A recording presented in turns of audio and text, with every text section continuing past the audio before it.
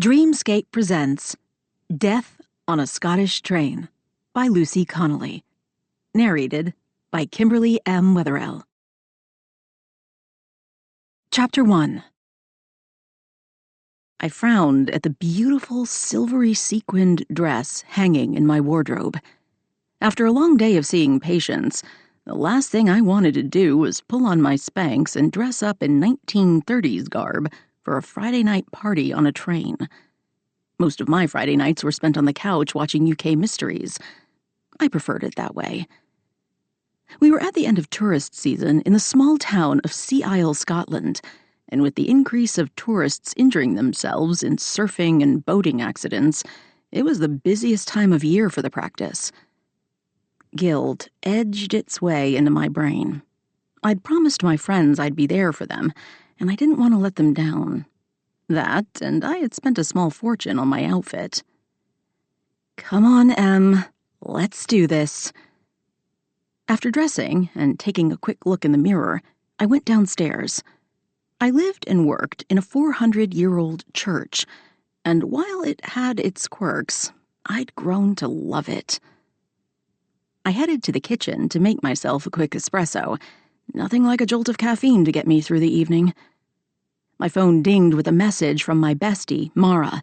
She ran the Pig and Whistle pub with her grandparents just down the hill on the corner, and she was the main reason I'd been rooked into participating in tonight's festivities on the newly refurbished Scottish Storytellers train.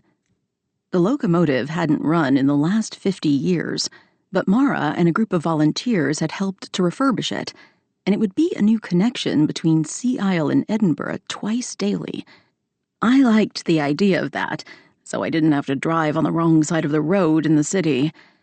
It was one thing to handle a car on Scottish country roads here in town, quite another in a bustling metropolis like Edinburgh. Tonight was the big launch of the train and a chance to show off their hard work. Mara's text stated the shuttle would be ready in 20 minutes to take us up the mountain to the refurbished station. I texted back that I'd be there. I sipped my espresso and stared out the back window in the kitchen, which had a lovely view of the cemetery in my yard. Over the past year since I'd moved to Sea Isle, I'd come to appreciate the history and beauty of the church, even if it was sometimes a bit drafty in the cold Scottish winters. By the time I finished my coffee and put my hair in a messy bun at the nape of my neck, I only had 5 minutes to make it to the shuttle. When I opened the front door, I nearly slammed into my assistant, Abigail. There was no way I would have survived my first year in town without her. She helped at the practice and kept my world running. "You look gorgeous," I said. Her beautiful heart-shaped face was framed by red ringlets, and she wore a black sequined dress that showcased her petite figure. Her cheeks turned a rosy shade. After growing up in a rather difficult environment, she was beyond shy and never knew how to take a compliment. She was amazing, though. In addition to everything she did for me, she looked after her adorable brother Tommy, who was on the spectrum and absolutely brilliant. "Thank you," she said shyly. "You too, Doggem." "Did you get Tommy sorted?" "Aye. He's with Ewan's housekeeper making cookies.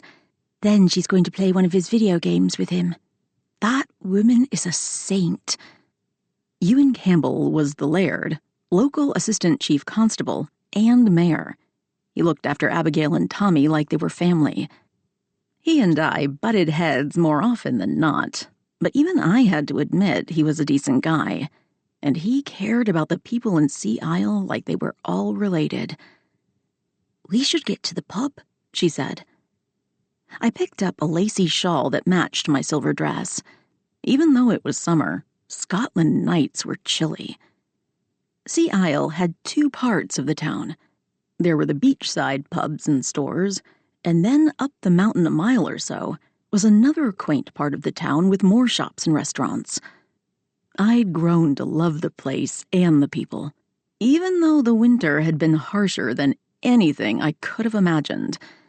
Everyone promised I'd become accustomed to the constant grayness and bone-chilling cold. That hadn't happened yet. By the time we made it down the half-block to the shuttle, the van was nearly full. "Yay, you're here," Mara said as she checked our names off a clipboard. "You look gorgeous," I said. She was dressed in a red-fringed dress that was more 1920s than 1930s, but it fit her figure perfectly. "Same to you, my friend. What is it you Americans say? We clean up well?" I nodded. After a short ride up the mountain, we arrived at the quaint station. "It's like something out of a storybook," Abigail whispered beside me. The outside of the station was an Italianate style with elaborate woodworking details on the roof, handrails, and door. I nodded in agreement. "You all did a fabulous job," I said to Mara as we exited the shuttle. "It was a huge group effort," she said. "I'm just the bossy one who keeps things running. Though, after all this work, I'm glad it's done and I can hand everything over to the station master." She was a force to be reckoned with and gave a great deal to the town of Sea Isle. Like Ewan, she never complained about any of it. I'd come from Seattle and never experienced the kind of community pride people here had. It was lovely to live in a place where the residents genuinely cared for one another. The station was a mix of old stone with ornate trim and fixtures. Most of the buildings in town were several hundred years old, and this was no exception. Lights had been put up to show off the intricate architecture. "It's so pretty," Abigail whispered beside me. "The committee worked very hard on making it feel like something out of a storybook," Mara said. "It's absolutely that," I added. "You two go on. I have to check off the guests as they come in and make sure we have our storytellers." The building was cozy inside and had been beautifully decorated with ornate wooden benches. There were maps of Scotland on the walls, along with various train memorabilia. A ticket window was on the right side of the entry, and a small coffee and tea cart in another corner. Tonight, a server was handing out flutes filled with champagne. I took one and mingled a bit with the other guests, many of whom were patients of mine. After about a half hour, I followed the crowd through the other set of doors to the train. The locomotive had been completely refurbished and was dark hunter's green with cream trim and gold lettering on the side that read, "The Scottish Storyteller's Train." It reminded me of the pictures I'd seen of the Orient Express. Traveling on that train was on my bucket list, but this beautiful train, at least from the outside, would give it a run for its money when it came to beauty. What made this train different than any others in the world were the volunteer storytellers. Tonight, there would be several, one in each car, but on regular trips, there would be one volunteer whose voice would be piped through the train. On each trip back and forth, they would regale the passengers with a bit of Scottish history and folklore. As we stepped onto the train, I nearly gasped. It really did remind me of pictures I'd seen of the Orient Express. The woodwork had intricate detailing, and the interior fabrics, in shades of green and cream, were incredibly plush. The chairs were luxurious loungers. A pair of them sat on each side of beautiful ebony tables. On each table was a small Tiffany-styled lamp, and there were electric sconces in between the huge windows. "Wow," I said. "It's a movie set," Abigail said. You took the words right out of my mouth. I had no idea it would be this fancy. "I'm glad we are dressed up, or I would feel out of place," she said. I put my arm through hers and squeezed. "You always look beautiful." She shook her head. "You're being kind, but thank you." "Oh, Abigail, someday you'll see yourself the way the rest of us see you. Come on, let's check out the rest of the train." There were 4 passenger cars and a dining one. each one fancier than the last. It wasn't at all what I'd been expecting. The committee had outdone themselves. After grabbing some hors d'oeuvres from the dining car, we found our assigned table. The program we'd been handed when we boarded said that we would stay put, and the storytellers would change every half hour or so. It wasn't long before the train lurched into movement, and Mara and our favorite baker Jasper sat down across from us. "Em and Abigail, you look beautiful," he said. "Isn't this exciting?" Now that I was here, I was eager to see what came next. "It is, and you are adorable in your chef's whites," I said. He did a fake bow, and we laughed. The first storyteller began to speak. "I'm Elspeth Bell, and my story tonight is about the haunted moor where the elfin night wanders through eternity." Her tale involved missing people who were believed to be captured by the night, most of them never to be heard of again. She was lively and fun, and kept the audience at the edge of their seats. One of the things Mara had done was to audition the storytellers, and if Elspeth was any indication, she'd done a fabulous job. When Elspeth finished her yarn, she received a standing ovation from the crowd. Not long after, a new storyteller came in, and a woman I didn't recognize came up to Mara and whispered something. She frowned and then pulled out her clipboard. "But he signed in at the station," Mara said to the woman. The woman shrugged. "We cannot find him anywhere." "What's wrong?" I asked. "I'm missing one of my storytellers," she said. "I have him checked off, so I know he was at the station. But Sheila says they've hunted throughout the train and they can't find him anywhere." "We'll help you look," I said. "Is there someone who can take his place for now?" "Yes. Grandad is helping out in case someone was sick. But I cannot imagine what must have happened." "Maybe he's in the loo?" Abigail offered. "They checked there first," Mara said. "The train isn't that big.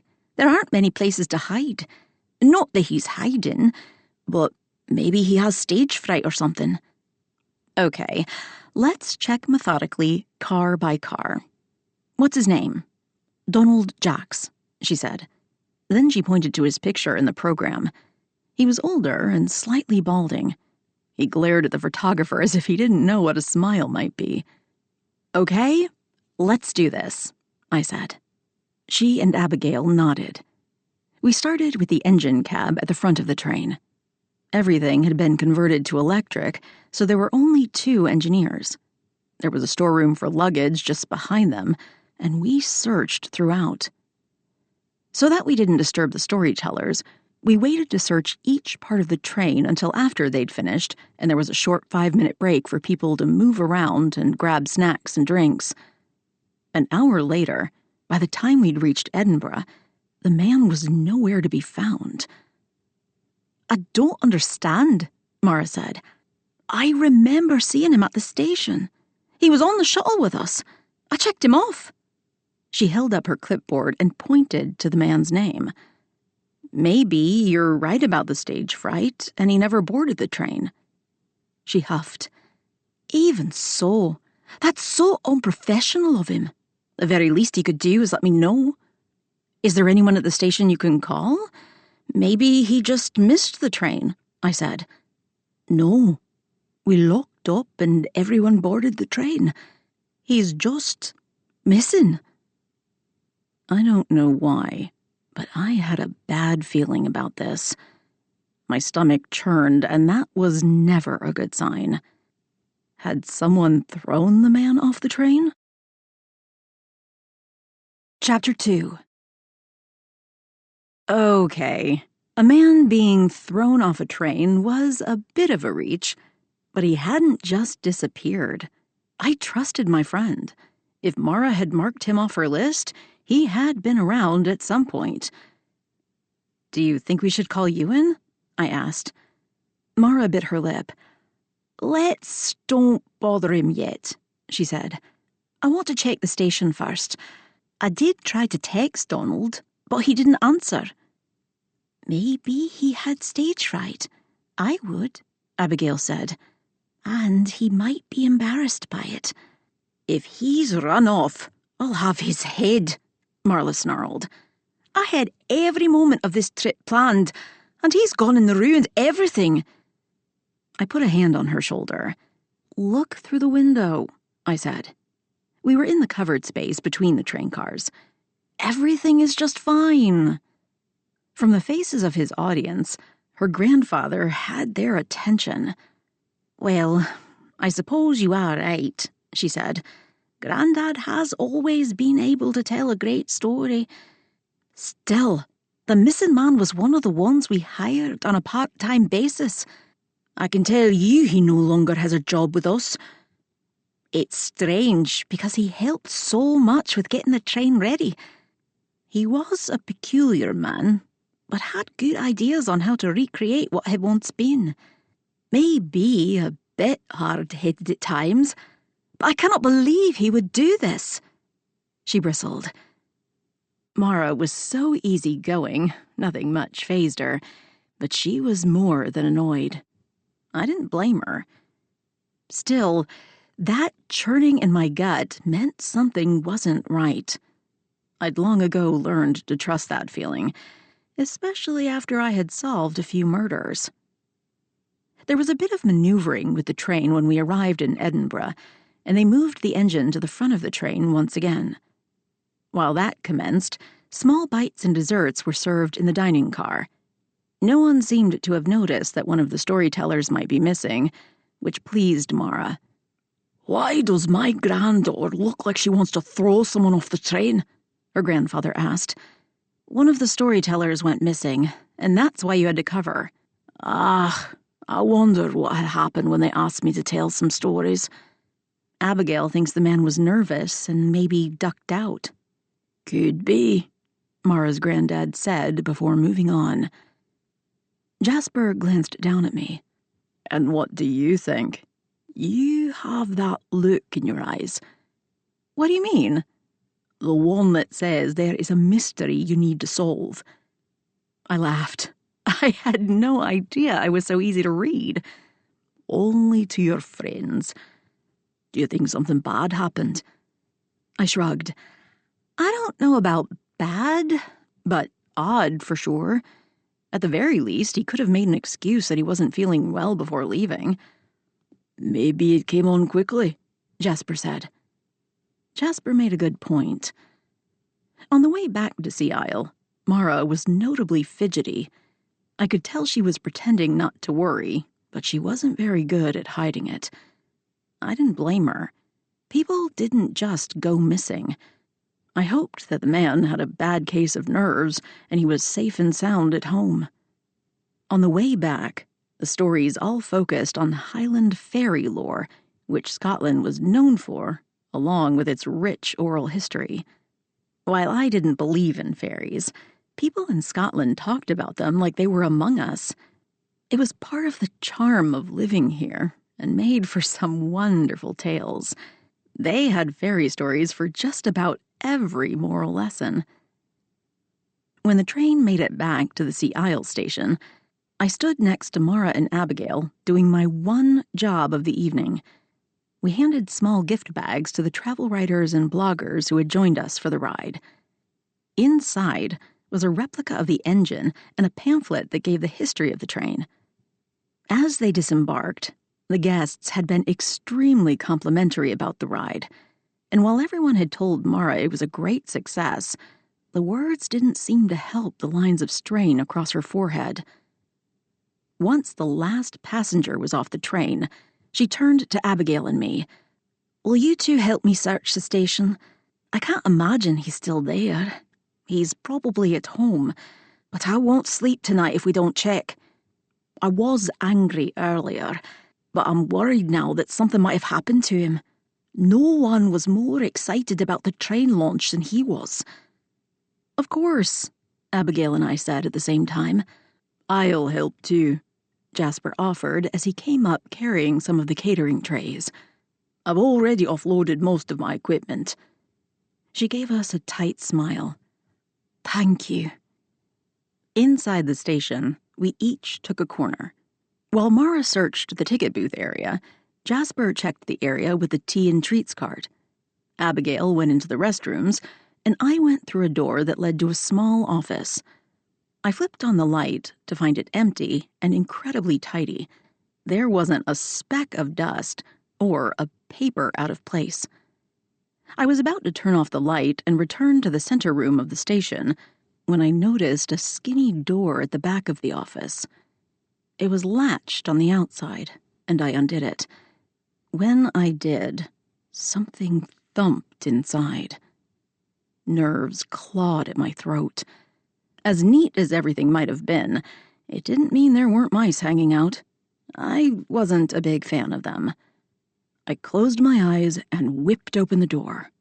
When I blinked, I was surprised to find a very dead man staring back at me. What in the... I'd been expecting a mouse, not a corpse. His eyes were wide open, and his toupee had slipped to the side of his head like a strange furry cap. He was dressed in a trench coat, and a fedora had fallen down to cover his shoes. It must have been a costume of sorts, harkening back to the days of 1930s film noir. The sickening scent of vomit and death had gathered around him in the tight confines of the broom closet. Why had he gone into the closet to throw up? It didn't make sense. Nor did the bluish tint to his lips, or the yellow haze in the whites of his eyes. It appeared he'd been quite sick in the small closet. His pupils were dilated, and rigor had just begun to set in, so he had to have been killed in the last few hours, though I'd need to take an internal temperature to be more accurate. "Em? Where are you?" Mara called out. In the office," I said. "Don't come in here, though. I don't want to contaminate the crime scene." "Crime scene?" Mara screeched. "What? No. Please tell me he isn't dead. I've had such awful thoughts about the man tonight." "Well, I don't think you were alone. He appears to have been quite ill, but I need my kit." "On it," Abigail said. I never really had to ask her to do anything. She was incredibly adept at anticipating anything I might need, whether that was coffee or the tools of the trade. "I'll drive her down and back. I've got my delivery van," Jasper offered. "I don't suppose it was from natural causes?" "I can't comment," I said. "You know how Ewan is. And speaking of whom, I need to call him." But the answer was no. "Is it the Storyteller?" Mara asked. "I think so." "Let me look. I can handle it, I promise," she said. I wasn't so sure about that, but we would need some form of identification one way or another. "Stand at the door and lean in," I said. I glanced back to find her doing what I'd asked. I moved so she could have a clear view. "Is that him?" Her hand flew to her mouth. "Yes." The word came out as a whisper. "That's Donald Jacks." "Okay, I'll call Ewan." I'd been surprised he hadn't been on the locomotive, but Mara had mentioned a few days ago that he had business in Edinburgh he couldn't get out of, so he had to miss the inaugural trip for the Storyteller's train. I couldn't help but wonder what kind of business that was. I pulled my phone out of my pocket. Ewan picked up on the second ring. "What's wrong?" he asked worriedly. "Why do you always assume something is wrong?" I asked. "You only call if you're about to be killed or if you found a dead body." He was probably right about that. "It's a body," I said. "I found him at the train station in a broom cupboard. Mara has identified him as one of the Storytellers. He never made it on board. We thought he'd chickened out, but that isn't true." "Right. I'm 15 minutes out. I'll call the station and send my team over." "Okay. Abigail and Jasper have gone to collect my kit." "I don't suppose it was natural causes?" He sounded hopeful. "Unfortunately, I don't think so."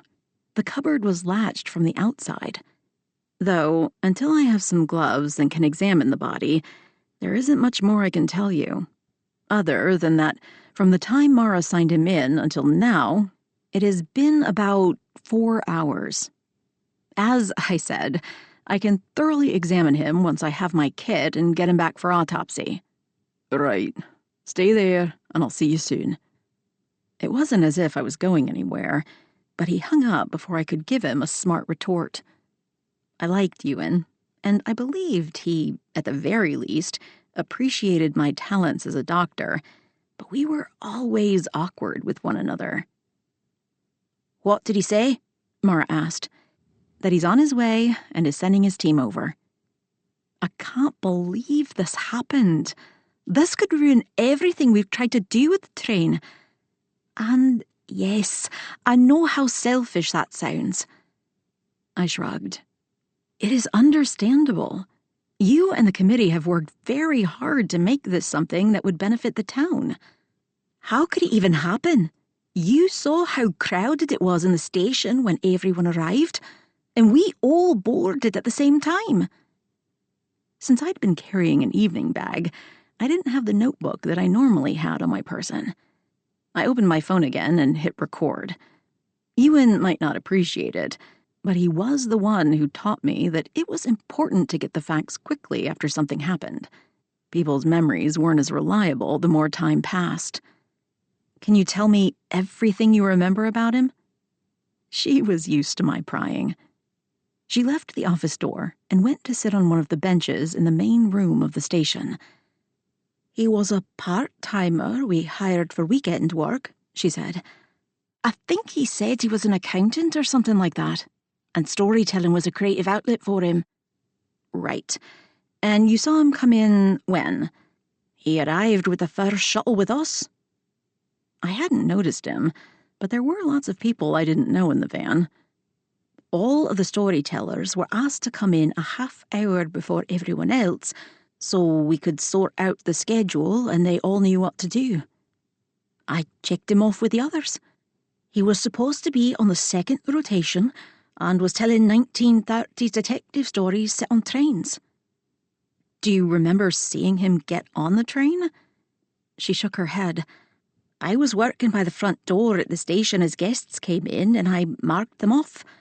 Once he went past me, I don't know what happened. 2 of the other volunteers were passing out the programs. We can ask them if they remember seeing him. We will. So, after you checked him in, you don't remember seeing him? No. I can't believe someone killed him here. I mean, the place was packed. How did that even happen? I chewed on my lip. I have no idea. Once Abigail gets here, I can start examining the body, and that will help us create a better timeline. You think he was murdered, don't you? I sighed. Please tell me. I saw him in the closet. Again, I can't say for sure until I've sorted him and the scene. There was a bustling at the door. Some of Ewan's officers filtered into the station. One of them was Henry, who was Abigail's boyfriend. He was a kind soul, but also a good policeman. Doctor, Ewan said you had a suspicious death, he said seriously. We do, I said. I'm waiting for Abigail to return with my kit. Do you, by chance, have some gloves on you? Aye. He pulled out a box from the backpack he carried and handed it to me. Once I examine the body, I'll need your techs to go over the scene. Though, you know Abigail will be pulling prints and hopefully some DNA as well. Yes, Mum. We're here, Abigail said as she hurried through the door. I brought you a suit to wear, she said. I didn't think you'd want to get your nice dress messed up. She'd already changed into jeans and a sweater. Or jumper, as they called them here. I took the hazard suit and booties from her and went into the restroom to change. When I came back out, my attention was drawn to the center of the room where Ewan stood. He was dressed in a tuxedo, looking extremely attractive in his tall, dark, and handsome way. My throat went dry. Wherever he'd been, he'd had to dress up. Was he on a date? I sighed. Why should I care? I wasn't ready to examine that answer quite yet. When Henry nodded toward me, Ewan turned the full force of his gaze on me. He looked like something out of some gorgeous men's magazine. It wasn't fair for a man to be that handsome. I cleared my throat. He held up a hand. Tell me everything. Chapter 3.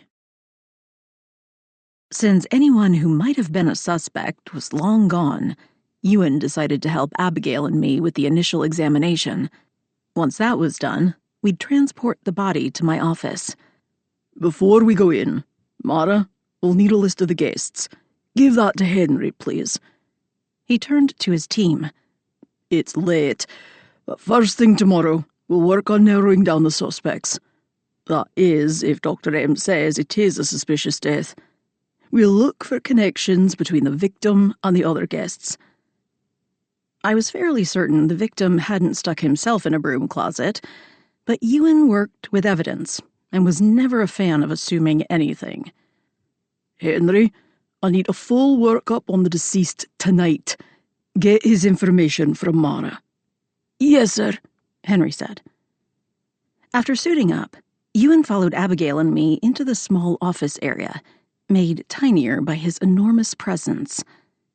He understood the drill and handed Abigail evidence bags as I went about the initial examination. Temp tells me he died just before the train took off, I said, and rigor has begun settling in, which will make it difficult to move him in his current position. Some parts of the job were not very glamorous, including scooping up some of the sick for testing. Thank goodness for mint-scented masks. I'd had Henry as well as Abigail order them not long after solving our first case. I poked and I prodded. What are your initial thoughts? From the outward signs, I'd say anaphylactic shock. What makes you say that? Blue tinge on the lips and the yellowing of the eyes, Abigail said as she closed one of the evidence bags. I smiled, and Ewan looked from me to her. My assistant's eyes opened wide. Sorry, I said that out loud, didn't I? I chuckled. You did. And you're right. So it's possible it could be he just ate or drank something he was allergic to, and this isn't murder. I seriously doubt he stuffed himself into the closet and then latched it from the outside. And I find it suspicious that he would get sick and not remove himself from it, which means he may have been unconscious when that happened. So, Ewan said, someone poisoned him, and he couldn't move. Then they put him in the closet? I shrugged. Until I can run toxicology, I can't confirm any of that. All I can say right now is it does look like anaphylactic shock. So, someone gave him peanuts or something? He asked. I glanced back at him. Ewan, I have no idea what he was allergic to, so I can't say. The only thing I can tell you for certain is he's been dead for at least 3 hours. Like I said, I can give you more specifics once we get everything back to the lab and tested. I found some fibers on his coat and put them into the small petri dishes we used for evidence. I could feel Ewan's frustration rolling off of him, but I tried to ignore it. I wasn't certain his frustration was from us finding a dead body. Where had he been before joining us? While he was always quite serious, tonight he had an edginess that I'd never seen before. By the time I'd finished gathering evidence, I was stiff from bending down so much that Abigail helped me to stand. From the state of the rigor, your officers will have trouble moving him out of that narrow closet, I said. We'll take care of it, he said, and we'll have the body to you in less than an hour. I stifled a yawn. It had been a very long day. Unfortunately, it was about to be a long night as well. I never liked to leave a body before we'd gathered all the evidence. That was based on the experience of the first time I'd had to do my coroner's job, and the killer had stolen the body out of the makeshift morgue at my practice. I can do the rest alone, I told Abigail. I'm too wired to sleep, and Tommy is cared for at Ewan's. I'll be helping you run the labs, Abigail said in her matter-of-fact way. I'd learned from experience that it was no use arguing with her. Also, she was twice as fast as I would ever be with the equipment we had. In my defense, she had a great deal more experience with it. When we walked out of the office, we found Mara curled up on one of the benches with her eyes closed. I touched her shoulder and she jumped. "You're okay," I said. "Why didn't you go home and go to bed?" She cleared her throat. "I know it isn't my fault, but I feel responsible. I mean, I'm head of the committee who pulled this event together." "You aren't responsible," Ewan said from behind me. "It may not even have been murder." Her eyes went wide. "Really? So he put himself in that cupboard?" I covered my laugh with my hand. She made a good point. One I'd mentioned earlier. "Right. We need a key," he said. "We'll close up after we've finished. You head home." Mara glanced at me. "Abigail and I are heading back to my practice. There's nothing more we can do here." "Okay," Mara said as she followed us out. Jasper was asleep in his van. "Why is he still here?" I asked. "He thought we might need a ride back down the mountain," Abigail said. "More than likely he wanted in on the gossip," Mara added. He jumped when Mara opened the passenger side door. "Are you finished?" "For now," I said, climbing into the back of his catering van. "Do you mind giving us a ride down the mountain?" "That's why I'm here."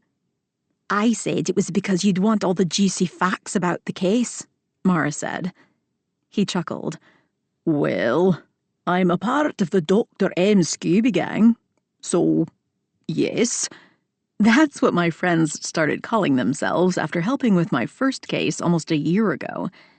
We'd been through a lot together since then, and they were more like family now.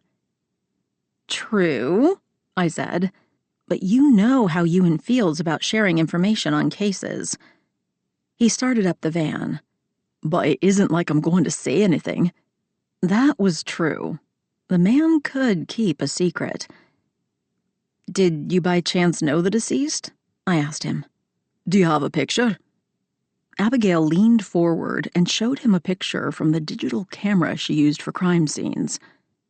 He made a face in the rearview mirror before pulling out of his parking spot. "Oh, my," he said. "He does not look good." "No, I didn't think I've ever seen him before." Abigail sat back, and then Jasper maneuvered the van down the mountain. "Any idea how he died?" he asked. "I'm curious about that as well," Mara said. Abigail and I glanced at one another. "I do not even have to turn around to know you two are looking at one another," Mara said. "Maybe Jasper and I can help if you give us something to go on." "This stays in the van," I said. "Promise," Jasper and Mara said at the same time. "I better not hear a word has leaked at the pub." Mara sighed. "I've never said a word about your cases to anyone outside our group. But that doesn't keep people in our small town from talking. My guess is half the town already knows something bad happened." She wasn't wrong. The grapevine in Sea Isle was a quick one. That was one of the many things I'd learned about small-town living. As a doctor, I knew more than I wanted about most of my patients. Of course, I never said a word because of confidentiality. That didn't stop my patients from gossiping about their neighbors, as that was the town's main form of communication. As we made our way down the mountain, I explained that he may have died from an allergy. "Did he mention anything to you, Mara?" She shook her head. "Since we were doing small plates and desserts only, we didn't have dietary restrictions. We tried to have a good mix." Do you have any idea what caused the reaction? Jasper asked. I'd hate it if something I prepared killed him. He'd provided petit fours and macarons for the event. I don't think you have to worry, I said. From what I could see, he never made it onto the train. So, whatever caused the reaction was most likely ingested before he arrived or inside the station. But all we had in the station was the champagne, Mara said. Maybe he was allergic to alcohol. Could be, Abigail relayed. But wouldn't he know not to drink it? I think the doc is right. Whatever reaction he had was caused by something either before or just after he got here. His time of death, which she'll be able to be more precise about once the labs come back, will most likely show when he ingested whatever it was. I smiled. Abigail was a flower who had blossomed over the past year. She was confident about her skills, as she should be. She was a marvel. So, he was allergic to something, but that doesn't mean someone killed him, Mara said. I didn't blame her for wanting the case to be murder-free. I'd feel the same way if I'd worked as hard as she had to launch the Storyteller's train. We'll see, I said. We have a lot more testing to do. That doesn't sound good. Mara sighed. It will be okay, I said. No one is going to blame you. And who knows, Jasper said. Some people might want to take the train even more if they feel like their lives might be in danger. I mean, there is a reason there are so many murder shows and podcasts.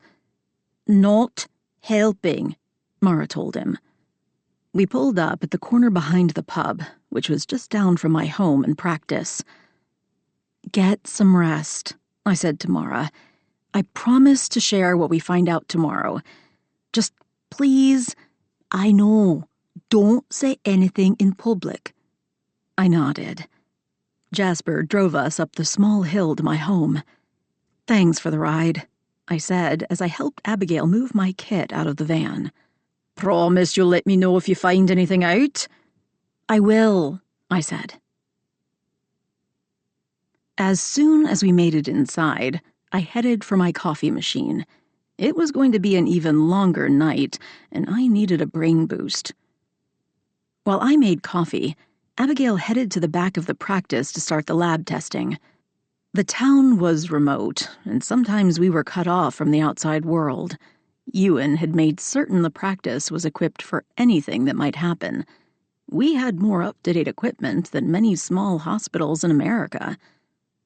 Abigail was a marvel and had taught herself how to run all the machines. I trusted her more than I would any other lab tech. By the time I had the autopsy suite set up, Ewan and his team arrived with the body. They had to roll him in the cramped position he'd been in because of rigor. As Abigail took more samples from him and cut his clothes off, I began lining up my tools. The other officers left, but Ewan stayed behind to help. At some point, he changed into a cable-knit sweater with dark jeans and boots. Mara and I called it his working uniform. You don't have to be here, I said. I'm sure you're exhausted. As are you, he said. And I remind you that as the Assistant Chief Constable, I must be here to oversee the findings. He told me that every time, but I wasn't sure it was true. That said, I didn't question him. He'd been through this so many times with us that we all worked like a well-oiled machine. Abigail handed him the chain of evidence clipboard. He recorded things as we went about our business. Almost an hour later, I made my first cuts, and it was easy to see why the victim had died. His windpipe was closed off, and his lungs had signs of extreme irritation, as did his heart, which showed signs of the same sort of stress. Any idea what could have caused such a reaction and failure so quickly? Ewan asked. We'll know more when the talk screens are done, I said. I glanced at Abigail, who checked her watch. Another couple of hours, she said. After that, we worked quickly and efficiently. Ewan logged things down, as Abigail put things in evidence bags or helped me with the weighing and measuring. We finished in the early hours of the morning. By that time, all I could think of was going to bed. "Everyone, go home," I said as we covered the body. "We can look at all the tests in the morning, but I need some sleep." "You do look dead on your feet," Ewan nodded. Thanks." "I can stay and run more tests," Abigail said. "No, you need to rest as well. Just lock everything up in the lab. We'll take a look at the results later on. I promise to send over the reports first thing to you, Ewan." I didn't bother stifling a huge yawn as I nearly shoved them both out the front door. But even though I was exhausted, I couldn't resist checking some of the labs that I knew would be finished. I headed through my practice and back to the lab. Almost all of the machines were still running, but something dinged on the main computer. When I brought it up, it was the first part of the talk screen. I frowned. That's odd. I headed back to the autopsy room. I still had work to do. Chapter 4. The next morning came way too soon, but I was curious about the lab results Abigail had run overnight. I wanted to see if they came to the same conclusion I had the night before. After a quick shower and dressing in my favorite jeans and dark purple sweater, I headed downstairs. I grabbed a quick cup of espresso and headed through the hall to my office. Abigail was already at her desk in the reception area. "Why am I not surprised to see you here?" "Because you knew I'd be just as curious as you are about the tests." "Did anything of interest come up, other than the histamine profile?" She raised her eyebrows. "You already looked?" "Only at the ones that were completed last night. I went over the body, but did not see any kind of puncture wound." "So he ingested the bee venom and must have been highly allergic, according to the reports." "Someone must have put it in his food or drink." "Except the only thing in his stomach was some French bread and tomato soup," she said. "I'm testing the contents again for a more specific profile." "Good," I said. But there was significant swelling of his lips, so the venom must have passed through them at some point. I looked at the brochure picture of him from last night. He had quite thin lips in the photos. But, as we saw, his mouth was swollen. "I'll keep testing. Maybe we'll find the answer there. Still, if someone was trying to kill him, there are easier ways." "True." My stomach made a horrible grumbling sound, and we laughed. "I'm going to head down to the pub for a quick bite to eat. Do you want me to bring you anything?" "I had breakfast with Tommy. He's here, by the way, out in the back doing end-of-summer plantings." Her brother was an incredible horticulturalist and kept my gardens around the old church beautiful. He knew more than most in the business who were twice his age. "It's Saturday. If they have any of the blueberry scones left, I'll bring you some." "I wouldn't turn one away." She and Tommy loved the scones that Mara's grandmother made. I made the short jaunt down the hill. It was a cloudy day, and even though it was summer, the temperature was chilly. That didn't seem to matter to the Scots who swam and surfed in the frigid waters off the coast of Sea Isle, even when it poured rain. I would never understand it. I could barely stand to put my feet in the water. "Morning," Mara said from behind the bar. Even though it appeared clean, she wiped down my favorite spot at the bar. As I made my way through the pub, there was an audible hush of the crowd. "Any news?" Mara said, a little louder than necessary. "Nothing yet. Tests are inconclusive," I said just as loud. The patrons went back to chatting. This was a game we played any time I had a new case. People in town were always curious, and the pub was often the best place for someone to hear the latest crack, as they called it. "Really?" She leaned in and whispered the word. I nodded. "Nothing conclusive yet. Abigail is continuing to run tests. I still feel guilty for having such horrible thoughts about the man, and he'd been dead the whole time. No one blames you. As far as you knew, he didn't show up for work. Do you think it's murder? I shrugged. Like you said last night, he probably didn't stuff himself in that cupboard and lock the latch. She glanced over my shoulder. What can I get you this fine morning, Doctor? Customers must have taken notice of our hushed tones. Full Scottish, I said. And if there are any blueberry scones left, a few of those to go. While I ate, I tried to think of ways the bee venom could have entered the dead man's system. If it had been in his food, which he would have eaten elsewhere, the attack would have happened before he even arrived. It would have gone straight into his bloodstream. It was possible, if he had a glass of champagne when he arrived, it could have been in there, but it would have been quite dicey for the murderer to pick the right glass. Mara, did anyone leave out the front before we got on the train? She shook her head. I was the last on board and locked the front doors since everyone in the building was on the train. We didn't want to leave it unattended. That meant the killer had most likely been on the train. I shivered. I didn't remember seeing champagne listed among the contents of his stomach, but I'd come down here before reading the full report. I'd just finished my breakfast when my phone dinged. I think I found the source. It was a text from Abigail. Is everything okay? Mara asked.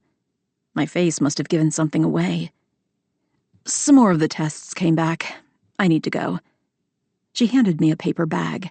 There are blueberry scones, and I threw in a couple of chocolate ones for you. It's like you read my mind. Thanks. Let me know if you learn anything, she whispered. I nodded. I was well aware the rest of the pub had quieted down when they'd seen us whispering. Even though Mara wouldn't say anything, people here had a way of finding things out. But that information wasn't coming from me. I had no desire to face the wrath of the ACC. Abigail was still at her desk when I made it up the hill. I put the sack of scones on her desk. The door opened behind me, and I turned to tell whoever it was we weren't open. Though we were always open for emergencies. But it was Ewan coming in behind me. He held up a hand as if to say hello, and then turned his attention to Abigail. What did you find? He asked. I discovered how the bee venom entered his system. Bee venom is the cause of death? He asked, and the surprise on his face said it all. Yes, but we couldn't find an injection site on the body, I told him. Abigail lifted the evidence box lid and pulled out a plastic baggie with what looked like lip balm. One of the reasons his lips were so swollen was because he used this balm. She held it up. Is bee venom one of the ingredients? They use it in all sorts of cosmetics and creams these days. They do? Once again, Ewan appeared shocked. Yes, I said. It has great healing properties. That is, unless you are allergic to it. So, why would he be using something that he was allergic to? That's how we know it was murder, Abigail said. It is in the balm, but it isn't listed as one of the ingredients. So, I said, he used something that was poisonous to him without realizing it. Given the histamine reaction throughout his body, it had to be a pretty hefty dose. It was. I'm still running those tests, but we saw his lungs and heart. It was enough to do some damage. I need to know who manufactures that lip balm, Ewan said. That at least gives us a starting point with the investigation. That surprised me. There were cameras at the station. I thought you might start there to see who went into the office with him. I can check out the lip balm angle. Ewan frowned. Yes, well, the cameras were not operational yet. The security team is working on them next week. They were just up for show, according to the station master. Oh, that is disappointing. Have you spoken to any of the guests? I divided my team to talk to all of them this morning. They'll be canvassing everyone who was there last night.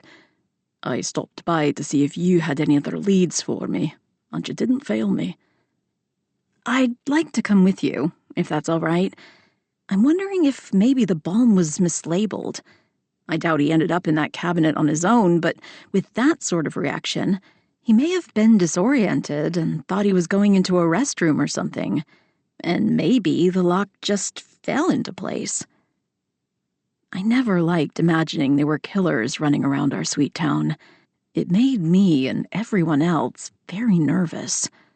Ever the optimist, Ewan grumbled. Not really.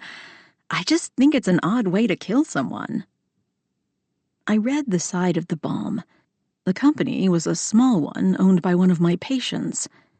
She made lotions and potions, and I even used them. She was a single mom and one of the kindest people I'd ever met. There was no way she would have killed someone. She didn't do this. Or did she? Chapter 5. Since the store where the lip balm was sold happened to be a half a block from the pub, we walked there. The sun had peeked out and the air warmed slightly. Still, it was cold. Of course, that didn't keep the surfers and visitors from the beach. There were chairs and umbrellas, and a few brave souls were out in the waves. I'll never understand how the Scots can handle the frigid water here. I said the words more to myself, and then pulled my Kelly green sweater tighter around me. We are acclimated to the chill from birth, Ewan said nonchalantly. He wore a short-sleeved shirt and jeans. The cold didn't seem to bother him at all. I believe you. I thought the water would be much warmer this time of year. It is by several degrees, just not by Caribbean standards. I laughed. It's the same in the Pacific Northwest, but not quite as cold as it is here. I can't imagine surfing in either place. And I'm surprised I haven't had any cases of hyperthermia. We Scots are tough, he said, and then smiled. It is probably different if you've grown up playing in the sea since you were a wee one. I grinned. Maybe so. The storefront had a sign that read Kiara's Lotions and Potions hanging over the sidewalk. I'd visited the store many times. Her natural products were amazing for the skin, and she'd staged the place to look like an old-timey apothecary. With lots of wood and glass and the walls painted navy, it was a cozy place to shop. What I loved most of all were the scents of the products. She had everything from chocolate to strawberry smells. When Ewan opened the door, the bell rang over it like a cheery hello. "Morning, Doc," she said when I walked through. Then she frowned when she saw Ewan.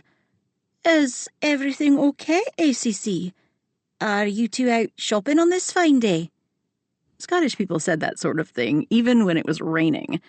"Morning," Ewan and I said at the same time. Everything is fine, he said. I have a few questions about your products and one of your customers. She'd been filling out paperwork on the counter, but she put down her pen. The store was filled with glass jars, flowers, herbs, and various products for every kind of skin and hair. The place smelled like a lovely garden and was one of the most relaxing stores I'd ever been in. With her maxi dress, Kiara looked like some kind of bohemian princess. Her son Max was 8. He was seated at a small desk behind the counter, working on some kind of word puzzle. He was a quiet boy who did well in school and had an intellect far beyond his years. I tried never to pick favorites when it came to my patients, but he was one. We had the most interesting conversations about everything from dinosaurs to airplanes when he came in for his appointments. He always had a different book, which made broaching those topics a bit easier on my part. His wisdom went far beyond his young years, and he was very even-tempered. "Kiara and Max, it is good to see you," I said. Max glanced up and gave me a short wave. Then he went right back to working on his puzzle. "I'm guessing that you aren't here for more product since you just bought some a few weeks ago?" she said, appearing worried. I shook my head and motioned toward the front of the store. "Let's talk up front," I said, so that her son didn't have to hear any unsavory details. Not that Ewan would share that much. "What's going on?" she asked. Ewan nodded toward me. "Right. I don't know if you heard, but there was a death last night at the train station." Her brows drew together. "I'm sorry. I've missed the town gossip, I suppose. We were running late this morning. Like most kids, Max doesn't like getting up early in the summer." She smiled. "He's always a bit slow getting out of bed." "So, what happened?" "Well, we discovered something quite odd when I was doing the autopsy last night." She frowned again. "Oh? Was Donald Jacks a customer of yours?" She pursed her lips. "The name sounds familiar. I can check my records." "I'll ask you to do that in a moment," I said. "We will need to know if you sell any products with bee venom." "Bee venom? No. It does have healing properties, but too many people are allergic. I try to keep my products simple, so they can be used by as many people as possible." I pulled out the evidence bag with the lip balm. "Can you give me an idea of the ingredients in this?" Her eyes went wide. "Oh, no. It's in one of those baggies you see on television. What happened?" "I can't say until we finish the investigation, but we do need to know the ingredients," I added. "It's fairly simple. Coconut oil, peppermint oil, and a bit of wax. I don't use any sort of preservatives because they can cause cancer. I'm very careful, I promise you." She wrung her hands, and her eyes were watery. I hated that we upset her, but we needed to know. "Please don't get upset. We are only curious about the ingredients. I just need to make sure." "You don't use bee venom?" I asked. She shook her head. "No. Like I said, too many people are allergic, and I'm looking for a wide audience of women, men, even kids." "Do you have any idea if maybe this batch was mixed up or perhaps a mistake was made?" I asked. She shook her head. "While I have bees at home, it is only for the honey, and that is for personal use only. If there was bee venom in the lip balm, it didn't come that way from my shop, and I wouldn't use something like that for lips. Though, it can help lips look like they've had collagen, but many people's lips are often too thin and sensitive for something like that. I refuse to use anything that might be deemed harmful, no matter what the latest trends might be." "What kind of products would you use it in?" I asked. "I mean, I know you don't, but if you could give us some ideas of things you've seen bee venom used as an additive?" She shrugged. "Under eyes, or maybe some lotions for the face. As I said, it can help with collagen production, but there is too big a risk for allergic reactions. I'm telling you that I would never use it. Maybe some bigger manufacturers might get away with it, but those products would be mass-produced and come with warnings." "Do you have any idea how they extract bee venom?" I asked. She rubbed her forehead. "I remember when it first became popular. I did some research. They use some sort of electric current and a special glass. I can't quite remember the exact method, but it was fairly complicated. I don't have the equipment or the knowledge, even if I wanted to do it. If you're wondering how to get it, my guess is it would be fairly easy to find on the internet. so just about anyone would have access. Oh, that wasn't great. Just about anyone meant we could have way more suspects than we had imagined. Though, it would have to be someone with the knowledge of the allergy and the cleverness to put it in the lip balm. Let me check my records, and I can let you know what he bought. It will only take a minute as everything is on the computer. We followed her back to the counter. She typed a few words into her computer and then nodded. Right, he's who I thought. He bought 6 lip balms. I remember him saying he liked to keep them around his house and office. She pushed more buttons. He was a repeat customer. That was a 3rd set of 6 he'd bought. He also picked up a lotion with tea tree oil for his dry skin and scalp. And none of them had bee venom, Ewan said. She sighed, and I didn't blame her for being exasperated with us. She'd already answered that same question several times. But Ewan was always thorough. As I mentioned, I don't use it in any of my products. If it was in that balm, then someone tampered with it. Ewan and I glanced at each other, knowing what the consequences were of what she'd just said. Not only did we have a murder, but a premeditated one. "Thanks for your help," I said. She bit her lip. This is terrible to say, but once it gets out about how he died, it is not going to be good for business. I don't know what I'm going to do. It's all I can do to keep up with things as it is. She glanced worriedly at her son. This is our livelihood. "Dinna worry," Ewan said. "No one will hear anything from us." She pursed her lips. You know how this town is, though. It's bound to get out if that's how he died. She whispered the last bit. Like Ewan said, we don't release that sort of information until everything involving the investigation is completed. That said, method of death will most likely be poison. We will be very careful how that is stated in the reports. She blew out a breath. Really? "You've helped us a great deal with our line of inquiry. Please don't worry." Ewan reached out and shook her hand. She nodded and smiled, but I wasn't sure she believed us. I felt guilty for causing her to worry. She had enough on her plate. As we left the shop, the sun came out in full view. I welcomed the bit of warmth it provided. "Well, that will help narrow down the suspect list," I said. "Will it?" he asked. "Yes. We only have to find out who at the party ordered bee venom. I bet Henry could figure that out somehow using the computer.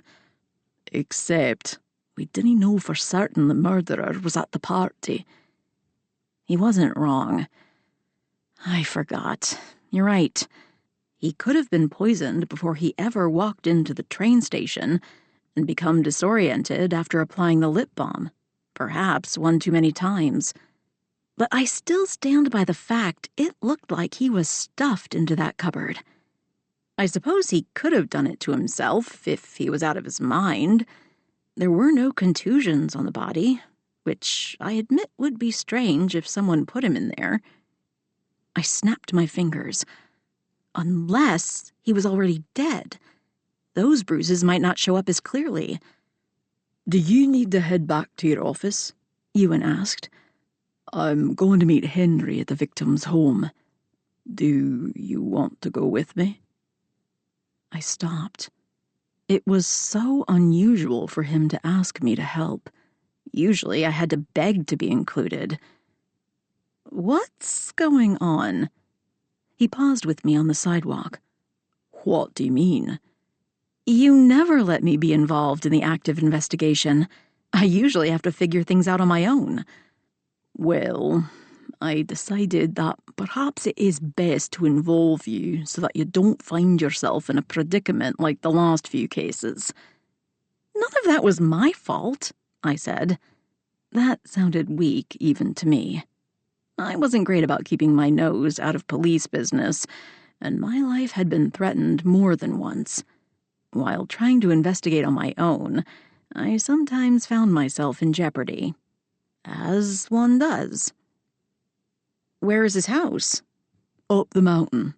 Once we finish up there, we'll head to his office. It was my day off, but I had nothing better to do. Besides, it beat trying to find a way to sneak in on my own later. Easier to walk through the front door with you in. Okay, I'm in. A half hour later, we were in a neighborhood near the big library in the middle of town. There were rows of small brownstone houses on a tree-lined street. The main street in downtown Seattle was only a few blocks away, along with the train station, so the victim had most likely walked there. Our small town had CCTV cameras along the main avenues, and I was curious about something. Did you see him walking to the station on CCTV? I asked as we climbed the steps. He walked there alone, he said. From what we could tell on the cameras, he came from the direction of his home. His executive assistant said he left work early to go change into his costume for the evening, so that checked out on the timeline. Okay, I guess it was too much to ask the killer might have been walking with him, forcing him to use lip balm. He chuckled. One of Ewan's officers stood by the door and nodded as we went by. Henry was in the main living area searching through bookshelves. Find anything? Ewan asked. No, sir. Nothing out of the ordinary. I have bagged and tagged the lip balms we found. I also found some shaving items and lotions we took into evidence. Good. Let's have those tested by the doc and Abigail. Take them down when we're finished here. Yes, sir. I pulled a pair of gloves from my bag and headed for the bathroom. Even though it sounded as if Henry had done a thorough job, I wanted to double-check. The accountant wasn't one of my patients. I was curious if he had any prescriptions. As I passed by the kitchen, it was noticeably tidy. All the rooms were quite stark and clean. I wondered if perhaps Jax had OCD. Nothing in the home appeared out of place. The bathroom was no exception. I wondered if he kept it this way or if he had a housekeeper who cleaned for him. I was lucky that Abigail was OCD when it came to neatness. She kept the practice and my house tidy, even though I'd offered more than once to have cleaners come in and take care of it. She had acted offended, and I had given up trying to help out. She didn't like the way I loaded the dishwasher, or hung my clothes in the closet either. It was easier to let her do things her way. As I went through the deceased man's bathroom, I was surprised by just how clean it was. The medicine cabinet was empty except for some shaving cream, the tea tree oil, and toothpaste. He didn't have any prescriptions. Nor did he have an EpiPen. I found that odd. Most people with that sort of allergy would keep one nearby and on their person. Henry? Yes, Doc? Were there any medications in the cabinet in the bathroom? No, ma'am. There were some vitamins, though. I have them bagged for Abigail. They're in a box in the entry with the Lou label. I went to find the box. He was right. There were no prescriptions. I needed to speak to his physician to make certain about the allergies and to find out if he'd had any other illnesses. I found several items, including the lip balms. There were vitamins sometimes used to treat anxiety and depression, which made me wonder if he'd been having some kind of trouble with his mental state. Most people were these days. Or, at least, we were all a bit more open about mental health. Even the stubborn Scots who did not like to show any sort of weakness. I'll search the database to see if I can find out who his primary doctor was. Sounds good, Doc. After putting the lid back on the box, I went in search of Ewan. He was in the main bedroom, of which there were 2. Find anything interesting? He shrugged. The bed was made. He seemed like a tidy sort, if the rest of the house is any indication. There was a neat stack of books, most of them historical fiction, on his bedside. Some of them were about Scottish lore, and there were a couple of detective novels. They were from the 1940s or so, which I remembered were the kind of stories he was supposed to tell on the train. What? Ewan asked as he perused the closet. Nothing much. I just remembered that Mara said he was going to tell old-fashioned detective stories on the train. Some of the books on his bedside are exactly that, the sort of thing Humphrey Bogart might star in back in the day. I thought it odd that he'd choose that subject when there is so much Scottish folklore around here, I said. Maybe he liked the idea of the costume. Ewan shrugged. Mara wanted to interest all sorts of people to ride the train, he said. I sat in on one of the committee meetings a few months ago. They were trying to round up an eclectic group. True. I remember her saying that. He was a fastidious man who used a lot of lip balm and was worried about his dry skin. That isn't much for us to go by. And he was an accountant who also worked as an investment counsellor. Could be one of his clients wasn't happy about his work. People can be strange when it comes to their money. Quite true. Money is one of the main reasons for murder. When we finish here, I'm heading to his office. I'll come with you, I said. The victim lived a very tidy and clean life, but murder was messy, and there was almost always a motive.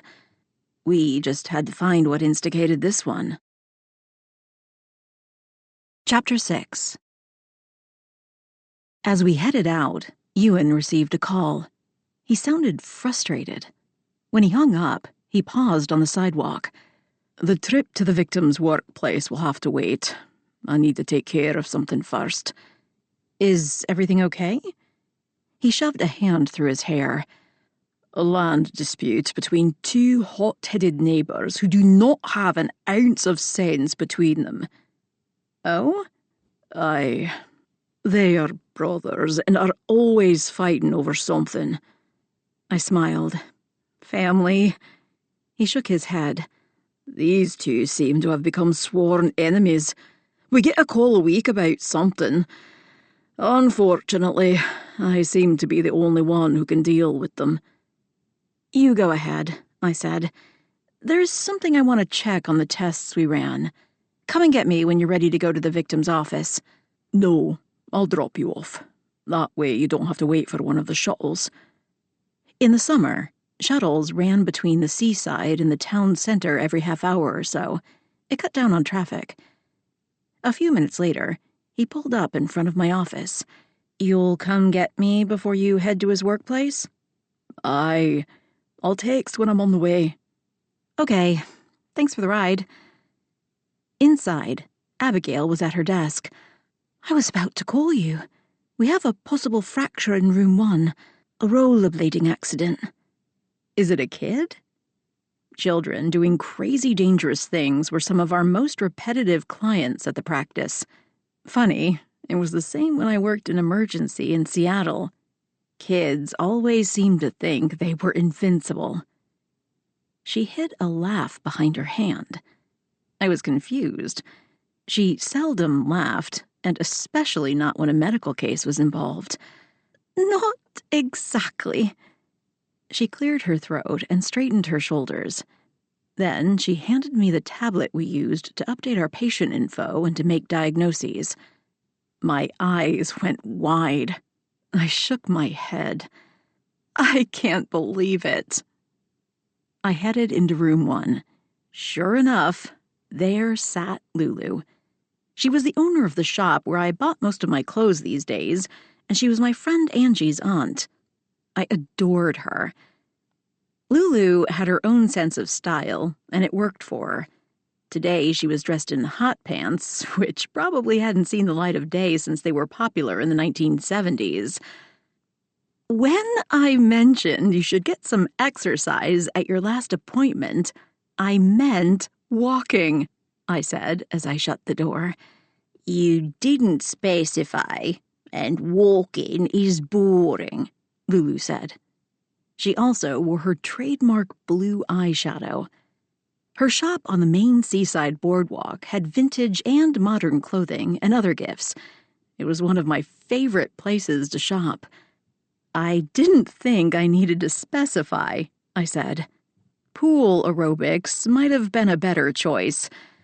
Oh, that is boring. Besides, I was doing just fine. The town needs to fix the sidewalks and make them more level. She huffed. I'll be speaking to the mayor about that. He'll be lucky if I don't sue. She wouldn't sue, but I felt sorry for Ewan the next time she saw him. I turned so that she didn't see me smile. And do not start with that woman of a certain age business, lass. I'm not that old. Even I would not dare to pick up a pair of skates, I said. Well, love, you aren't me. And I used to do it all the time when I was younger. I'm good at it. And it's easier on the joints than walking. Not if you break said joints, I grumbled. I'm certain it's just a sprain. I gently probed her wrist with my fingers. She winced. The deep contusions were already forming, and it was swollen. I'm going to have Abigail take some x-rays. Even a hairline fracture can cause a great deal of pain if it doesn't heal properly. She sighed. I pushed the button on the tablet for Abigail to come in, and she came in through the door a few seconds later. I want full posterior, anterior, and lateral views, I said. And let's get these skates off her. I have some slippers she can borrow to get home. I pointed my pen at her. No matter what the tests say, no more rollerblading. Before you decide what you want to try next, come by and check with me first. Well, I wanted to do one of those stripper pole classes, but there are none in the area. A strangled sound came from Abigail, who had knelt to take off the skates. I had to turn away again to hide my laughter. I cleared my throat. Well, maybe we can go over the activities available at the senior center. They have a wide selection. Old people stuff, she mumbled. Abigail helped her off the table and took her back to the lab where we kept our machines. By the time we'd put a cast on the fracture I'd suspected, Lulu's normally tanned skin had gone a bit pale. Abigail is going to make sure you get something to eat, and then we'll take you home. No lifting anything, not even a glass of water with that hand. If you want it to heal the right way, you'd better listen. The older woman rolled her eyes. Fine, Doc, but I don't need any help. Been taking care of myself since before you were born. She was extremely independent, which was why we would be following up daily with her. Just the same, Abigail will make certain you eat and get home safely. Doctor's orders. And you need to call Angie and tell her what happened. She rolled her eyes, and for the third time in 20 minutes, I had to hide my laughter. A half hour later, I received a text from Ewan that he would be tied up for some time. While I could have gone over the evidence we'd already collected, I was curious to find out more about the deceased. I clicked onto the file share program that Henry had set up for me at the police station. They didn't have much in the file that I didn't already know, but there was a business address. Even though it was Saturday, I wondered if someone might be at the office. I doubted it, since work-life balance was much better here in Scotland than it was in the States. With the exception of myself, who was open for emergencies 24/7, few people worked weekends unless they were part of the tourist trade. Many of the people who lived here worked 4-day weeks. I had to admit, it was a much healthier lifestyle, and even corporations had learned the value of giving people time off to reset and rest. I didn't think that would ever happen in the States, where we were much more driven by the idea that success meant hard work. Whoever worked the most was the winner. But that was incredibly unhealthy. I was curious about the accountant's work life. Even though I'd promised to wait for Ewan, I decided to take a chance and drive up the mountain. Maybe I'd be lucky and someone would be there. Worst case, if the office was closed, I could go by the bread makers and pick up some sourdough. And maybe pick up some new novels from the bookstore. When I arrived at the stone building a block down from the police station, I realized it was several offices in one space. The front door was open. Inside, I found a board that listed the accounting offices located on the second floor. When I arrived, the door to the office was open. "Hello?" I said tentatively. There were bustling sounds inside. What if it's the killer? I pulled the mace I carried out of my bag. A smart person would have called the police, but I knew Ewan and his team were busy. I cleared my throat. "Hello?" My voice squeaked. Heavy footsteps headed toward me. I held up the mace and steadied myself, ready for an attack. "Doc?" Henry asked as he came around the corner. "What are you doing here?" The tightness in my chest released, and I blew out a breath. "I came to see if I could get a better sense of the victim's work life. Maybe I could glean who would want the man dead." "So you've decided it was murder?" Henry asked. I nodded. It was anaphylactic shock, but I can't imagine he would have poisoned himself. "Couldn't he have eaten something that caused his death?" Henry must not have had access to our reports so far. Ewan meant what he said about trying to keep things close to the vest. Not that sweet Henry would ever say anything on purpose that might hurt the case. He was a great officer. No, I didn't see any harm in him knowing, since he was the one investigating. Abigail updated the reports this morning. The bee venom was in his lip balm. We checked with the maker of the balm, and they don't use the stuff. So someone must have put it in there. I wanted to check here and at his home to see if there were more tubes that might have been affected, and to see if there were any clues to who might have killed him. I was not sure exactly what I thought I might find, but it was worth looking. Whenever I started a case, I had no idea where the evidence might lead, but I had this deep-seated need to find out. It turned out my real-life love of mystery novels and television shows had come in handy when I'd moved to Scotland. I'd been a reluctant coroner when I'd first arrived in Sea Isle a year ago, but the need to solve cases had become a part of me that I'd never known was there. It was my job to speak for the dead, and I took the responsibility seriously. "I came by to look through the files and to collect his computer," Henry said. "I'll be searching all of the offices for information. The partner gave me permission to go through anything that wasn't personal client files. I have a warrant with the judge for that." There was an offer in his voice. Henry really was the sweetest. "Do you mind if I help out?" I asked. "No problem." "Don't you need to check with Ewan?" He shook his head. "The boss says to keep you informed. You might as well be here." I wasn't so sure that was exactly what Ewan meant, but I was grateful to the young officer. "Thanks, Henry." We worked in silence. After putting the computer equipment in the box he'd brought, he went through some of the bookshelves that lined all 3 offices. I donned a pair of gloves and went through the victim's desk. "Have you spoken with anyone who works with him?" I asked. I found more lip balms and put them in an evidence bag and marked them on a log Henry was keeping.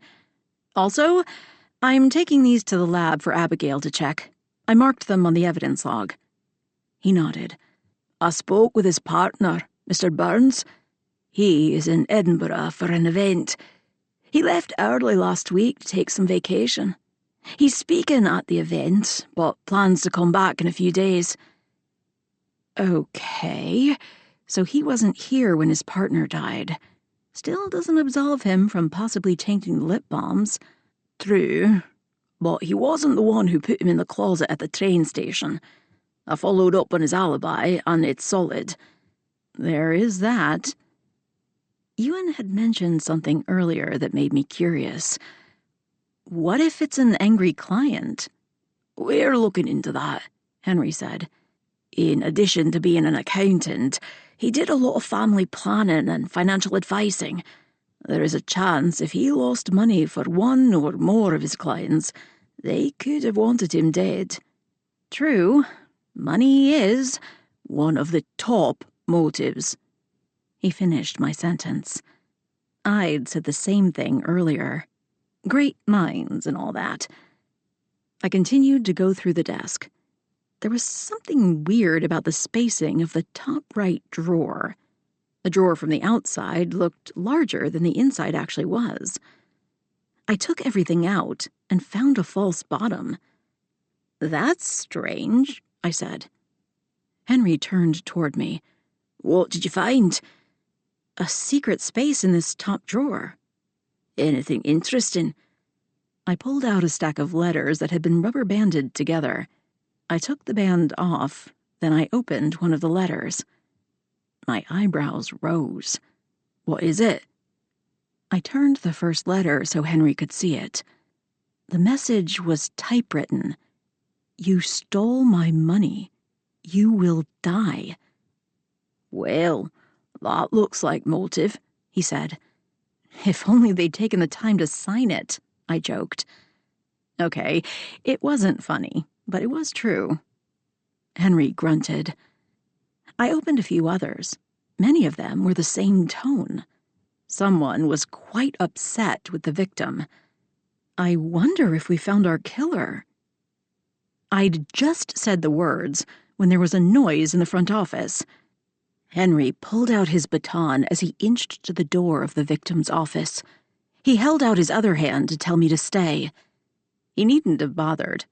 I was frozen to the chair. Chapter 7. I found my courage and picked up a brass, tiger-shaped paperweight from the desk. My hand shook, and I forced myself to calm down. This kind of situation called for a clear head. We might have to move quickly. Henry held his baton at the ready and stealthily made his way around the door. Police! He shouted. There was a scream and a thunk. I peeked around Henry's shoulder. A woman with red hair stood near the desk in the front office with a deer-in-the-headlights expression in her eyes. All around her were items that had been on the desk. She was dressed in white twill shorts and a pink t-shirt that appeared to be a couple of sizes too small. Or maybe that's the way she liked to wear them. What are you doing in here? She shrieked. I'm calling the police. As I mentioned, I'm with the police, Henry said patiently. He was always the calm in any storm. Can I get your name, please? Catherine Allen. I'm the executive assistant for the owners, Mr. Jacks and Mr. Burns. How did you get in here? The building manager let me in, he said. Then he held up a piece of paper. I spoke to you on the phone yesterday, and again this morning.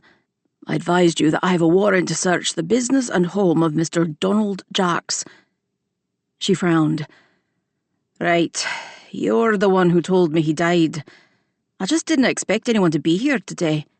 Besides, why would you need to look through his things? What has he done now? Has he had trouble with the police before? I asked before Henry could say anything. I glanced at him and made my I'm sorry face. I hadn't meant to butt in, but my curiosity often got the best of me. She glanced at me and appeared surprised that someone else was in the room. She frowned. We've been under investigation with Revenue Scotland because of him. She shook her head. Not that he's done anything wrong, mind you. She swallowed hard and stared down at her feet. It appeared she said that last bit to cover herself. Why was that? Shouldn't you have waited for my boss to be here? Henry opened his mouth, no doubt to explain, but I put a hand on his arm and stopped him. As the officer said, we do not need anyone's permission. Do you usually work on Saturday? She sighed. No. I realized I forgot to email one of Mr. Burns' clients that he is out next week. He's at a seminar and had to change his flight. Oh? Why is that? I asked. She stared at me curiously. Are you at the police as well? I am the coroner. Her eyes went wide. Coroner? Was his death suspicious? Perhaps you'd like to take a seat, Henry said. He motioned toward her desk. She frowned. I need to know what's going on.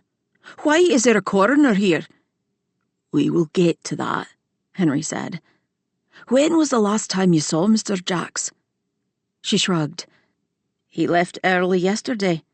He was attending some event on the new train in town, I think. I don't know if you are aware, but he was a freak about trains. He talked about them constantly. I often tuned him out. As if she'd realized what she said, her hand flew to her mouth and her eyes went wide. Anyway, he said he was doing a performance. He asked if I wanted to go, but it sounded like something stuffy, and I had a hen party to go to last night. And what time was that? The hen do? She rubbed her head as if she were still feeling the effects of her night out. No, when you saw the Mr. Jacks. Around 3 in the afternoon? Is everything okay? I don't understand why there are so many questions. Didn't he die of a heart attack or something? He never took very good care of himself. She appeared genuinely worried, but we'd been tricked by sincerity more than once. Until they were proven innocent, everyone who knew the deceased was a suspect. Part of my skepticism came from working in the ER in Seattle for way too long. People always wanted to make themselves look better than they truly were. They often lied about their health or the meds they took. Many of them didn't mean to lie. It was just human nature. Then, there was the other end of the spectrum of people who lied about pain to get drugs to feed a habit. I had my reasons for being suspicious, though I tried my best to see the good in people. Where was your hen party?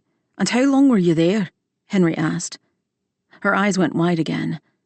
You are asking me for an alibi, aren't you? Please answer the question, Ewan said as he came into the office. He flashed his ACC's badge. She looked between the three of us. Do I need a solicitor? Did you do something wrong? Ewan asked. I hid my smile behind a cough. He had a way of taking control of situations and making people nervous. No, I've never been questioned by the police. I didn't know how these things work. Right, Ewan said. You are not under arrest. These are only preliminary questions to help set our scene for the death of Mr. Jacks. We're trying to ascertain your whereabouts last evening to see if you had any contact with him. Perhaps you may have noticed something that might help us with our inquiries. If you could give us the details, please. She appeared confused, as if she were trying to understand Ewan's doublespeak. Everything he'd said was true, but designed so that she wouldn't be suspicious. I didn't blame him. Lawyers complicated things and came with their favorite phrase, no comment. That sort of thing never helped with our inquiries. I left right after Mr. Jacks, which is why I came back today. I wanted to get home so I had time to get ready last night, and I forgot to send the emails changing appointments for Mr. Burns, she said.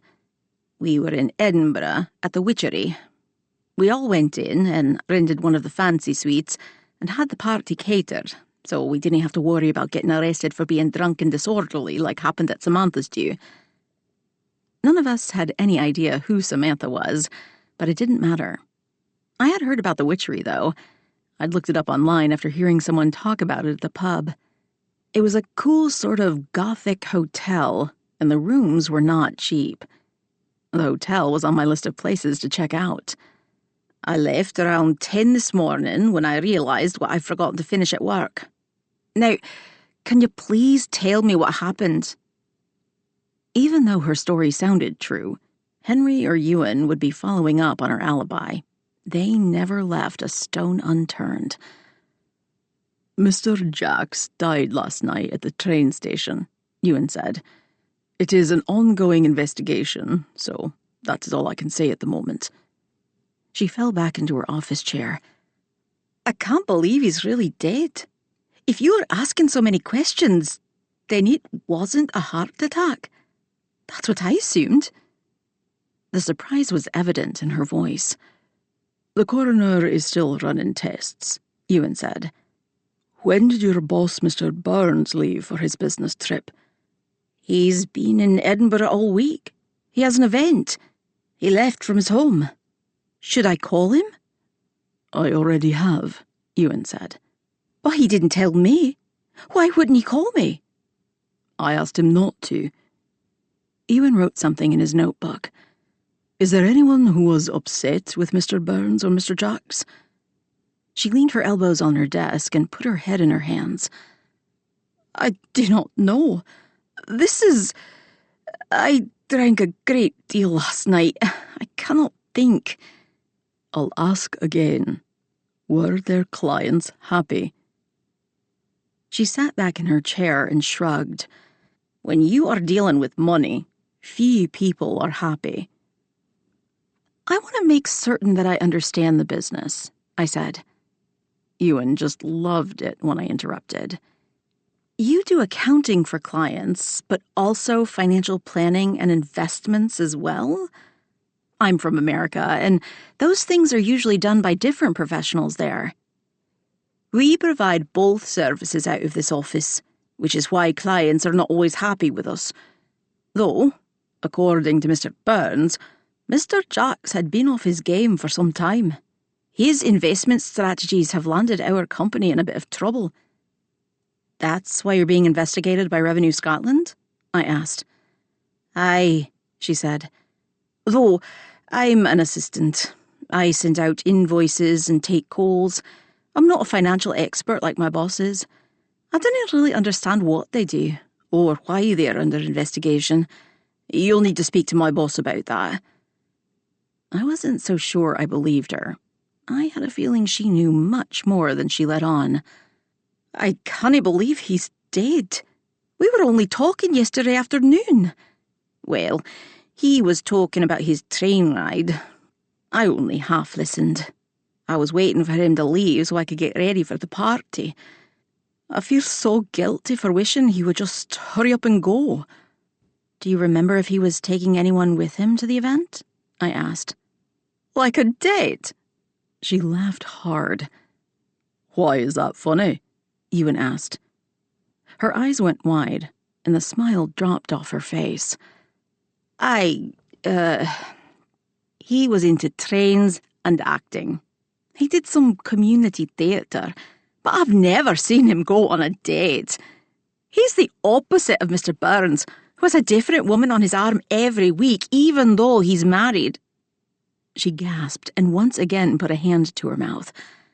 I can't believe I said that out loud. He's going to kill me. Well, that was good to know. I had a feeling Ewan would most definitely be following up with that line of questioning. What was Mr. Jacks like as a boss? I asked. I shouldn't speak ill of the dead, but he was a tough one. Nothing made him happy. What's that word people use for grumpy men? Curmudgeon? I offered. She nodded. Never happy with anything, and seldom had a kind word for me or Mr. Burns. He made fun of me every time I made a mistake. He wasn't exactly a people person, if you understand what I mean. In my opinion, he had no business being someone who dealt with our clients. That is strange, I said. Why did Mr. Burns allow him to work with the clients? She shrugged. He always said people appreciated someone who wasn't very emotional when it came to investing. That they liked a bit of a cold fish. I'm not so sure about that. Is there anyone you can remember in particular who might have been angry with him? I asked. Ewan glanced at me, but he didn't appear angry. She'd seemed to relax since I started asking questions. She shook her head. We had some unhappy clients when several of his investment choices didn't pan out the way he had expected. We received some nasty calls. And I heard him talking to Mr. Burns about some threatening emails. Ewan motioned to Henry, who held up the laptop. Was there anyone who might have been angry enough to cause him harm? Henry asked. I was surprised he spoke up. When Ewan was around, Henry usually deferred to his boss. But it was a good question. I can make you a list, she said. A list? Oh, no. That meant more suspects. While Henry boxed up the evidence from the office and took it back to the station, I followed Ewan out of the building. Can I come back with you to the victim's home? How did you know that is where I was going next? You asked Henry for the warrant. You are observant, Doc. He smiled, and, like always, my stomach did something twisty inside. His smile had that effect on me. I always feel like 2 sets of eyes are better than one. You had to rush off, so we didn't finish looking at all the rooms. I'm available. Henry will be meeting me there when he's finished at the station. I sighed. Please don't make me beg, or force me to break into Mr. Jax's home later. He laughed. You would, I'm sure. I shrugged. You've met me. I have. Besides, you let me go before. What's so different now? I paused at his car. Fair point. He waved me to follow him. Aren't we going to his home? It is only a few blocks away. If anything else needs to be boxed up, Henry will take care of it. Right. I felt dumb for forgetting. Once we arrived, he pulled a small evidence packet from his pants pocket. There was a key ring inside. After trying a few, the last key finally worked. Hello, ACC, a woman said before we could go inside. His shoulders stiffened for a second before he turned and smiled at the woman. Hello, Mrs. Culbert. She had gray hair that was cut short around her face. She wore a house dress with an apron over it and fuzzy house shoes. She was a patient of mine, but the one time she'd come in, she'd been in a church dress, hose, and black patent leather shoes. I smiled at her, and she did the same back to me. Doctor? Good to see you, Mrs. Culbert. I hope you are feeling well? I am, thanks to you. Was there something you needed? Ewan asked gently. I could tell he didn't want to chat. He was ready to just get inside. Nasty business, she said as she waved a hand toward Mr. Jax's home. Aye, he said. Did you know him well? I was curious, since the police hadn't shared any details, what she knew about her neighbor. And then I remembered this was Sea Isle. Word spread quickly here. Invited him over for a cup a few times, but he was always too busy. A hard worker, that one. Have you seen anyone coming or going besides Mr. Jax? I asked. She shook her head. No, I can't say he had many visitors over the years. I am a part of the neighbourhood watch, so I keep an eye on things, you know. I bet she did. We'd been on the doorstep for less than a minute before she came out. He was quiet, except for the occasional train whistle, she said. I had a word with him about that a few years ago. I'd only heard it occasionally after that, and never after 8 p.m. or so. So, no visitors, Ewan repeated. Let me see. Maybe his business partner on occasion, but not in some time. I remember asking about him. He was a handsome one, and Mr. Jack said he was his business partner. Then there was his assistant who would occasionally drop by with files. Though why he couldn't walk across the street himself, I've no idea. When was the last time you saw one of them? I asked. Thursday evening, she said. I remember because the assistant went inside. Usually she'd hand him the files at the door. She went in, though, on Thursday. She didn't come back out for an hour or so. As I suspected, Mrs. Culbert kept a sharp eye on things. I wondered why the assistant had taken so long. Were they having some sort of affair? In the interview, she didn't seem as though she liked her boss much. Though she could have been trying to hide something. We'd need to question her again. Have you seen anyone suspicious hanging around here? She shook her head. I would have reported them if I had. That's my job. Thank you for your diligence, Ewan said. We need to search his home. With that, he went inside. We appreciate your help, I said. I need to assist the ACC with his investigation. He's a handsome one, she said. Seems to have his eye on you. He watched you the whole time I spoke to him.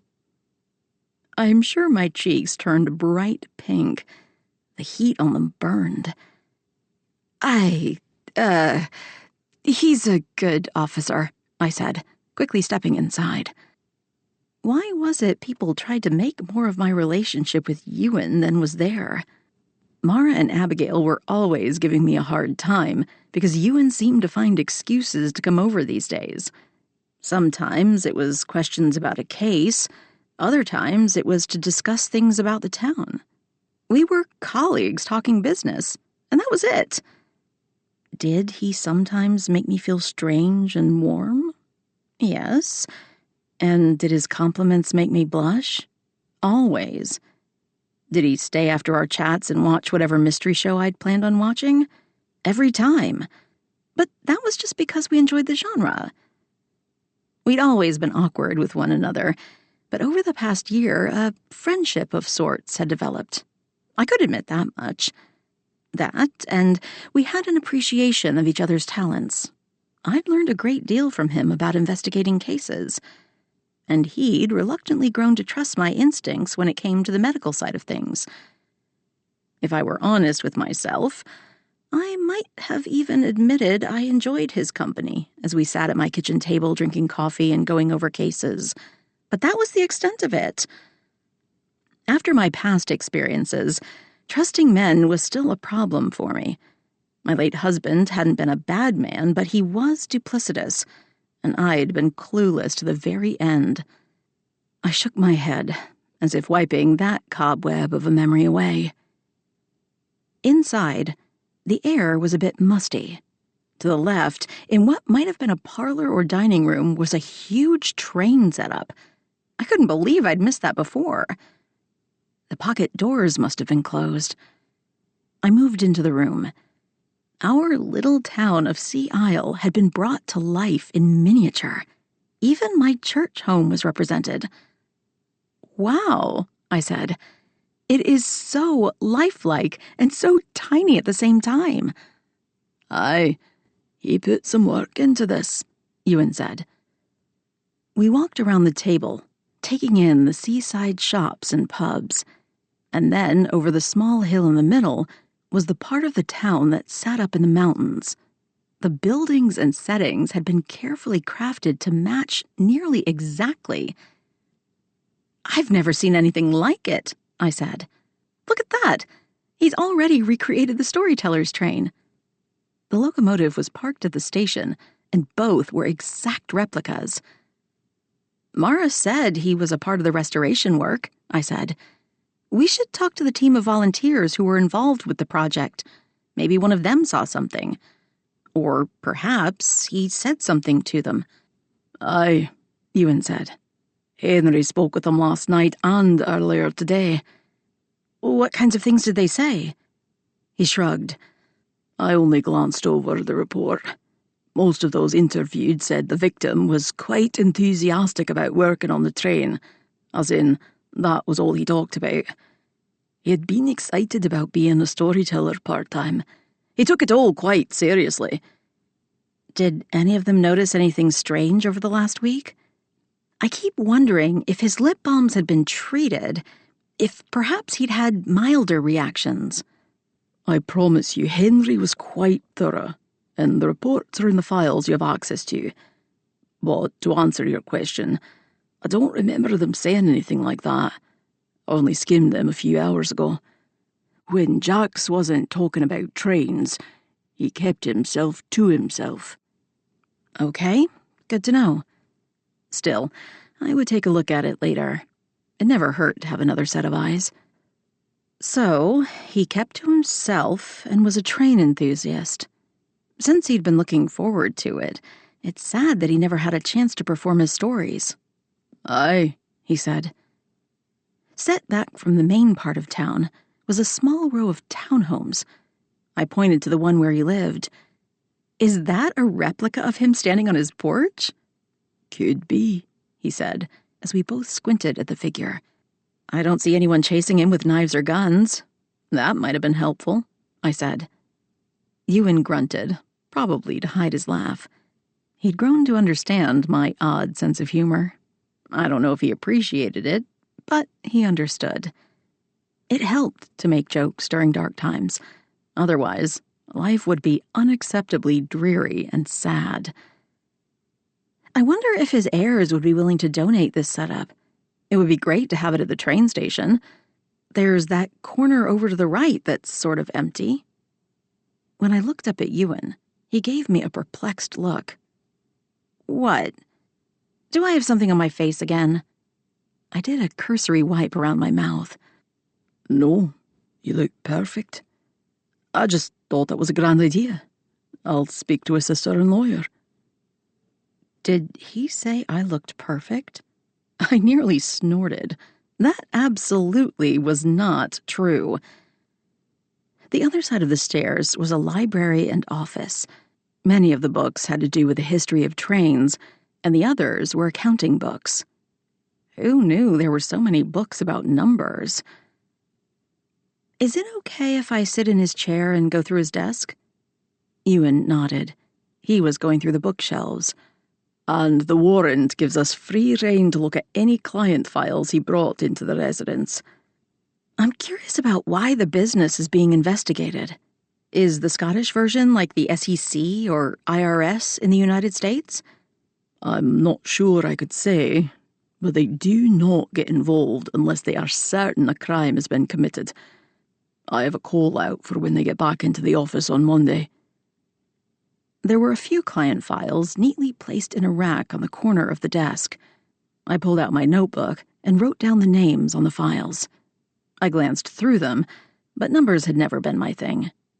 I mean, I could do math. I had to do a great deal of it as a doctor. But accounting was a different universe in that regard. When I tried to open the desk drawers, they were locked. "Can I borrow the keyring?" I asked. Ewan crossed the room and then pulled the evidence bag from his pocket. He handed it to me. "Thanks. Do you think it's odd that he had client financial records out on his desk, but then locked the drawers?" "That is odd," he said. "Did you see anything that might need to be flagged?" I shook my head. "Just rows of numbers with no context. You'll need someone who is good at that sort of thing to look them over." Aye. He went back to searching through the shelves. I tried a couple of the smaller keys and finally found the one that worked. There were some office supplies in the top drawers. It was odd that he locked those. Did he have a housekeeper? And was he worried that they might take something? The bottom ones held files. A couple I recognized as duplicates from the office. While I didn't know what that meant, it seemed unusual that he would have duplicates made when the others were a block away. I pulled the files out of the bottom right drawer to put in evidence boxes. Anything out of the ordinary could be an important clue. There was a pop-up lever at the bottom of the drawer. I tried to get it up with my nails, but it didn't work. Then I pushed down on the lever, and the lid popped up. "A secret hiding space," I whispered. "What's that?" Ewan asked. I slid the lid out and picked up a laptop that had been hidden. Why would he hide his laptop like this? I pointed to the false bottom and then the computer. And why would he have two? There was one at the office as well. I remember that Henry boxed it. That's weird, right? Unless there is something on here he didn't want others to see. I shivered. "I hope it is nothing disgusting," I said. I opened the lid, and the machine turned on, but it was password protected. I told Ewan, "One of my guys is good with all things computer-related. He can figure it out." "I want to try something." I typed in train spotting, and the screen popped open. "How did you know the password?" He'd come around to the other side of the desk where I sat. "I guessed. People pick their hobbies and pets. I read that in one of the FBI handbooks I've been studying on electronic theft. I made Abigail go in and change all of our passwords." "You should do that every few months. Though, if you're like me, remembering them can be difficult." I nodded. Abigail found an app to help with that. And we have extra authentications for the patient files and anything financial. I get a coded text. "Smart. Let's take a look and see what the accountant was up to." I opened several of the files. I'd been half expecting dirty pictures, but all that was there were train pics and what looked like client files. I recognized two of the names. They were the same as the ones on the desk. "We need to ask the secretary about these," I said, as I opened the computer file to see if it was the same as the paper one. "Or a forensic accountant." "What is it?" "I know nothing about accounting, but I understand enough to see that the numbers in the paper file and the ones on the computer do not match up," I said. I waved the manila folder. "Maybe everything hadn't been logged," Ewan offered. "Could be, except that it's nearly $10,000 difference between the two on one of these accounts." I pointed to the differences. "I'm not a forensic accountant, but that seems like a large sum to be so different in one quarter. And look, it shows as a loss here, but a gain on the computer." I glanced up at Ewan. "Are you thinking what I am?" I asked. "That our accountant might also be a thief?" "You're going to need a forensic accountant to figure all of this out. But yes, that is the way it appears. I bet that's why Revenue Scotland are investigating the firm." "I know a great accountant in Edinburgh," he said. "I'll call her." Her? Why did I assume it was a man? And why did I even care? Maybe it was the excitement in his voice when he mentioned her. Again, why would you care? Because I liked Ewan. There, I said it. Maybe not out loud, but I admitted it to myself. There was a knock on the door. Before Ewan could respond, it opened. "Hey, boss, I brought help and some more evidence boxes," Henry said. Before Ewan could answer, my phone rang. It was Abigail. "What's up?" I asked. "I have something you need to see," she said. "Oh?" "Easier to show you than explain over the phone." "All right, I'll be right there." I couldn't imagine what it might be. It was an assumption, and I didn't have the proof yet, but I had a feeling the accountant had made someone very angry. As we'd said a few times, money was a big motivator. If someone had stolen my money, I would have wanted to get it back. Okay, I was a doctor, and I'd taken a do-no-harm oath, but I would be very angry if someone had embezzled from me. While I couldn't be certain exactly what was going on with our crafty accountant, he'd definitely been up to no good. I wonder what Abigail has for me. Chapter 8. As I was leaving the victim's townhome, there were 2 fake ficus trees on each side of the entry, and I stopped. Henry, who was carrying out boxes, nearly bumped into me. "What is it?" he asked. "Look around," I said. I pointed to the train room and the office. Everything was neat and orderly. Not a book was out of place. I'd glanced in the kitchen, and there were no dishes in the sink. Ewan came to the entryway. "What are we looking at?" "Symmetry," I said. "Nothing is out of place, and everything is neat and orderly." "Right. And?" Ewan asked. "These trees are fake, but are different heights." They glanced at each other, and then at me. I shrugged. "So, you know how I love some UK mysteries? You've watched a few with me." "Aye," Ewan said. "What does that have to do with trees in our case?" "One is taller than the other. I saw an episode where the victim had hidden drugs under a fake tree like this. The detective noticed the different heights." I leaned over to pull the tree from the pottery it sat in, but it was stuck. Ewan tugged as well, and it came loose. In the bottom was a plastic garbage bag. I'd already taken off my gloves, so Ewan reached in and pulled it out. He sat it on the floor. When he untied the bag, he opened it so we could see. Inside was cash, and a lot of it. If the tops of the piles that had been rubber banded together were any indication, it was several thousand. "How much do you think that is?" I asked. Ewan flipped through some of the bills. They were all £100 notes. "'Tis difficult to say without counting, but at least £50,000. I'm sure my eyes were the size of saucers. That doesn't seem like something a man who invests money for a living would keep around. Unless... "Unless what?" Ewan asked. He was getting ready to make a run for it, I said. Maybe someone found out things didn't add up with his accounts. He knew he was under investigation. Ewan shrugged. "Then why take the part-time job with the train? That isn't the action of someone running away. Perhaps he was saving to invest in something else." "Then put the money in a safe," I said. "He has to have one around here somewhere. I know you like evidence, but my gut says he was up to no good. Maybe he took the part-time job because he loves trains, and he was biding his time until he could make a getaway. I mean, think about it.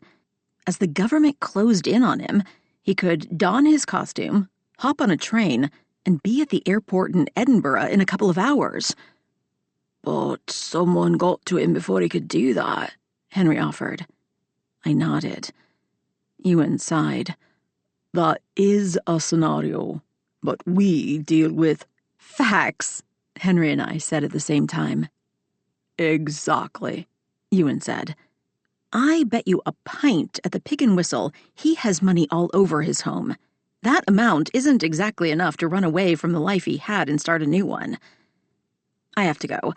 Abigail has something she wouldn't tell me over the phone, but you need to check." "Aye," Ewan said. Maybe we needed more proof, but things were definitely not adding up with the accountant. Henry gave me a ride down the mountain to my practice. He'd been instructed by Ewan to find out what Abigail had discovered in the tests. That was no problem for the young officer, since she and her brother were two of Henry's favorite people. I put my bag on her desk. She was just coming down the hall from the lab. "That was quick," she said. Henry gave me a ride. He came through the door as I mentioned him. Abigail's cheeks turned a lovely shade of pink, which happened any time he was near. She'd been through a great deal as a youth and wasn't terribly trusting when it came to men. We had that in common. But sweet Henry had all the time in the world when it came to Abigail and Tommy. I'd enjoyed watching their relationship blossom over the past year. "The doc said you had something new?" Henry smiled at her, and she bit her lip. "Yes. I decided, since the lip balm had been treated with bee venom, I'd check the epidermis for signs that it might be on more than his lips. I tested patches for reactions and found that the venom wasn't only on the lips. If he used a moisturizer or shaving cream, it may be in those. We should check all of his toiletries. I'm surprised there wasn't some sort of skin reaction given his allergy. That part doesn't make sense to me." "The concentration may not have been as strong," I offered. "We think the bee venom was injected into the balm and the levels were quite high. But tainting something like shaving cream, if it comes in a can like most of it does, wouldn't be as simple." "Henry, when I checked earlier, there wasn't much in the way of toiletries in the bathroom." "I'd already boxed everything," Once the ACC said we were dealing with some sort of toxin. Ah, that makes sense. Can you find that box in evidence and bring it down for tests? Yes. Is there anything else? Maybe a few articles of clothing? Look for things that are a bit worn. Why some of his clothes?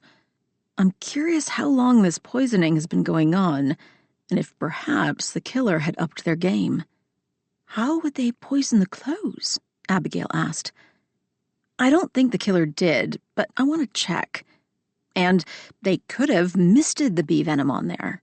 It's a stretch, I know, but I want to make sure. Again, the murderer most likely thought we would think it was just an allergic reaction, and they may have thought we wouldn't check the lip balm. We need to keep that part of the case quiet from the public. Though we'd already spoken with Kiara, who made the balm. I had a feeling she wouldn't say anything that made her business look bad. From the way she reacted, I didn't think she would want anyone to know we'd even spoken with her. It's a very odd way to kill someone, Henry said. Using bee pollen. He didn't seem like a man who would run around and tell people he was allergic. How would the killer even know? Which may tell us that his murderer knew him well. Maybe it's even someone we've already spoken to. But you know your boss, and he's going to need proof, not supposition. If we can show other toiletries and such are tainted, we'll know it is someone who had access to his house. I snapped my fingers. That reminds me. He seemed to be a man who likes things tidy. There is nothing wrong with that, but I wondered if we might check to see if he has a cleaner who comes in to take care of things. Good idea, Henry said. I'll ask the boss when I go back up. The doorbell rang, and we all looked at one another. Then I checked the monitor by the door. After a few dangerous incidents where killers showed up at our door, Ewan had insisted on updating the security with cameras and monitors so we could always see who was on the other side of the huge oak doors. It was Mara with a woman I didn't recognize. Is everything okay? I asked as I opened the door. Yes, Mara said. This is Caitlin Jacks, the sister of the deceased, she added quietly. She has come to identify the body. Mara gave me a face that said she had no idea what was going on with the woman and found her to be suspicious. We didn't need anyone to identify the body. Mara and Ewan had already done that. She drove in from Glasgow when she was notified about her brother's death. Ewan had mentioned that he had a sister when I asked if the train set could be donated. There hadn't been any pictures of her in his home. Though, other than trains, there hadn't been many personal effects downstairs. I stopped into the pub for late lunch and asked where I might need to go next, the woman said. Dressed in a power suit of gray with a white blouse, she appeared to be someone who was used to getting what she wanted. She had that air about her. I was going to try the police station, but Mara says my brother is here. I'm ready to take him home. I see. We can prepare him so you can see him, but I'm afraid we are several days away from releasing the body. His death is under investigation. Caitlin's eyes narrowed. Do you mean to say someone killed him? As I said, his death is under investigation at the moment. Until we are finished, I cannot release the body. The woman's eyebrows went up. There was something about her that was off-putting, and it wasn't just her attitude. She acted like someone who felt that dealing with her brother's death was an imposition. We all mourned in different ways, but she didn't appear at all sad. I wish the ACC had made that clear. I will be having words with him. All he said was that my brother had an allergic reaction and died.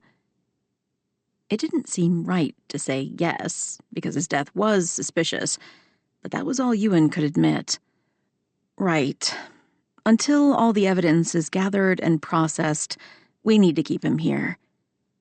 We would be happy to make the arrangement for transport when we are done, Abigail spoke up. She and Henry had been watching the conversation from the waiting room. Won't you come in? I said. Abigail, can you please prepare Mr. Jacks so that his sister can see him? Yes, ma'am. She took off. I need to get back, Henry said, and left quickly for the door. He was probably headed straight to Ewan to tell him about this latest development. I have to get back to the pub as well, Mara said. You are in good hands with the doctor. Can I offer you coffee or tea? I waved toward the coffee and tea bar we kept stocked in the waiting room. During regular business hours, we also had fruit and protein bars available for the patients. That was something quite different from working in the ER, where it was diagnose the patients and move on as quickly as possible. Here, going to the doctor was an event, and we tried to make the patients as comfortable as possible. No, I had lunch at the pub. If my brother died of an allergic reaction, why is his death being investigated? I do not understand. That was a very good question, and a tricky one for me. We are not 100% certain how the reaction happened, so we are running tests to determine that. Do you think someone killed him? She appeared shocked by the idea. As the ACC said to you, we're investigating all possibilities. I really can't say until we are done. If you would like to take a seat, I'll see if I can help Abigail get him ready for you. We'd done a full autopsy, which meant several cuts to cover. Abigail had stitched him earlier, but it took more than that to make the body presentable. In the autopsy lab, she was scurrying around. I'm about done, she said. I wanted to put away any logs or tests we still have out so she wouldn't see them. Smart thinking. I helped her clean up. Not that there was much to do. Abigail kept everything neat. It was a matter of putting away anything that might have encouraged the sister to have more questions. As we came out of the autopsy room, Tommy came in the back door. He was dressed in khaki shorts and a t-shirt with one of his favorite video games. Hungry, he said to Abigail. I made you some lunch, she said. Do you want to eat in the kitchen or the garden? There were several benches in the garden where he liked to sit when he wasn't working. Garden, he said. He was a young man of few words. Not that he didn't have the vocabulary. He did. He was quite bright. But he was never one to prattle on about anything except flowers, and sometimes video games. He was a lover of nature and preferred to be out in it, no matter the season. Go on out, and I'll bring it to you. But wash your hands first. I'll handle our guest. You take care of Tommy. She smiled at me. Thanks. I did one last check of the autopsy room, and then went to get the sister. She sat ramrod straight in one of the chairs, her brunette hair in a tight bun at the nape of her neck. I wondered what she did for a living. Are you also an accountant? I asked, as I led her through my home and kitchen to the autopsy suite. No, she said. She didn't offer any other information. Okay, then. I put in the combination that opened the door and led her inside. Once the door was shut, I slid down the sheet to the neck. Why does he look like that? She asked. His lips were still misshapen and an odd color, but other than that, he appeared normal. The reaction made his lips and face swell a bit. The only thing he was allergic to was bees. How was he stung? As I said before, we are still investigating. You're a country doctor. Doesn't it make more sense for a medical examiner in the city to take a look? The words didn't hurt my feelings. If I were someone from outside looking in, I might have asked the same. I'm the former head of ER at a Seattle hospital in the States. I've only been here a year. Part of my new duties is that I've taken on the role as coroner. All of my findings are sent to the medical examiner in Edinburgh. I can assure you that your brother is being well looked after. Oh, she said. Would you like a moment alone with him? She shook her head. No, I just needed to see for myself that it was actually him. I pulled the sheet back over his face. Then I followed her out the door and shut it. When was the last time you saw your brother before today? She stood in my kitchen, looking anxious to leave. I don't understand why that would matter. We're trying to find out if anyone might have heard or seen something before he died. I prayed Ewan wouldn't kill me for spilling the tea, as Mara liked to say. Her shoulders stiffened. Are you saying he was murdered? Yes, but I wouldn't admit that out loud. I can only say we found something that looks suspicious. When was the last time you spoke to him? And are you aware of his daily life? She sighed and then twisted her hands together. It was the first bit of emotion she'd shown. I wasn't in touch with him. We hadn't spoken in nearly a year. Why was that? She bristled. I do not see how it is any of your business. I ignored her tone. Did you have a falling out? You could say that, she said. Then she headed for the front door. Whatever happened between me and Donald has nothing to do with your investigation. From her tone and anger, I wasn't so sure about that. Chapter 9. Wait! I called out to Caitlin Jacks as she opened the front door of my practice. I have a few more questions about your brother Donald. Her shoulders stiffened. I have no answers, she said. I need to sort my brother's affairs. I understand that, but his home is considered a crime scene at the moment. He most likely won't be able to go through his things for a couple of days. She shut the door. I do not have time for that, she said. Why would it be a crime scene? Well, you stepped in that one, Em. Your brother's death was suspicious. Even if you weren't in contact, you might be able to help us with the investigation. Please, sit down. I promise it will only take a few minutes. Then we can find you a place to stay until your brother's death is sorted. She sighed and shut the door. Then she took a seat in the waiting room. I grabbed my notebook out of my purse and a pen. Then I sat across from her. Is it normal for a doctor to be doing these interviews?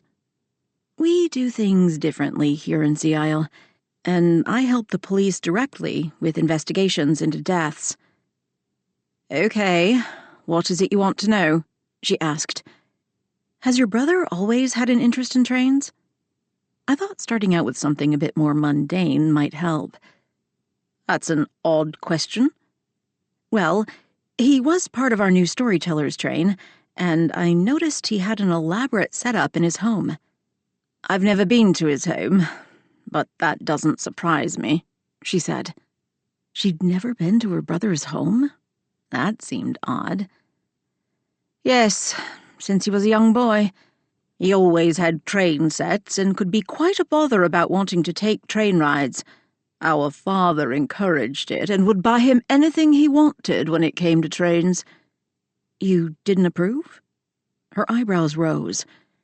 They say parents are not supposed to have favourites, but my father clearly did. When my mother and he divorced, he spoiled my brother. I, on the other hand, didn't exist. I frowned. That must have been difficult. She didn't seem the type to share something so personal, which probably meant she still held a grudge. I couldn't blame her. I'd had a difficult relationship with my mother after my father had died. She was more or less absent until much later in my life. Luckily, I had a loving grandmother. And, in the end, my mother made amends before she died. Aye, it was. I became quite fond of books as an escape. I wasn't sure what to do with that information. Books can be a comfort. Agreed. It's one of the reasons I became an editor, she said. I'd never met anyone in publishing. What kind of editor? I edit mainstream fiction and business books for a publishing company in England. Oh, so you really did turn your passion for books into an occupation. She nodded. You mentioned before that you hadn't spoken to your brother in a year. May I ask what type of falling out you had? I did not kill him, she said. It was the first time she sounded the least bit Scottish. Her accent was more posh English. I learned to tell the difference. Of course you didn't. You weren't even here. I was just curious for background purposes. She frowned and seemed to ponder this for a few seconds. For a time, he was my accountant and helped with my investments. That is, until he lost the bulk of my retirement savings in some scheme. One that I think affected most of his clients. That's awful. What happened? Other than I'll have to work another 30 years before I can retire? She didn't bother to hide the bitterness in her voice. That must have been difficult. Aye. I moved everything to a different company after that. They always say never mix family and business. I learned that lesson the hard way. Never again. Not that I have any family left. Still, that didn't keep him from asking me for more money. He wanted you to invest again? Yes, a year ago, only a few months after I lost everything. Can you imagine the gall of him? I shook my head. He said that every investment came with risks, as if that excused his bad business sense. Did you ever meet his business partner? Or anyone from the office? She shook her head. No. Most of the time, if we met, it was for the holidays, which we did at mine in Glasgow. But after he asked me for more money last year, that was it. I never had any further contact with him. So if you want me to tell you about his personal life, I haven't a clue. She still sounded quite bitter about the financial fallout. I didn't blame her. Losing her retirement had to have been rough. Do you have any other siblings? No. He was the last bit of family I had left. I will say I'm sorry he is dead. He was my family. But I have had a difficult time forgiving his actions. He didn't seem to care about the trouble he'd caused me. He was like that. He never had an ounce of empathy. That is something I struggle with as well, but I have enough to know that he should have, at the very least, apologized. I couldn't agree more. Do you think he was murdered by one of his clients? I could see that happening, she said. It is one thing to lose a family's money, and quite another to lose a stranger's. I'm sure the ACC will be investigating the clients and everyone else connected with your brother. And no one has said murdered yet. Yet? So you do think that is what happened? It wasn't just a bee sting. I wish I had more information for you. Perhaps the ACC will be able to shine a light on the situation. I'd like to go see the ACC now. As much as I wanted to help Abigail with further testing, I had an idea. I'll take you to the station, I said. I'm headed that way. Do you really think it will be a few days before they allow me in his house? I nodded. Perhaps you can give me a referral for a hotel or B&B, if they have any here. It is the busy time of year for tourists, but I'm sure we can find somewhere for you to stay. I tore out a piece of paper from my notebook and wrote down the number for a B&B that was just a few blocks from the station. You might want to try here first. It's quite charming. Mrs. Beatty is also known for her breakfast at the B&B. Thank you, she said as she took the paper. I can walk to the police station. My brother told me nothing was very far away in Sea Isle. He was right about that, but it is a trek up the mountain to where you need to go. And you have a suitcase. I'm headed that way. Give me a few minutes to let my assistant know that I'm leaving. I'll be right back. I stuck my notebook into my purse and headed to the autopsy room to find Abigail. I let her know I was leaving and reminded her to go home and take some time off. Whatever tests she needed to run could wait until the next day. Tommy is still working in the garden. I might as well stay, she said. There was no talking her out of it if she had her mind set on something. Okay, let me know if you find anything else. I will. After dropping off Caitlin, I headed over to the train station. The police tape was gone. I'd texted Mara, and she said the train had taken 2 of its 3 trips, the last of which was due in any minute. I wanted to speak with some of the other storytellers to see if they could give me insight into our victim. Inside, the office area was still taped off with crime scene tape, but I wasn't concerned with that. We'd been all over the small space the day before. "Aye, Doc. Last train has already gone out," Mr. Garfield, the ticket taker, said. He was one of my patients at the clinic. "It should be back any minute. I'm settling the books for the day."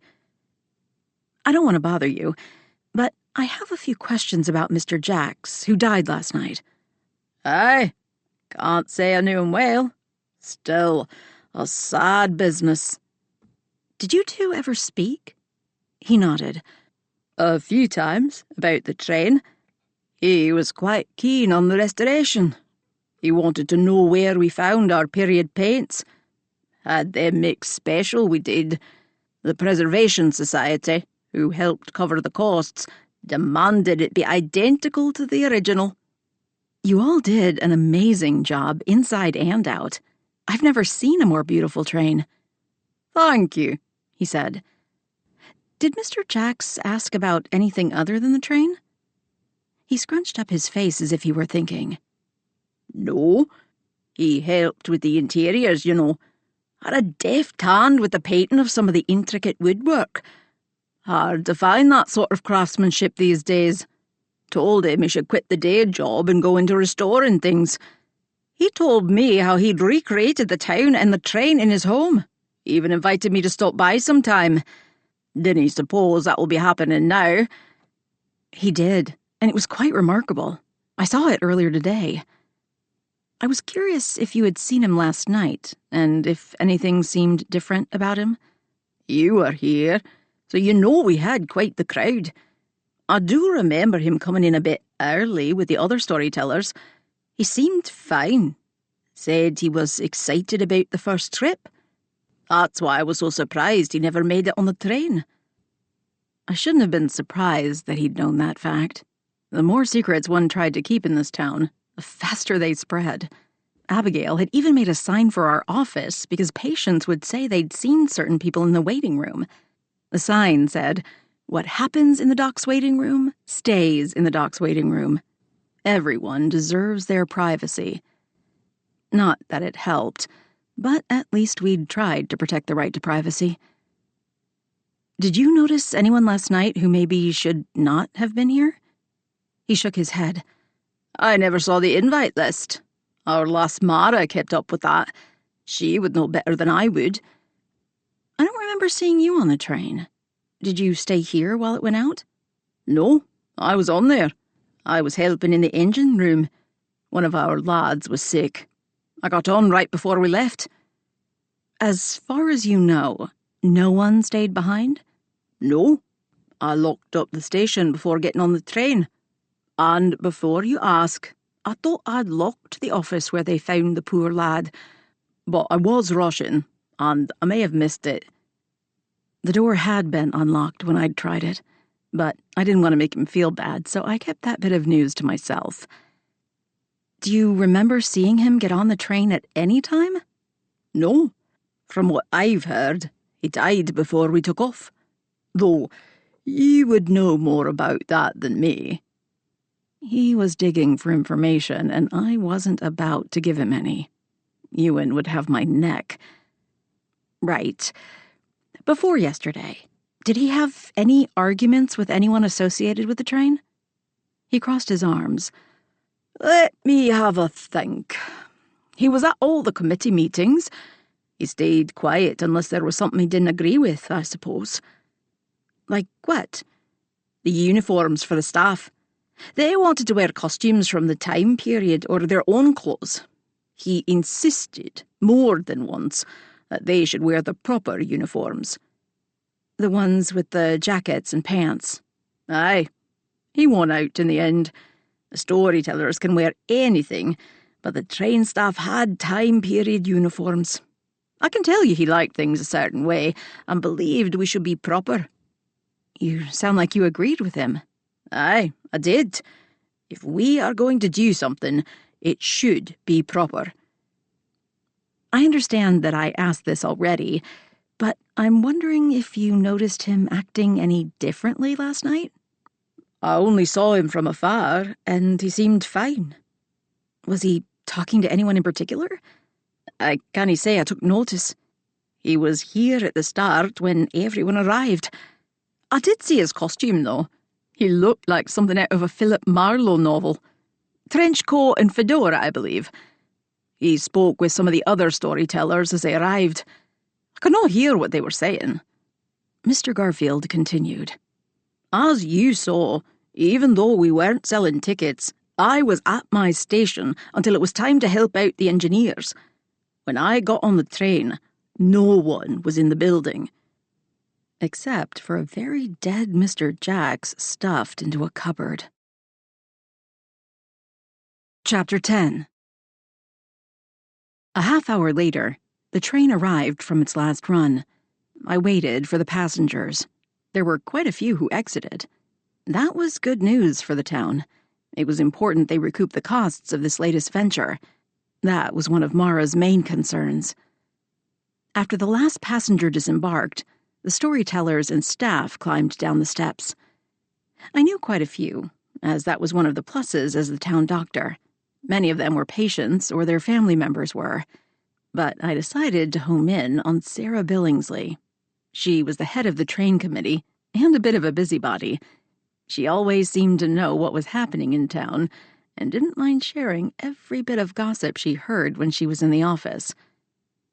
Today, the 50-year-old was dressed in a vintage sequined dress with buckled heels and a small hat with a feather. She appeared as if she'd stepped out of a 1930s fashion magazine. I waved at her, and she walked over to me. "Doctor, is everything okay? Please tell me no one else became ill on the train." Her expression seemed strained. "Nothing like that. Please, don't worry yourself." She blew out a breath. "After last night, I take nothing for granted. Mr. Jacks's death put quite the damper on our festivities." As if realizing what she said, her eyes widened. "Oh, you know what I mean. We had all been so excited about opening night, and none of us could have imagined such a tragedy." "It was sad," I said. "So, why are you here, Doctor?" "I'm trying to get some background on Mr. Jacks. I understand he was quite a vocal member of the committee." "Aye, he was. In many ways, he was quite insistent about perfection. I tried to explain to him that many of our staff are volunteers. We really couldn't make demands upon them, or force them into any sort of training. And the uniforms, my goodness, that ended up being a great deal of expense fitting everyone. I, among some others, was not happy about that expenditure. It took a great deal of our budget, which was limited." "So he made some enemies?" I asked. "Oh, that is a bit harsh. I would say some of us were not his biggest fans, though I must admit everyone does look quite smart and professional. In the end, his suggestions were warranted, and he was right. I told him as much when we arrived yesterday. I still can't believe he's gone." She put a hand to her chest and shook her head. Her words appeared to be sincere. "How did he seem last night, before the train ride?" "Excited," she said. "We all were. We've been working quite hard on this, and praying that it would turn a profit for our volunteer efforts. It is also such a bonus for the town. We've been trying for years to make it happen. It was surreal when we all were on the train and it started moving. And then equally surreal when we heard about his death. Just awful." Mara had told me all about the history of the train and bringing it back to life. It had taken them years to acquire the donations needed. "I wonder if you noticed any sort of swelling on his face?" "So it was a bee sting. I'd heard rumours around town. I was curious." "During an active investigation?" "You canna say. I know the rules. Ewan is always telling us. But to answer your question, I don't believe so. He seemed more animated than usual, maybe even a bit nervous. We'd all practiced our stories with mock audiences, but he considered himself a shy man and not a performer. though I sat in on one of his early sessions and he was quite good. We loved that he used literature from the 1930s, which was having quite a renaissance here in Scotland during that time. So, other than he was a bit nervous, you didn't notice anything different about his behavior? No. I put his nerves up to performer's anxiety. We were all very excited that it was actually happening. I know I asked this before, but it is important. Do you remember him speaking to anyone else that night? Or did anything happen that made you curious before you boarded the train? I'll be honest. I was quite busy with our guests. She closed her eyes. I do remember him speaking with a man over in the corner near the champagne. They seemed to have quite an intense conversation, but I was across the room. I could not tell you what it was about. Why are you curious about who he was talking to? I thought it was a bee sting. I cleared my throat. I kept stepping into these situations where I gave too much away with my questions. I needed to stop doing that. I'm trying to set a timeline, I said. From the time he was, stung until his death. Oh, well, I remember seeing him with the man. Do you know what he looked like? She frowned. I'm sorry. We were so busy, and other than he was male, I do not remember anything about him. But he had to be one of the guests. Mara has the list, and she might be able to tell you. And that was it. We were helping the guests get on the train, and none of us noticed Mr. Jacks didn't make it. Poor man. Poor man indeed. One question bugged me more than any other I had. If he'd seemed fine before everyone had boarded that train, how had he ended up in that cupboard? Chapter 11. By the time I finished speaking with some of the other storytellers, it was early evening. No one had much to say about Mr. Jacks, other than he was a meticulous man who felt strongly about the train rides being authentic. While some of them didn't seem to be his biggest fans, none of them were angry enough to kill him. Or, if they did, none of them admitted it. That would have made things much easier. As I was leaving the station, my phone buzzed. I'd forgotten about a meeting with Mara in the festival committee. The end of summer festival was a week-long celebration with different events. I'd been coerced by my best friend to be a part of the committee, though most of the time I was there only in an advisory capacity. If they gave me a job to do, it was usually fairly simple and flexible. As the town doctor, I had to be around for any mishaps that might have happened to the visitors or locals. When I arrived back at the practice, I texted Mara that I would be a bit late and to start without me. Abigail and Tommy were gone, but she had left reports stacked on my desk. All of the lip balms we'd collected, along with his shaving cream, had been contaminated with the bee serum. Someone had gone to great lengths to make certain he used the tainted concoctions on his skin, and that there was enough toxin to be deadly. But that also meant the person who killed him might not have known that he would react that night. So, perhaps, the killer hadn't thought the death would be so public. Once the reaction reached deadly levels, his throat and tongue would have been too swollen for him to speak. But surely someone would have noticed his misshapen face and the fact he couldn't breathe. Someone had followed or shoved him into that office, and later into the cabinet where I found him. I was no closer to finding the killer, but it had to be someone who was there that night. Mara had sent the complete list to Ewan, but I was going to ask her for a copy as well. After freshening up, I headed down to the pub.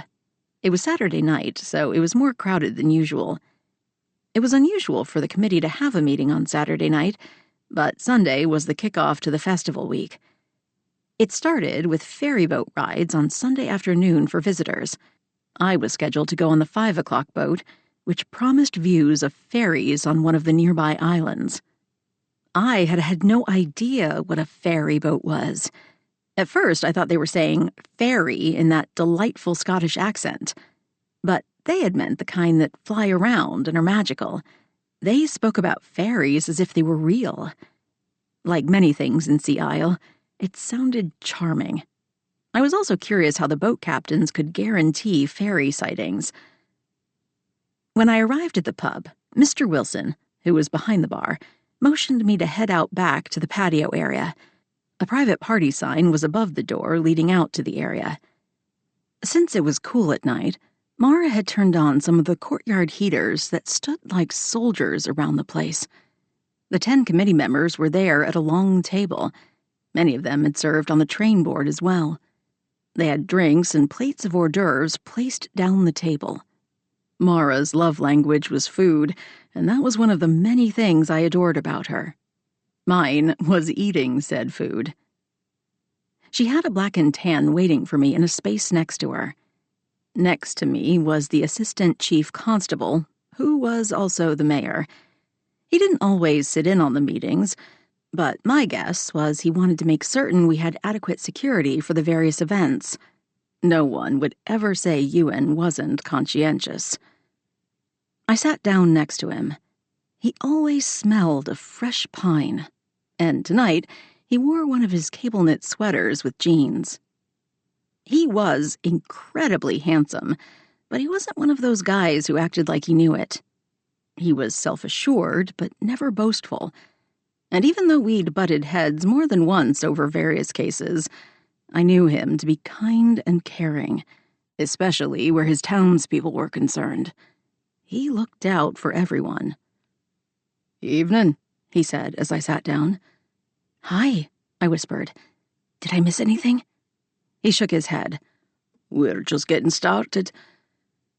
Sarah Billingsley, who was also head of the train committee, called the meeting to order. She had her fingers in everything and could be a bit heavy-handed with opinions, but she was one of those people who made sure things were done. The world needed women like her to keep us all going. Part of that was her forceful nature. The other part was her type A personality. In her mind, there was no room for failure, which was why her blood pressure sometimes ran a bit high.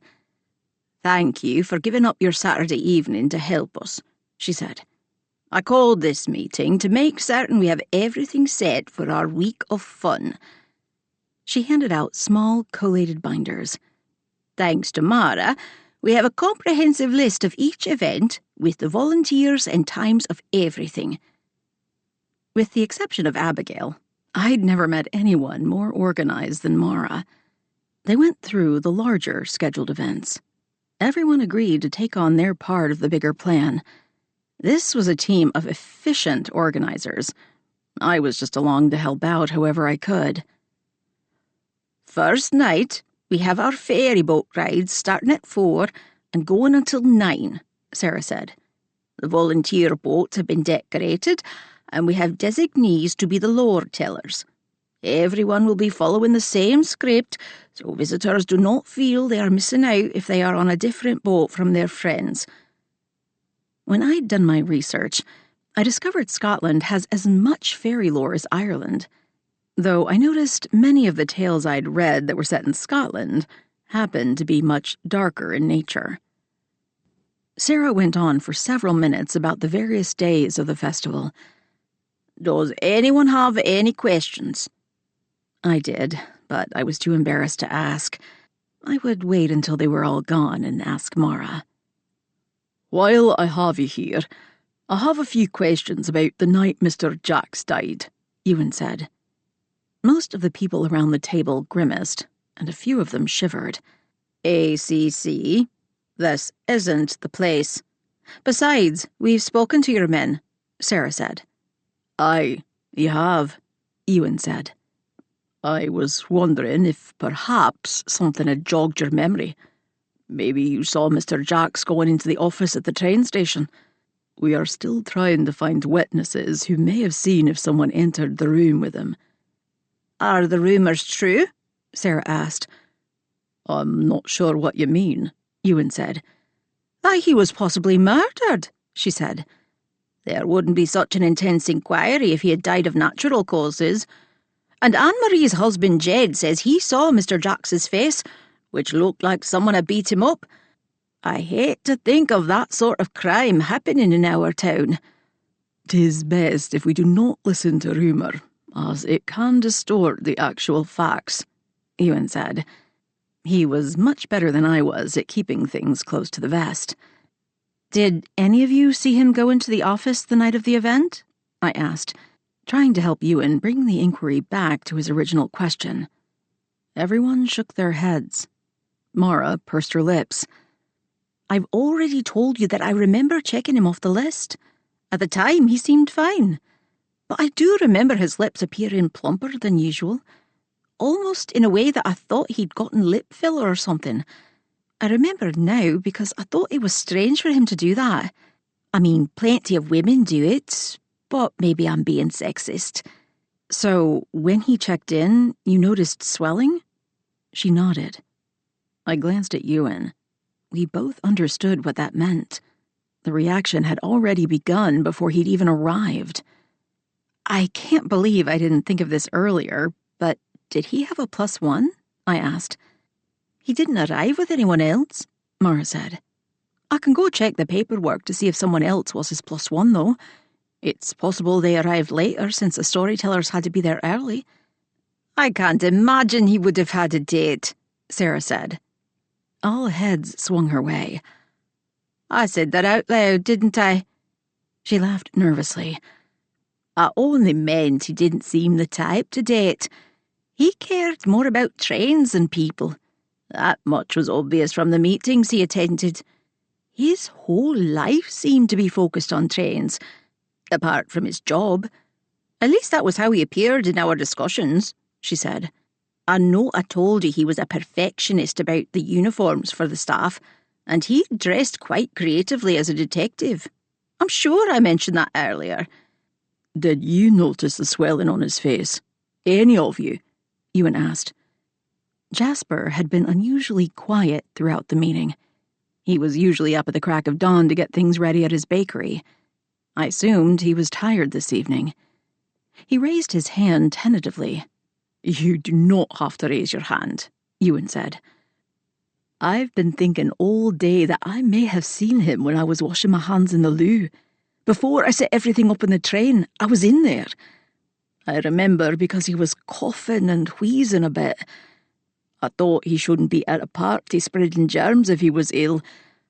Now, I feel terrible for thinking such mean things about him. Jasper could do sarcasm with the best of them, but he had one of the kindest hearts. I remember thinking I wanted to get away from him. Getting sick was not on my agenda. I can't afford to be ill with my business. He shook his head. What if he needed help and I just left him there? I doubt he knew what was happening, I said. He probably did not think to ask for help until it was too late. Are you going to tell us what killed him? Sarah asked.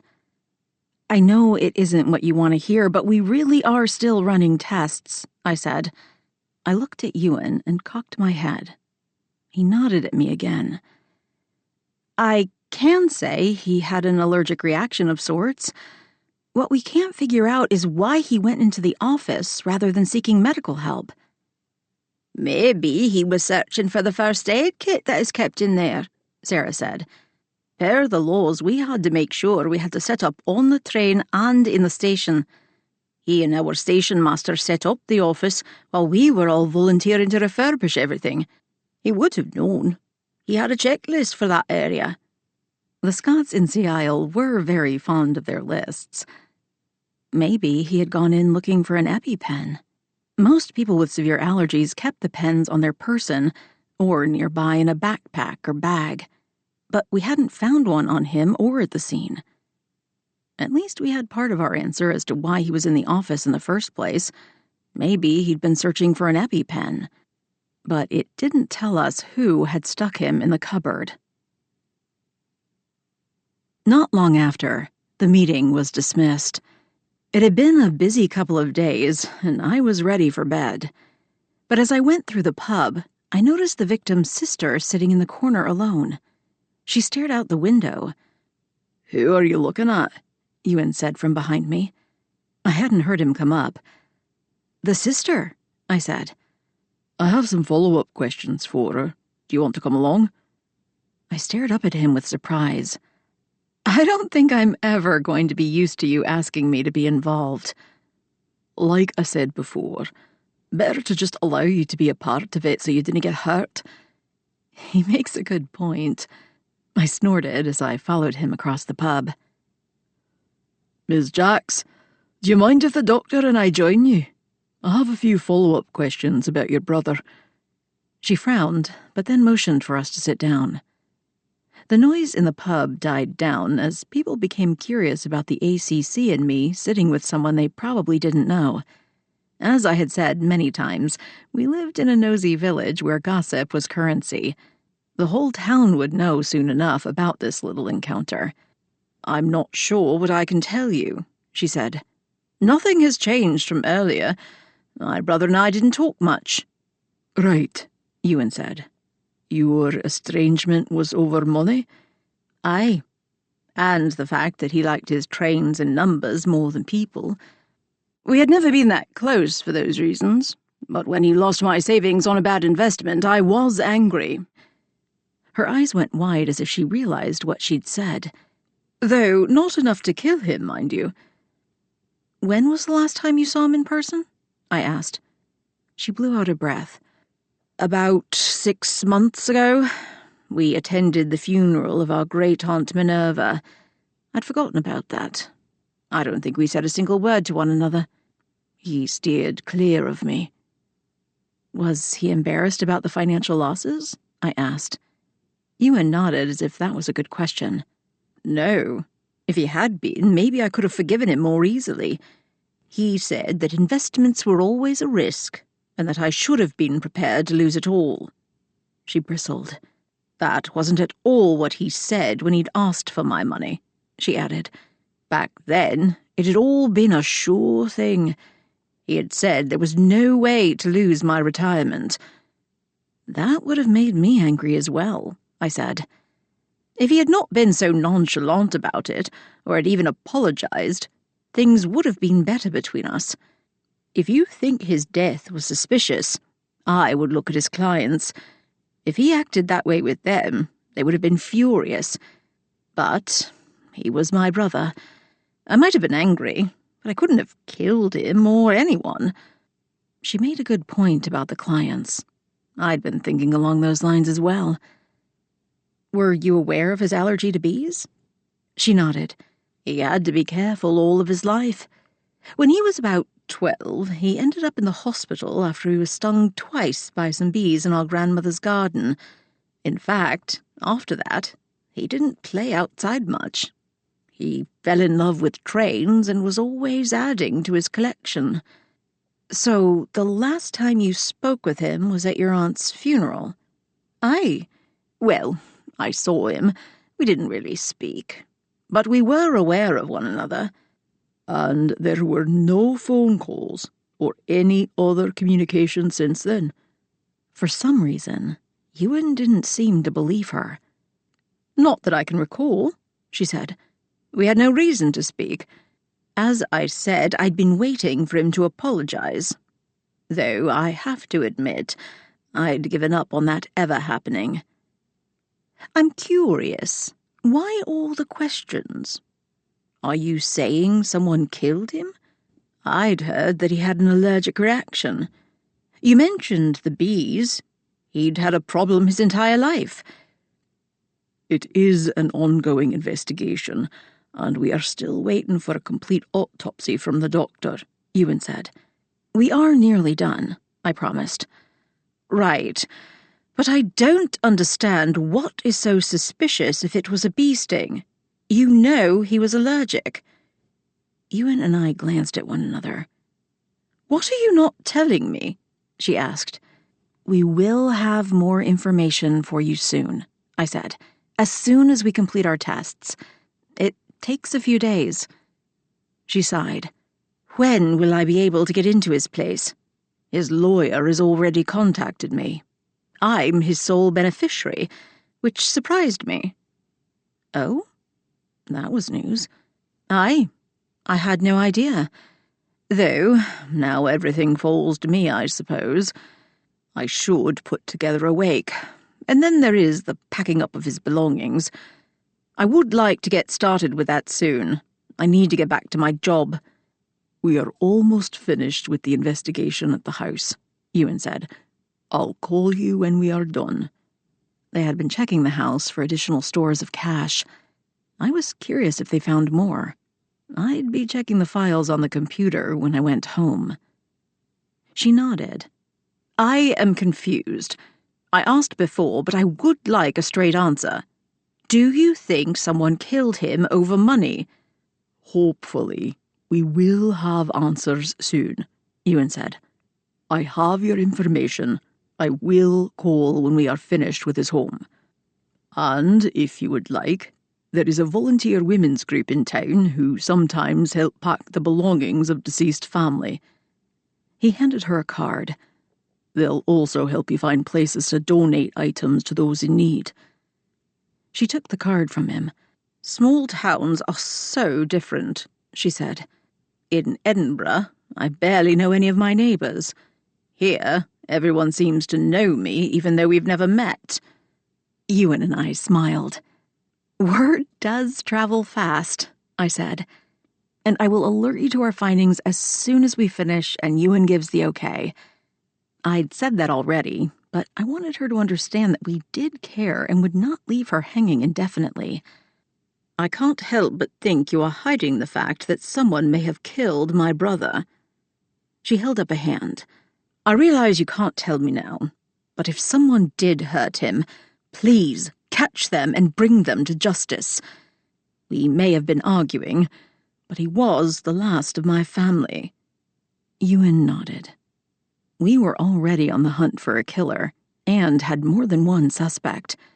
The hard part was finding which one of them did it. Chapter 12. The next afternoon, I bundled up for the ferry cruise.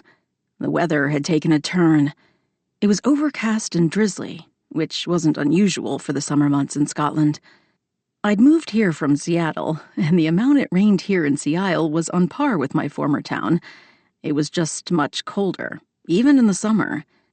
But nothing would stop these tours, or the kickoff of the 10-day end-of-summer festival.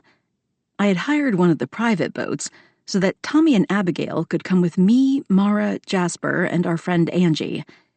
Tommy didn't do well with crowds, but he had been curious about the fairy stories. I'd overheard him talking to Abigail about the trips. I wasn't much for crowds either, so I decided to hire one of the smaller boats for us to take out. We're here. Abigail bustled into the front of the clinic. I hope we aren't too late. You are right on time, I said. I was just putting on my Mac and looking for my rain hat. It's in the small closet by the pharmacy room, she said. I'll grab it for you. Leave it to Abigail to know how everything in my home and office was organized. Before I could say I would do it, she was gone. Tommy stood just inside the door, staring at the floor. Are you excited for the ferry boat tour? I asked. Dinna know if they are real, he said in his stilted and careful way. The fairies? Me either, I admitted. I saw that sightings are guaranteed. I don't understand how they can do that. Thought I saw one once in the garden, but could have been a trick of the light. I like the stories. He didn't usually carry on conversations like this. A few words and then he was gone. I loved that he felt comfortable enough with me to speak. Me too, I said. I don't know many of the tales, but I've read a few. I'm hoping to learn more today. Abigail came back in with my hat, and we made our way to the docks where our friends waited for us at the pier. By the time we'd made it down, the drizzle had stopped, though it was still cool and cloudy. I was surprised to see Ewan and Henry there. Mara smiled at me. The guys were in the pub grabbing a late lunch, and I asked if they wanted to join us, she said. I hope that's okay. Of course, I said. The more the merrier. I'm just surprised you have the time. Ewan nodded. We are waiting on some specific warrants for the files. We have a bit of time before those come in. I cleared my throat. That's great. Abigail blushed as Henry waved hello to her and Tommy. Hi, Henry, Tommy said. Abby bought me a new game. Will you come play it with me? Aye, maybe even tonight if we didn't get back too late, the officer said. Tommy nodded. Henry was so good with him, as was Ewan. Growing up, Tommy hadn't had the best male role model, but he did now. And luckily for him, he'd always had Abigail in his corner. She cherished her younger brother. Doc, do you mind if we come with you?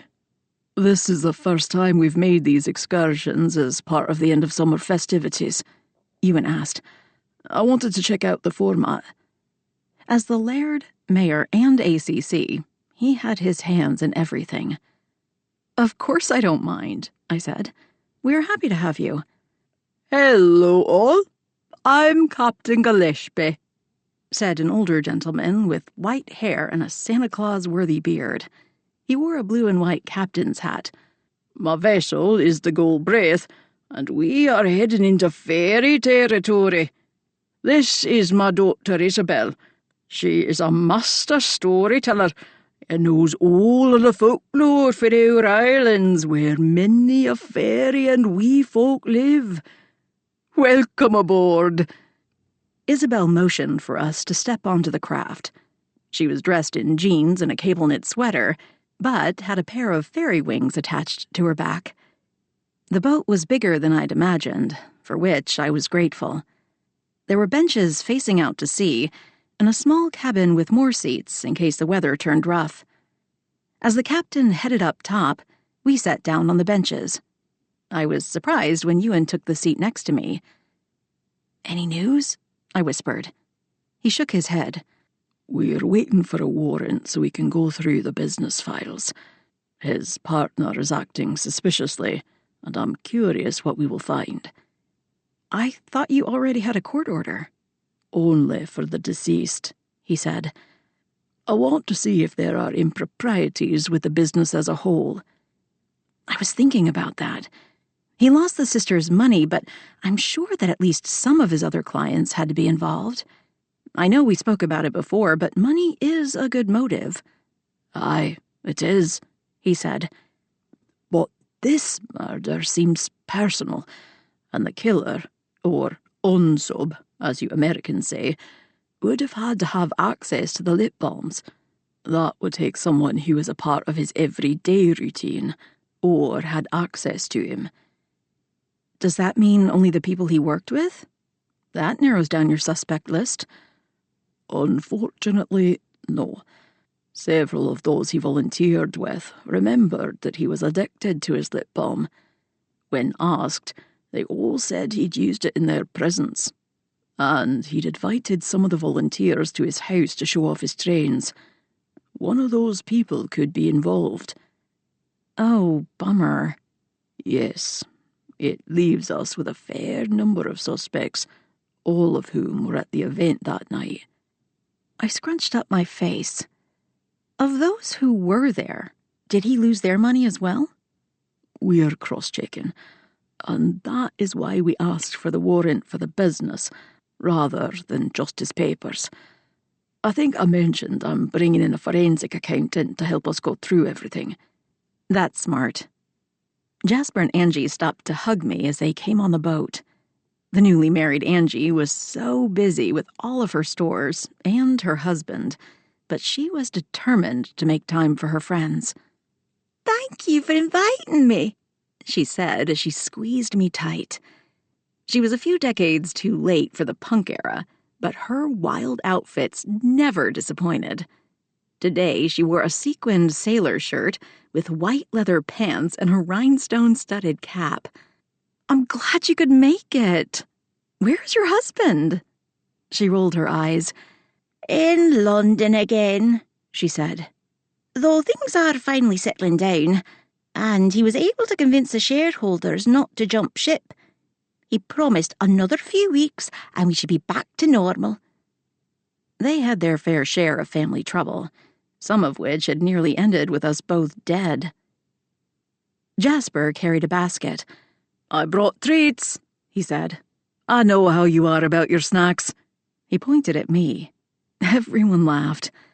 I loved our group of friends, who had become like a family to me. Even though I'd been in Sea Isle for only a year, I didn't know how I would do life without them. I prayed I never had to find out. "Open your mind and pay attention," Isabel said. She waved her hands in the air. "You never know when a fairy might be peeking into our world. We'll be circling the islands where you might catch a glimpse of them flying around. And if you see a seal, it may be a selkie or a mermaid or merman in disguise. While they cannot stay on land for long, we sometimes see them shed their seal masks and dance by the firelight." Her voice was rich and bold, and I couldn't help but smile. I sometimes wondered if everyone in Scotland was a great storyteller. As soon as the boat moved forward, Tommy cupped his hand over his eyes as he peered out to sea. I had a feeling he was already looking for the mysterious creatures. While I wasn't the type to believe in fairies, it was fun to watch Tommy and the others as they pointed out various sea life. "Seals," he whispered to his sister as he pointed toward the bow of the boat. "It is." She grinned at him. The creatures swam along with the boat as if guiding us along the way. "Some of our fair isles are the home of witches as well," Isabel said.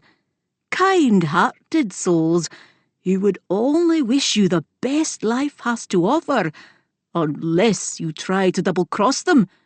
The last person you want to anger is a Scottish witch.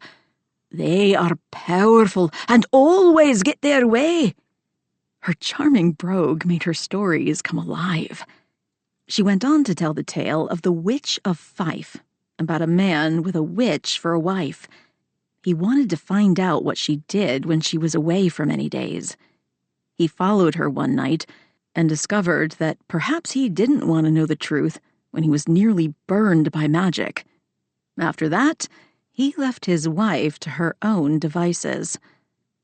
The stories continued as we neared an island. The overcast skies made it seem much darker than usual.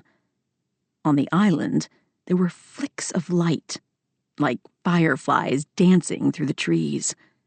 "Speak softly, lest we scare the wee folk away as they work to bring fruits and berries home to their kin," Isabel whispered. Tommy leaned over the boat, trying his best to see the lights on the island. Abigail put a hand on his belt to keep him from tumbling over. The lights flickered and seemed to move quickly. It was a trick of the eyes, but it was easy to imagine they might be fairies flitting in and out of the forests on the islands. I had some research to do when I arrived home, as I was curious if they were really fireflies. I didn't know if Scotland even had them, but there were definitely lights zooming in and out of the trees. I didn't want to break the spell everyone seemed to be under by asking such a rudimentary question. A few minutes later, we circled another island where seals had settled in for the evening on the beach.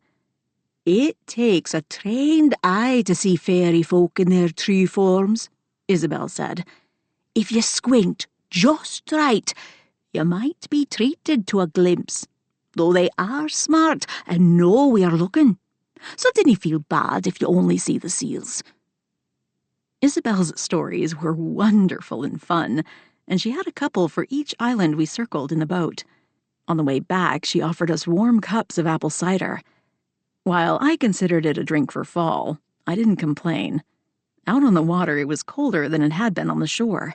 "Made by Mum for these chilly nights," she said. "It will warm you from the inside out. It's said the apples will bring the people you need into your life."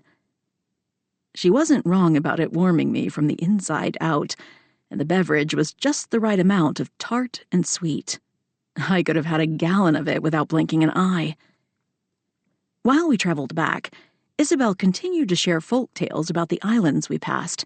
She was a gifted storyteller. Then, something that had been niggling at my brain came to the forefront. The name, Gillespie.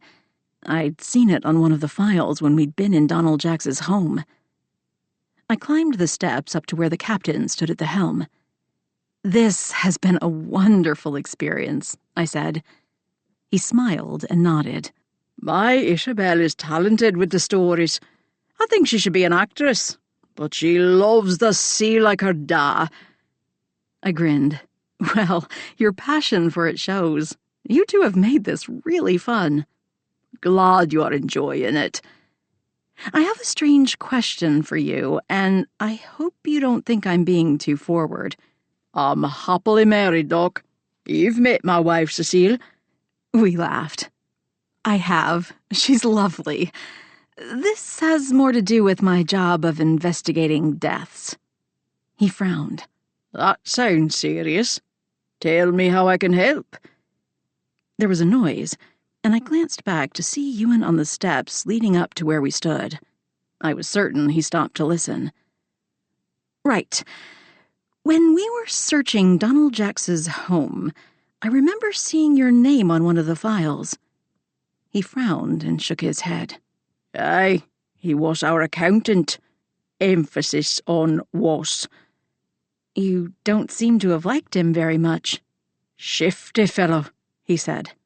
"He was always trying to get me to invest in different projects. The only investment I'm interested in is me on this boat. I do what I must to keep things going, and I'm careful with my money. Besides, if you listen to anyone in town, you'll hear stories about him." "What kind of stories?" "Losing people's money," he said. "Some said he was a trickster. I was looking for someone else to keep the books, because I'd lost trust in him a while ago." "How long had he kept your books?" "Oh, about 4 years. But it has only been in the last year and a half that I had trouble with him, always bugging me to invest in one thing or another. After hearing some of the stories, I'm glad I held on to my money." This wasn't the first time I'd heard about the bad investments. Even though I was certain the killer had to be someone close to him, it could have been one of his clients. They would have to know his habits and his addiction to lip balm.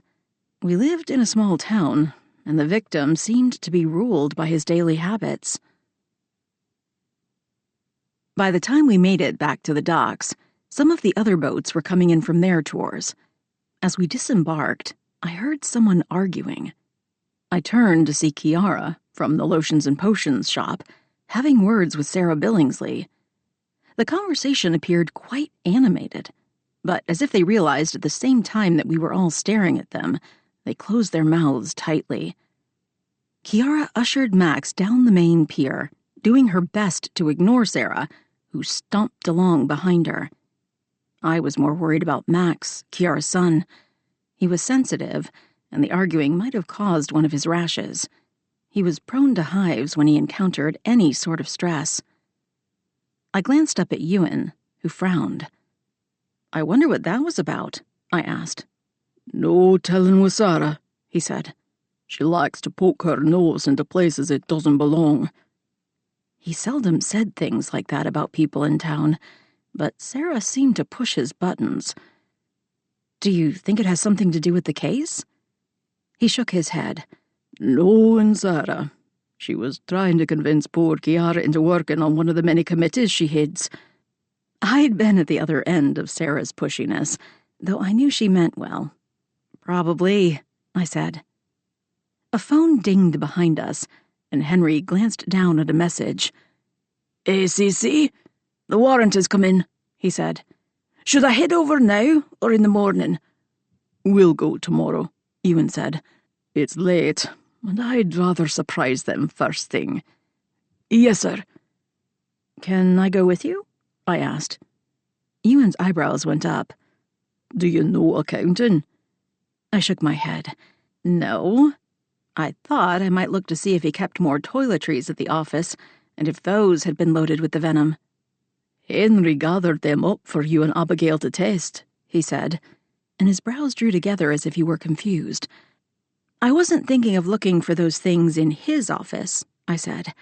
I thought I might check the partner and executive assistant's desk. The killer was in close proximity to be able to dose those bombs. Who better than someone who worked with him? Maybe we'll get lucky and find the actual venom. But his partner and assistant weren't at the train station when he was put into that cupboard. That doesn't mean they didn't have an accomplice, I said. You've known we've run all the tests we can. Though, we're still waiting on DNA from his clothing, which takes a minimum of 48 hours. I'll have that report in the morning, Abigail said as she came up behind us. I had to send some of the fibers to Edinburgh, so that will be another couple of days. She'd become quite the forensic specialist, and knew how to run all of our machines in the lab. I'd done a fair amount of studying as well when it came to forensics. I hadn't read the fine print of my contract when I moved to see Isle. The wording that had said I would be the town doctor, as well as the person who investigated death.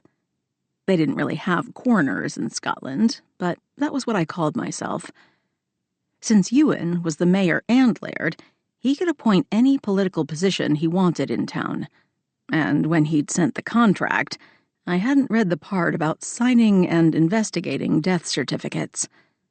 But I took my job seriously and had learned a great deal about solving crimes over the past year. Even though my real job was to determine cause of death and if there had been any sort of foul play, I'm me, so of course I took the investigating a step further. In the beginning, most of my knowledge had come from the UK mysteries I watched, but, like Abigail, I'd done a fair amount of research into forensics and crime solving. I found it all quite fascinating. In many ways, I related it to my working in the ER for more than a decade. Back then, I never knew what kind of case might present itself next, and I had to do a fair amount of medical deducing rather quickly. Though, when it came to solving crimes, I still had a great deal to learn, not the least of which was never making assumptions, something I was prone to do, even though Ewan demanded we have evidence to indicate someone was guilty. He wasn't wrong. It was just annoying. After I left with Ewan, Jasper caught up with us. Hey, before you go, there is something I need to tell you, Jasper said. I didn't want to ruin your time on the boat with local gossip.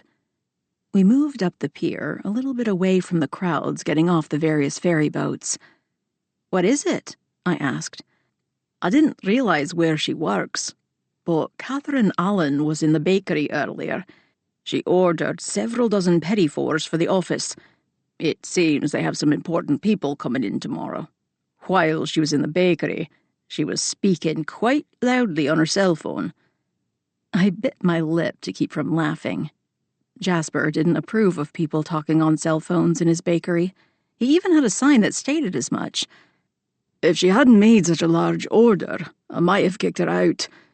She told me she was talking to her boss, who wanted to make certain that the baked goods were fancy, that the clients they had coming in were very important. Ewan and I glanced at one another. If the search was to take place the next morning, Catherine and her boss, Jeremy Burns, were in for a big surprise. Chapter 13. Bright and early the next morning, I met Ewan at the pub. Abigail had rearranged my appointments at the clinic for later in the day, so I could join the investigators when they went to Donald Jacks's office. Ewan and Henry were finishing up what looked like a full Scottish breakfast. "Ewan said you were coming," Mara said, as she handed me a bag. "I made you one of those egg and bagel sandwiches you like so much." Then she handed over a paper cup. "And, of course, some coffee." I'd already had 2 cups, but I wasn't about to turn down a third. "You are a lifesaver," I said. "Can't have our duck going hungry," she said. "We have time if you want to eat here," Ewan said. Their plates were nearly clean. "I can eat in the car on the way up the mountain," I said. if it's okay with you. Aye, it is, Ewan said. He put several bills on the bar for Mara. Henry laughed. What's so funny? You're the only person he would allow to eat in his car, Henry whispered. I was certain that wasn't true. On the way up the mountain, Ewan and Henry told me what they'd learned so far. The forensic accountant is going through the files we found in Mr. Jacques' home, Henry said. She didn't have much to say yet, but she did mention that she would be comparing the files with what was found in the office. Ewan nodded. She also mentioned that many of the investments appeared to be bad from the get-go, almost like he'd planned to lose his client's money. That doesn't make any sense, I said. He had to know if he continued to lose their money, he wouldn't have any clients left. Why would anyone in his business make such dumb mistakes? Even as I said the word, something clicked in my brain. Unless he was trying to find ways to launder funds. Did you see that on one of your detective series? This isn't the sort of place that happens, Ewan replied. He didn't say it in a derisive way, more like he was curious how I came up with the idea. I mean, it's not exactly a place where murder happens either, but it does sometimes. It's possible. Bad people live everywhere. I don't know much about laundering money, though. Seems like even then you'd need to be successful, or your clients would be less than happy with you. In truth, most of what I knew about laundering money came from that Ben Affleck movie, The Accountant. But I was having a problem with the idea that the victim lost money on purpose, especially when his sister was involved.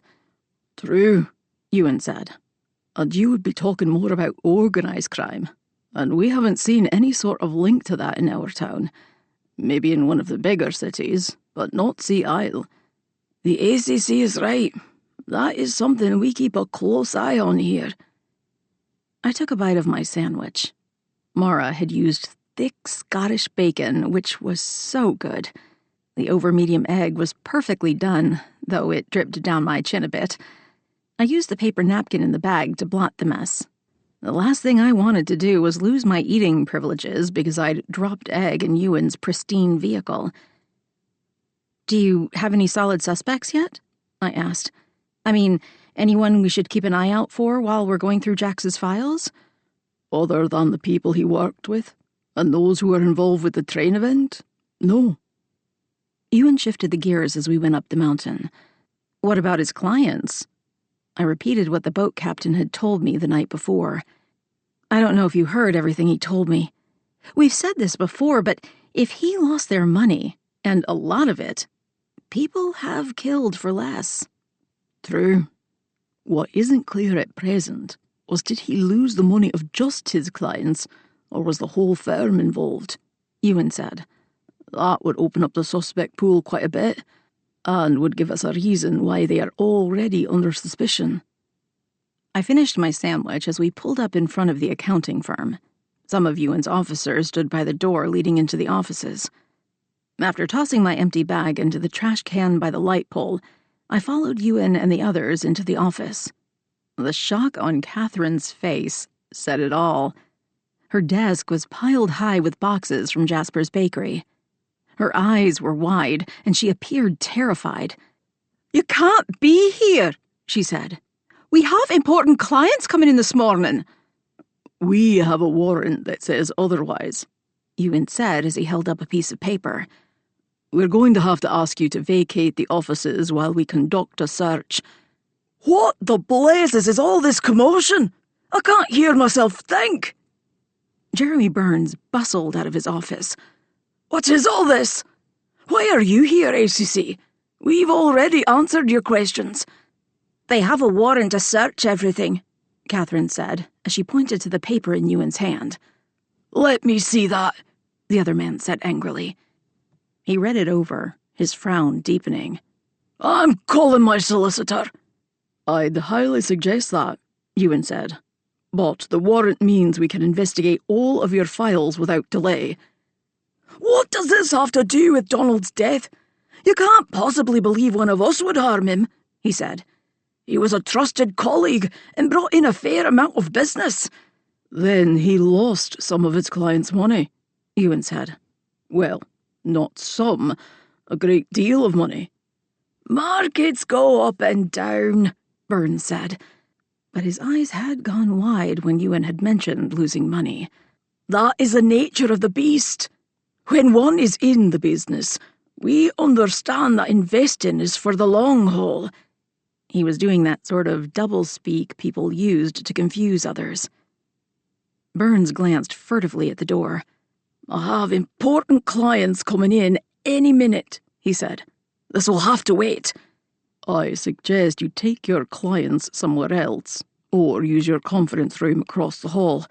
We will be here a while. Ewan pushed past the man and waved a hand for us to follow. Several of his officers held file boxes. Catherine, set up quickly across the hall. Burns sounded exasperated, but there was nothing he could do. Ewan wasn't the sort to back down, no matter how he'd been challenged. And if Burns fought too hard, he would look even guiltier. I noticed that Ewan's team were putting very little into the boxes in the way of files in Burns's office, but they were taking several photos of the contents. I sat down in Burns's chair and went through his desk drawers with a pair of gloves on. There wasn't much to find. A bottle of good scotch in the bottom right drawer, and the assorted office supplies one might expect. The bottom left drawer held several files, but the inside appeared shorter than the right side. Once again, my skills from watching too many mystery shows made me curious. That's strange, I said as I pulled out the files and set them on the desk. What's that? Ewan, who had been going through one of the file cabinets, walked over to me. There is something weird about this drawer. There was a small piece of fabric near the front of the drawer, and I pulled up on it. The false bottom lifted, and there was a small laptop hidden underneath, just as there was in Jax's desk. I assumed it would be password protected, but I opened the lid just the same. Property of Donald Jax flashed across the screen. Why would Burns be hiding his partner's laptop? I asked. And how many laptops did our victim have? This is weird, right? Ewan's eyebrows went up. Definitely strange, and a very good question about the multiple computers. It is password protected, but I have an idea, I said. We have a specialist who can come in from Edinburgh, Ewan frowned. I didn't want to chance getting locked out. I'll just try twice, and then I'll stop. I was able to open the other one, right? Let me give it a try. Ewan didn't look happy, but he nodded. I typed in locomotive, but it didn't work. It beeped loudly, which was annoying. I glanced up to find Ewan smirking. One more, and then I'll stop. I typed in train spotting 1, and it worked. I couldn't believe my luck. I'd read in one of my investigative books that most people weren't very clever when it came to their passwords. Of course, Jax had chosen a different version of the same one.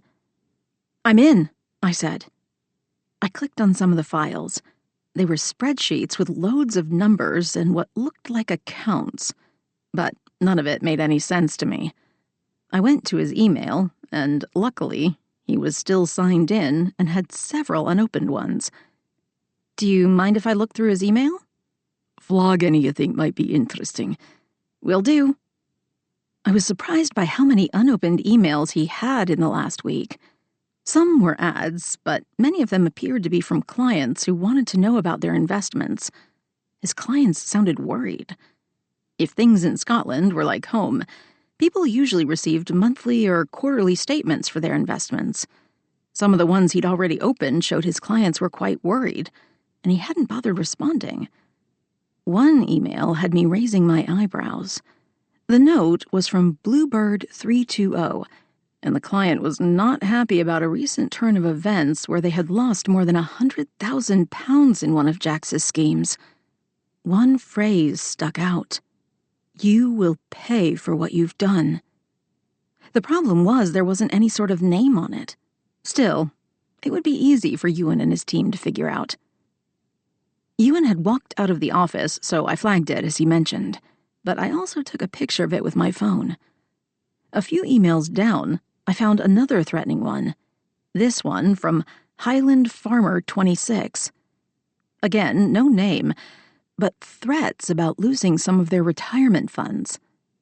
While I understood the ups and downs of the market, as I kept track of my own retirement investments, it seemed as though the dead man was more prone to losing his clients' money than making it. He wasn't very good at his job, I said under my breath. What's that? Ewan asked as he came back into the room. It's like before with the papers we found at his place. For someone in charge of his clients' money, he seemed to lose money in excessive amounts. It looks like one bad investment after another. Most of these emails are from angry people who are ready to kill him. I'm afraid as we go through these, your suspect list will grow. I'm flagging some of them for you. Thanks, he said. We have to think which customers might have been close enough to know about his lip balm habit, and how they would have had the proximity to use the venom. Right, but I think it is worth taking a look. The problem is, none of them have actual names. Our expert can trace the emails, so that won't be an issue. I had figured as much. Ewan was right about the proximity, but from what others had said, he used the balm all the time. One thing dawned on me, and I made a mental note to check. While Scottish weather was harsh on the skin, why was Jax always using the balms? I needed to know if he had a medical condition that may have caused the dryness. My phone dinged with an alarm. I only had an hour before I had to start seeing patients. I need to go, I said. I have a full schedule this afternoon. I'll have Henry run you down, Ewan said. He took the laptop from me and put it in one of the file boxes.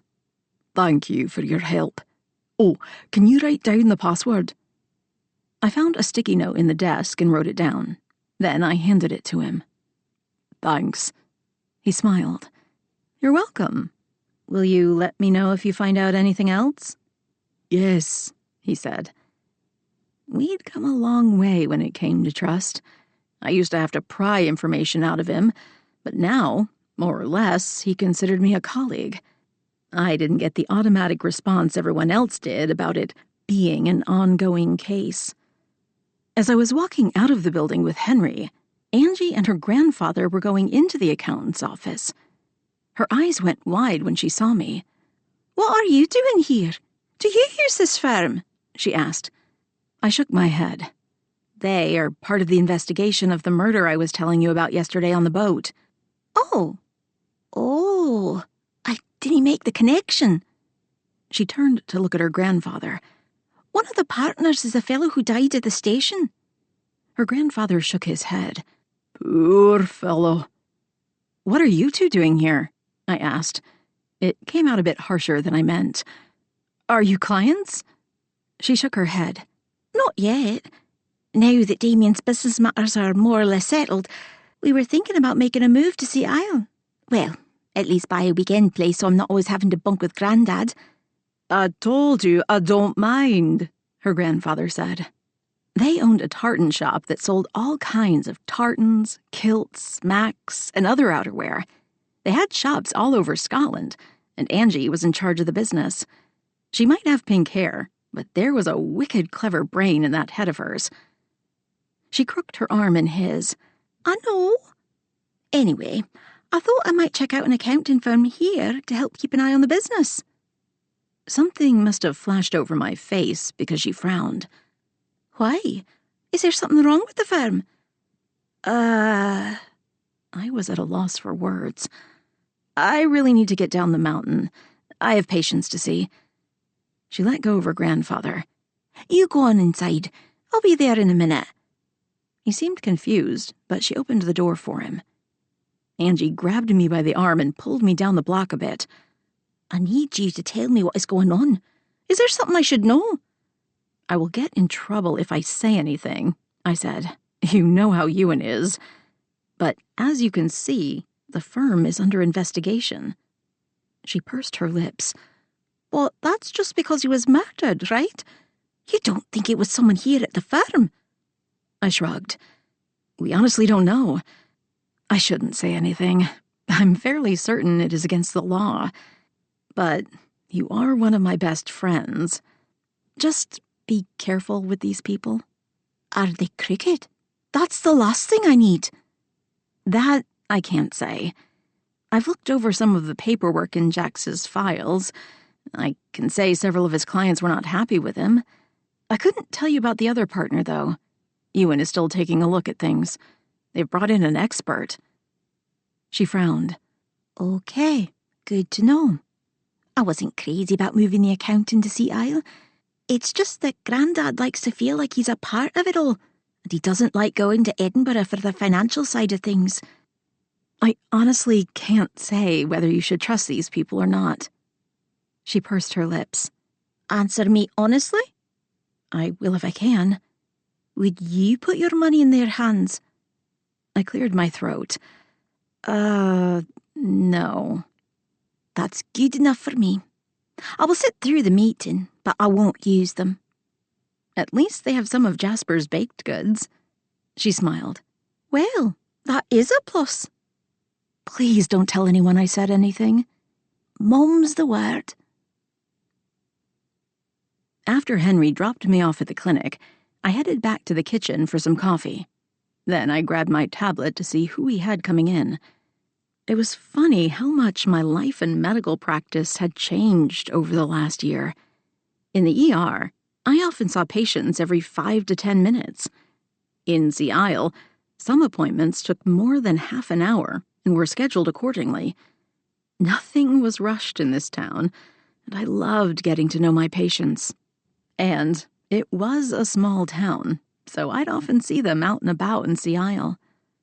When I'd first arrived, everything had been a little too different, from the weather to the people, but I'd grown to love every bit of it. I had a beautiful old church that was my home and practice, and I had a lovely circle of friends for life and a town that counted on me. I took that responsibility seriously. I sat down at my desk with my tablet and coffee when the front door opened and closed. "We're here," Abigail called out. "I heard you were at the accounting office this morning. Did you find the killer?" I smiled. Henry must have been chatting with her. Not yet, in regard to the killer. I did have an idea for some additional tests I'd like to run, I said as she came into the office. I'm curious about his lips. He wasn't dehydrated, but perhaps he had some sort of infection like angular cheilitis or eczema. From what those close to him have said, he used the balm constantly, as in several times an hour. I'm curious as to why. She nodded. "I'll grab some cells and run the labs." "Thank you," I said. Abigail really could do anything. Is Tommy in the garden? Aye. And I need to speak to you about something. She ducked her head, which meant she was nervous. You can tell me anything. Is he okay? She waved a hand. Oh, he's fine. But he wanted to speak to you about growing a vegetable garden in the greenhouse. He says he will use his own money, but he wants to give it a try. He will not, I said. Her head snapped back like I'd slapped her. Use his own money, I said quickly. I'd love to have fresh veggies. I think it is a great idea. But I'll only agree if I can pay for it. She laughed as she put a hand to her chest. Oh, that is a relief. Not about the money, just that he can do it. He will not stop talking about this book we checked out at the library about growing organic fruit and vegetables. He wants to ask you himself, but I thought I would give you a heads up, as you like to say. I'm happy to talk to him about it. They were family as far as I was concerned. Whatever made them happy was fine with me. It wasn't long before my first patient arrived. Almost every conversation started with, "That poor man you found at the train station," or, "I know Ewan won't let you say anything." I'd smile and nod. Ongoing investigation, I'd add. Of course, that didn't stop the questions, or the various summations of what might have happened. Nobody had any real information to add. That was until my last patient of the day. Todd was an Englishman who had moved to Sea Isle a decade ago to raise Highland cows. He often said it was his calling. He'd been a dentist before that. "This is Horace, a wee addition to the family," he said, as he showed me a picture on the phone. The baby cow was furry and adorable. He shared the photos like a proud father. I didn't mind because the fuzzy cows were gorgeous. "He's so cute," I said. "Aye, his mum is the one who gave me this." He pointed to his foot, which was still in a cast. "She's a good girl, though.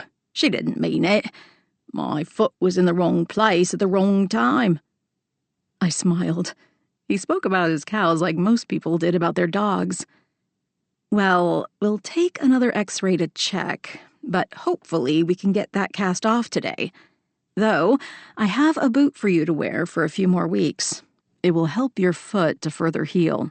Promise me you'll wear it. We want those bones to continue to mend." "Is your son Angus still helping you?" "He's a good lad. He's been working hard on the farm since he graduated university. He's helping with the books, and he even set up social media for the herd. I never thought strangers would be so interested in a bunch of cows, but they are. He tells me they're up to 75,000 followers." I chuckled. "Well, they are very cute cows," I said. "They are. He's working on merchandise now. Says we need stuffed animal replicas. If it helps support the business, like he says, I'm all for it." "He sounds brilliant." "Aye, we are proud of him." "Heard you were investigating Donald Jacks's death. Terrible business. Do you know how he died?" "Oh, did he keep your books for the farm?" I asked, avoiding his question. "For a time. But he kept trying to get me to invest in various schemes. He was a pushy sort. As I said, when Angus came home from university, he offered to take over the books, and I let him." "When was that?"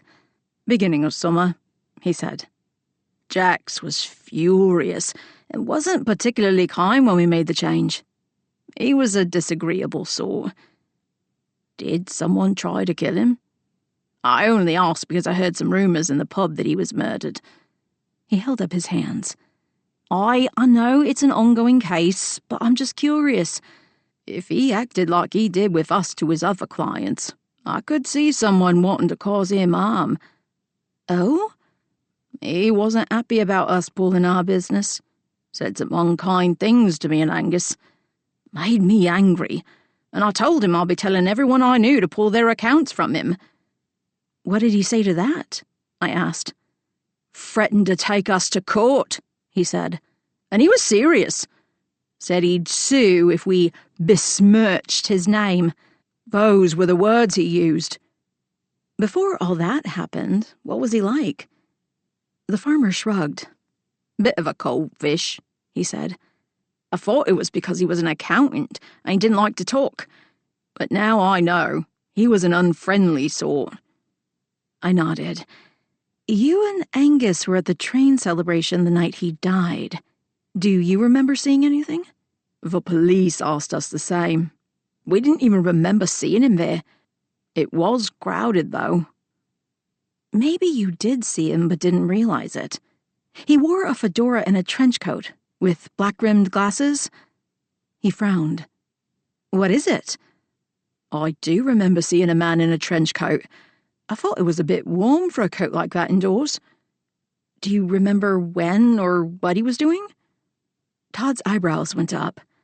"Well, come to think of it, I did see a fellow going into one of the rooms off the main part of the station. There was someone with him. I only saw the back side of him, though. I couldn't tell you if it was a man or a woman. Jax blocked my view." "Do you remember what the other person might have worn?" He sighed. "They wore one of those Scottish caps like the other servers on the train. And a black jacket, but that's all I can remember." "You didn't see their face?" "No. I remember wondering if that was a loo, but then I was distracted when the conductor called all aboard. We hustled onto the train after that. I'd been standing a fair amount of time and was needing to have a good sit. And the other person was dressed like the food servers on the train? Yes, wore a tam, one of those Scottish caps that they all wore. That much I remember. Had the killer blended in because he'd worn a uniform? I texted Ewan. I have news. Chapter 14. While it had been a long day, I had promised to go with my friends to the Summer Arts Festival, which was up the mountain. None of us were volunteering tonight, but we wanted to show our support for the carnival and the artists and craftspeople who had booths on the site. I had a long-time love of arts and crafts. I looked forward to picking up some new purchases. Even though it had been almost a year that I had been living and working in the old church, I was still trying to make it my home. While I didn't like a lot of stuff around, I did have a love of being surrounded by beauty in both the clinic and the house. Making things pretty for patients helped to put them at ease and gave them things to look at while they waited. Every few months, Abigail helped me switch things around in the patient rooms so there were always pieces of interest. Those things could open up conversations with patients who might be curious about the items. Once they were relaxed, they could more easily tell me what was really going on. I met my friends behind the pub, where the shuttles were stationed to take people up and down the mountain. It was a way to control traffic and to keep the downtown part of Sea Isle free of too many cars. With Abigail, Tommy, Mara, Jasper, and Angie with me, we scored a private van. I'm sad we're missing a new episode of Professor T, Mara said. We can watch it tomorrow, I promised. No, she said. Tomorrow is S'mores on the Beach, remember? You contributed to that one. And the big bonfire by the pier.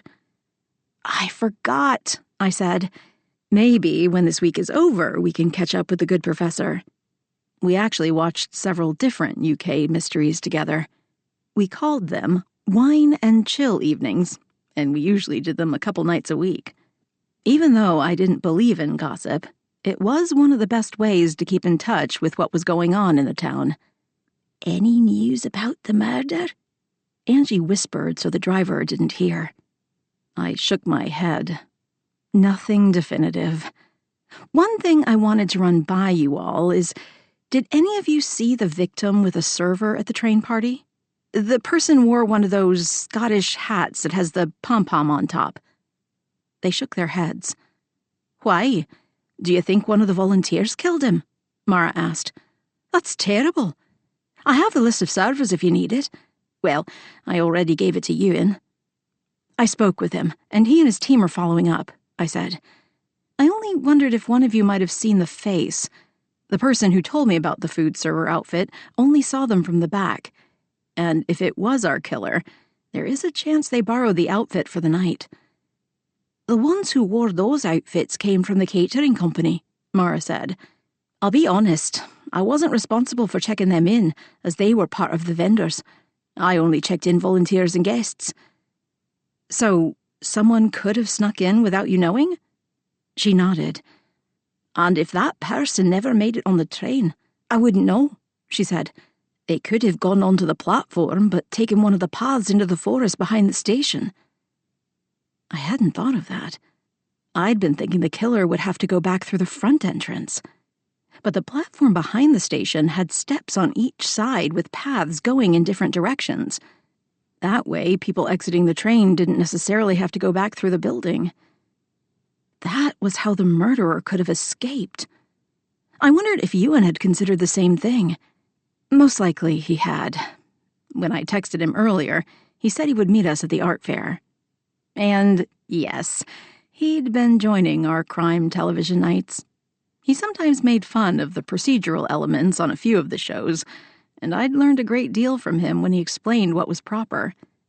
I'm surprised you don't have a booth for your patisserie, I said to Jasper. He laughed. I needed my nights off. I've been baking 24/7 the last few days to keep up with the demand of the festival. Even with help, we've been exhausted. Jasper's business had grown so much in the past year, I wasn't surprised. Everything he made was delicious. I hear you, Mara said. I'm ready for summer to be over. Though, our summer help will be headed off to university. We have such a strong crew, and they're like family. I mean, who works for free at that age? They all volunteered to help out on the train that night as different characters. I snapped my fingers. Maybe we could ask them if they noticed anything strange that night. Mara laughed. I kind of did already, and they didn't remember anything out of the ordinary. But now that we know the person might have been dressed in one of the server uniforms, we can ask. Come by tomorrow before dinner service. I'll do that. The van pulled up to the huge stone library on the edge of town. The fair was in a large field behind the building, where several booths had been set up. It's loud, Tommy said softly. Abigail reached into her bag and pulled out his noise-canceling headphones. He was sensitive to sounds, and to many people.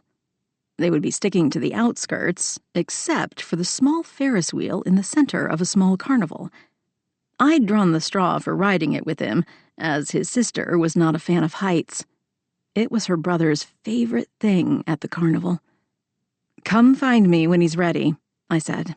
I'm going to look at some of the art. He'll want to play games for a minute and throw all my money away. She laughed. You love those games just as much as he does, I said, smiling. I'll come with you, Jasper said to Abigail.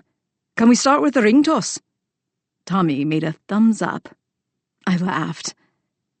I need to find some new art for the pub, Mara said. Let's hit that first row, I said, looking out over the colorful booths. The first one featured the glass-blowing artists. The fragile pieces, from vases to glasses to spears and statues, were gorgeous. I recognized the man behind the counter. Evening, Doc, Mr. Agnew said.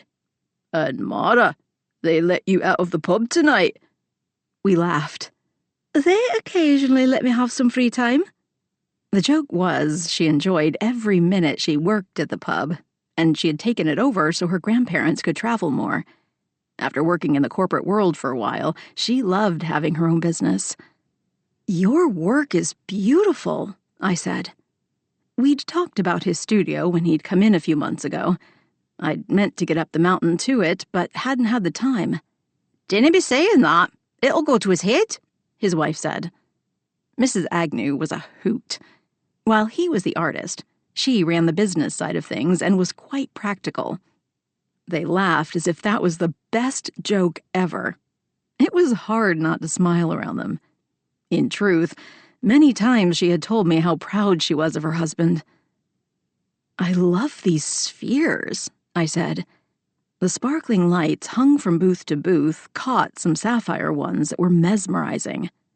They are witches' bowls, Mrs. Agnew said. Long ago they were used to help float sea nets.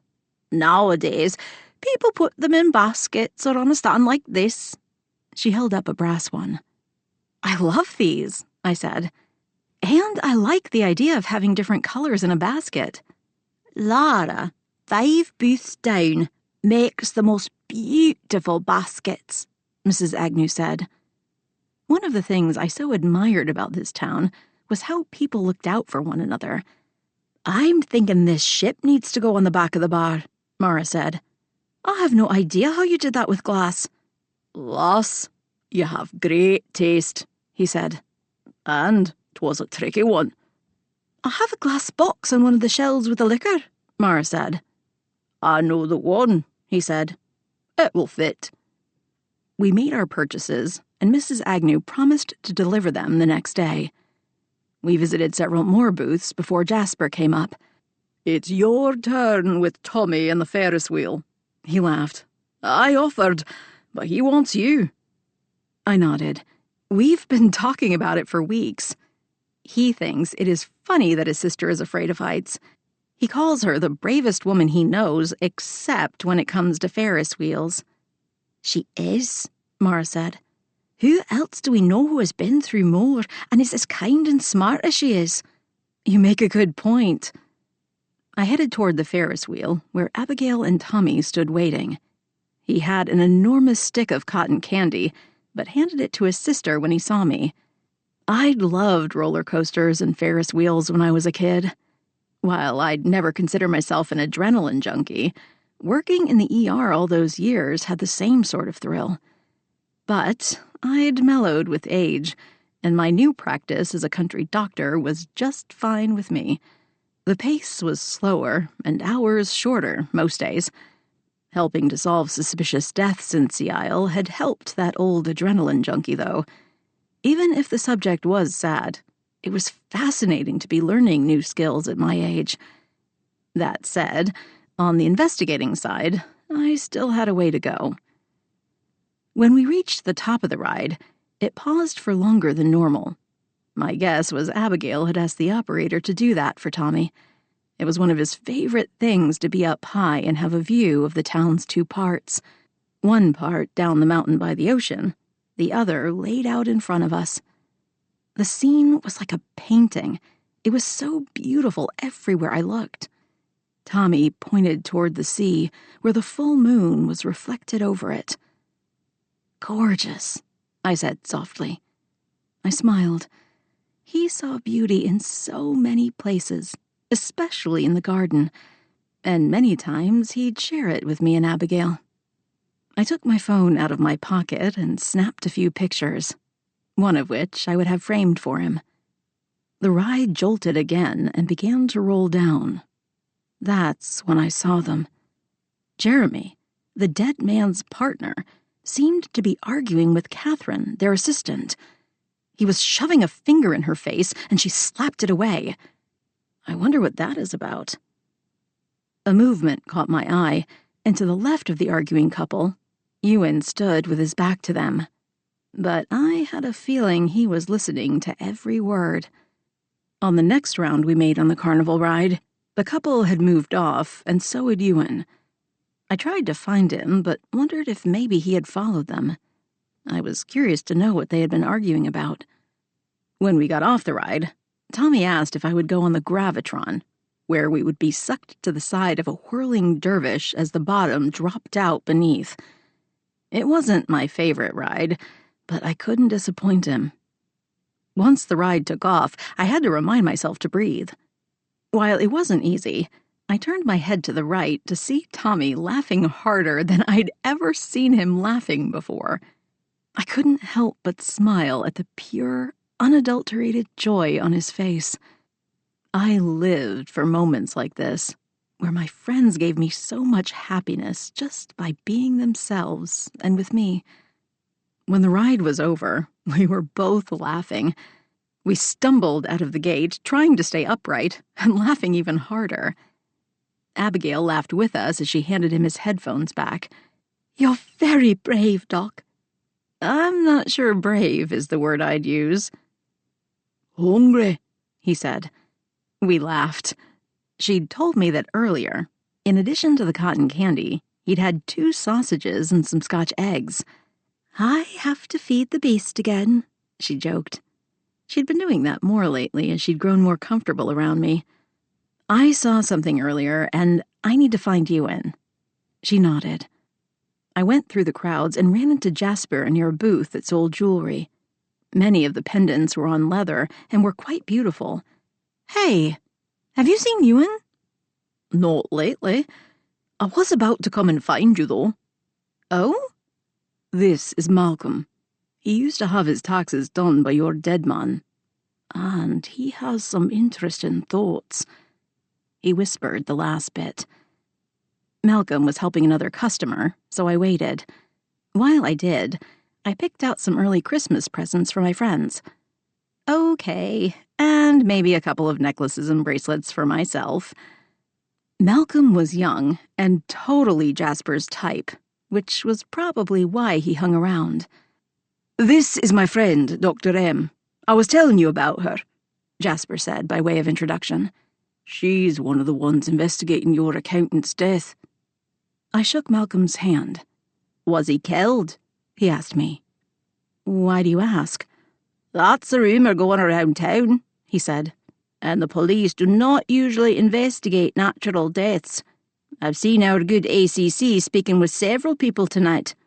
And I may have heard a snippet or two. Everyone in this town thinks they are an investigator, Jasper said. We laughed. So, he did your taxes? Aye, for the last few years. What can you tell me about him? He shook his head. Not too much. He was very professional, but a bit of an odd duck. In what way? When we were going over my taxes last year, I made a joke. I said, well, that leaves me just enough to buy my nephew a new train set for his birthday. For the next hour, he went off about trains and what I should buy him.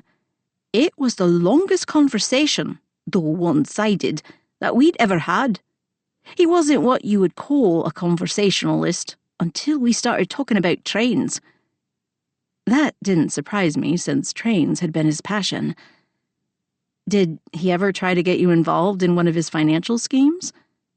Again, he shook his head. I barely keep my head above water with my jewellery business.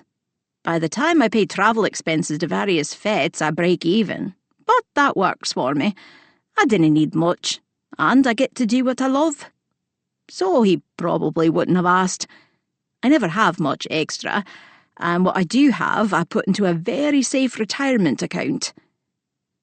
His face seemed familiar to me. Were you at the opening of the Storyteller's train? Aye, I was. That's where I met Jasper. I was gobbling up his macarons. They were heavenly. I glanced at my friend, who blushed. Right? I've gained a good 5 pounds since I met him. That wasn't a joke, but we laughed. Do you remember seeing Mr. Jacks that night? Maybe before we boarded? His face scrunched up as if he were thinking.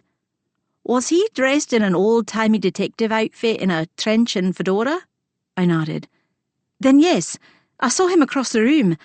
I think he was talking to one of the wait staff handing out champagne. I can't remember the other person's face, though. That was the second time someone had mentioned someone in the servers' uniforms. Did you notice anything else? When he turned, his face was very red. I remember that. I couldn't imagine what had made him so angry. He always seemed a bit drab and unemotional when we spoke. He didn't get excited about anything besides trains. So, he had been arguing with whoever had been in that uniform. There had been a photographer there that night.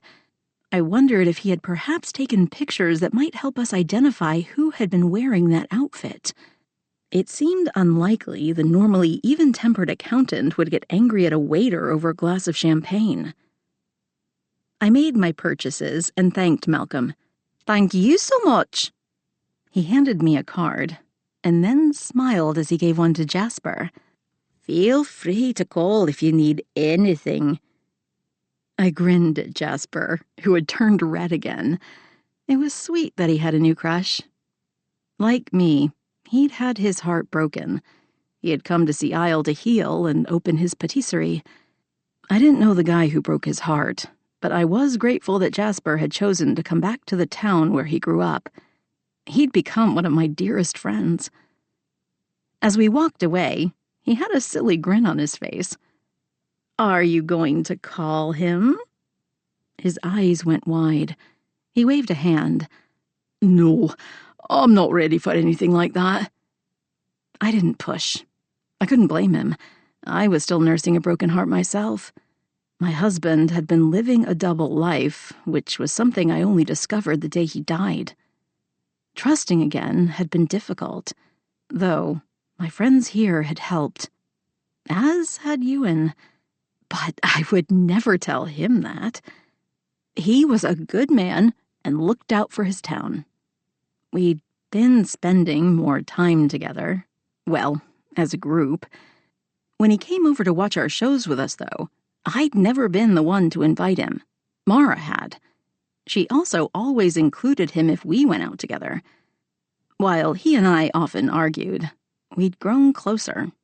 He, too, had a past, which had made it difficult for him to trust anyone as well. That, and his job didn't help. Not that there was much crime in Sea Isle, but he had seen the worst of it. There's Ewan. Jesper pointed to a booth where it looked like he was buying Tommy a hot pretzel. Tommy is going to have a stomach ache before the night is done. I doubt it, Jesper said. He is a bottomless pit and never gains an ounce. It isn't fair. True, I said. We laughed and then walked over to the booth. You know, you don't have to date him. You could just call him to be friends. He sighed. Maybe. There she is, Abigail said. Ewan was wondering where you were. I held up the bag of jewelry.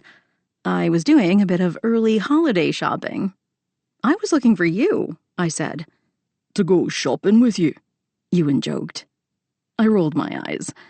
I saw you from the Ferris wheel and wondered if you'd overheard anything. Let's talk over there, he said. He motioned to a spot behind the booths that was free of nosy listeners. I waved goodbye to my friends and followed him over. Without asking, he tore his pretzel in half and handed it to me. I smiled. Thanks, but this is not going to shut me up. I saw they were arguing. Did you learn anything interesting? And how about the search of their offices? Did you find anything yet? They were arguing about our visit, though it seemed like she was more worried about what we might find than he was. What did they say? She is ready to quit. She doesn't want to get arrested for playing any part in schemes that might have led to Jax's death. So, are they involved in some sort of illegal game? He shrugged. Other than that, some of the numbers don't match up. It is hard to say. I'm still waiting for the forensic accountant to take a look at what we found. She should know more tomorrow. He nodded. Luckily, she's great at her job. They've expanded the department in Edinburgh because there is so much white-collar crime these days. She said late tomorrow she should know more. Maybe then we'll get some answers. It does seem odd that Jax would have two different sets of numbers. We can at least agree on that. Aye, but I need solid evidence. You know how it works. I was learning. Pesky evidence. Do you think one of them killed him? Hard to say. They seem surprised, truly so, that he might have been murdered when we made the initial calls. Though, they may just be good liars. That reminds me. We haven't released anything about how he died. Maybe you can catch them up that way. If they know more about how he died than they should, it might show on their faces. Ewan chuckled. Thank you, Agatha Christie. We'll keep that in mind when we're speaking with them. You joke, but I'm taking that as a compliment. She was a brilliant writer and criminologist in her own right. No one gave her enough credit. She used poison for most of her deaths. I rolled my eyes again. Not always. Sometimes people were shoved down the stairs. Besides, poison makes sense. It's easily found and used. And, as you pointed out on a previous case, poison being used mostly by women is a misconception. True, he said. So, do you have any other suspects? We're looking into some of his clients, especially the ones where he lost a large amount of funds with his schemes. That makes sense. I spoke with one of his other clients. I told him about Malcolm. What else did he say? Basically the same thing as everyone we've talked to about the case. That he was quiet until the subject of trains came up. Ewan nodded. Malcolm didn't have enough to invest, so he wasn't upset with him. While we haven't found any evidence that he had a girlfriend or boyfriend, have you discounted that? I mean, he seemed to keep to himself, but maybe there was someone who shared his interest. Why do you ask that? I don't know. It seems odd that he was arguing with one of the waiters from the other night. More than one person saw them arguing. Maybe it wasn't over money. He sighed. It is possible, though I feel certain money was the motivation here. You're probably right. I remember what you said about assuming. I have a habit of deciding early on why someone was killed, and I learned later that it had nothing to do with my early assumptions. I want to keep an open mind. He grinned. What? You're learning. Until we have evidence pointing us one way or another, it is a good idea to keep an open mind. And here's you thinking I never listen. He chuckled. Then, just as quickly, he frowned. I turned to see what he was looking at. The victim's sister was arguing with Jeremy the partner, and she didn't look happy. What was that about? Chapter 15. Ewan had to take a call and walked away. I was curious about what was going on between the sister and Jax's partner. I headed that way. They were close to some of the food booths, so I stood there listening, but acted as though I was trying to decide what I wanted. "You can't tell me there is no money to be had," she said. "You are partners." "I am not sure how many times you need me to say that he lost a great deal of our client's money," he said. "We are still climbing out of the hole left by his bad investments. And he never invested his own funds. There is no money." She huffed. "Says you. But you were partners, and I know that he went over everything with you. He wasn't the only one investing." "How would you know anything? You haven't spoken to him in a year," the partner sneered. "We were more his family than you. All you want is money. You didn't care a whit for your brother." She pointed at him. "You are a thief. How will your clients react when they find out you refuse to give me what money is owed? I know he used some of his own funds for investments, and they were not all bad. The last time we talked, he was telling me about some development happening outside of Edinburgh. He asked me if I might be interested, to which I said no, given what happened the last time I invested my money with you."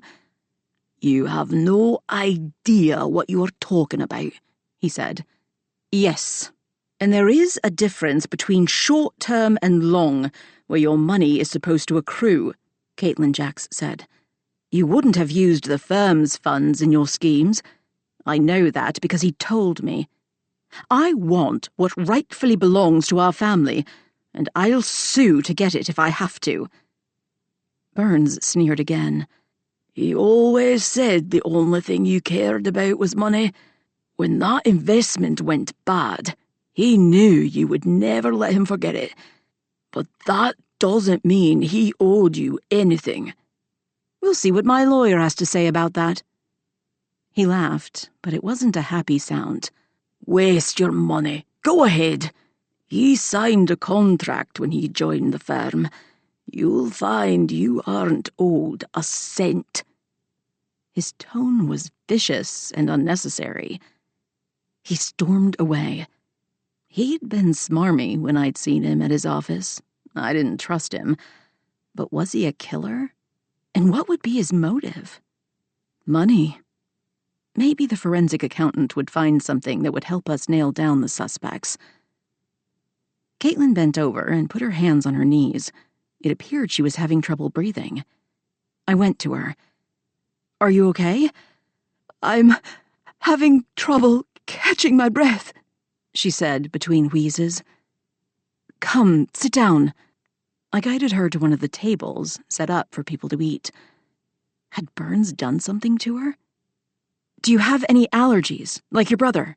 I asked as I helped her to the chair. She shook her head.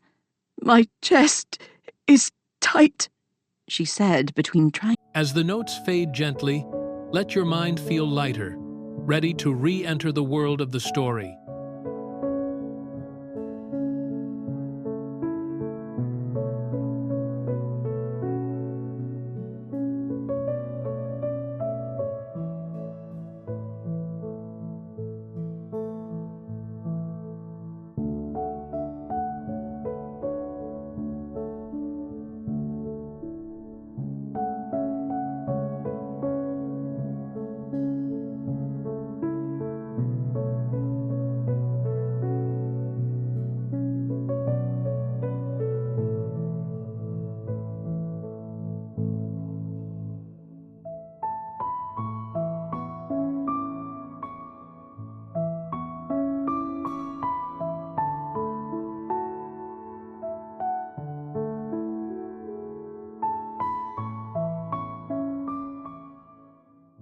to take great gulps of air. Are you prone to panic attacks? I didn't know, she said. Never had one. Lean onto the table and put your forehead on your hands.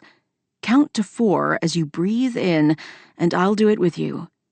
1, 2, 3, 4. Now breathe out. And again. It didn't take long to regulate her breathing. She sat up, and the color returned to her face. Thank you, she said. That's never happened to me before. Do you suffer from anxiety? I only ask because if you do, it can make you prone to panic attacks, which is what you just experienced. She shrugged.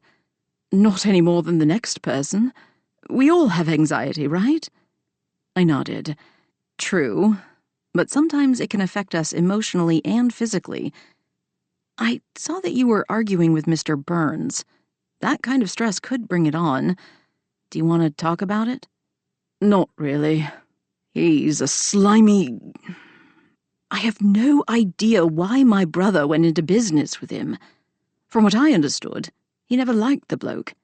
But he wanted to live here in Sea Isle and couldn't see opening an accounting firm to compete.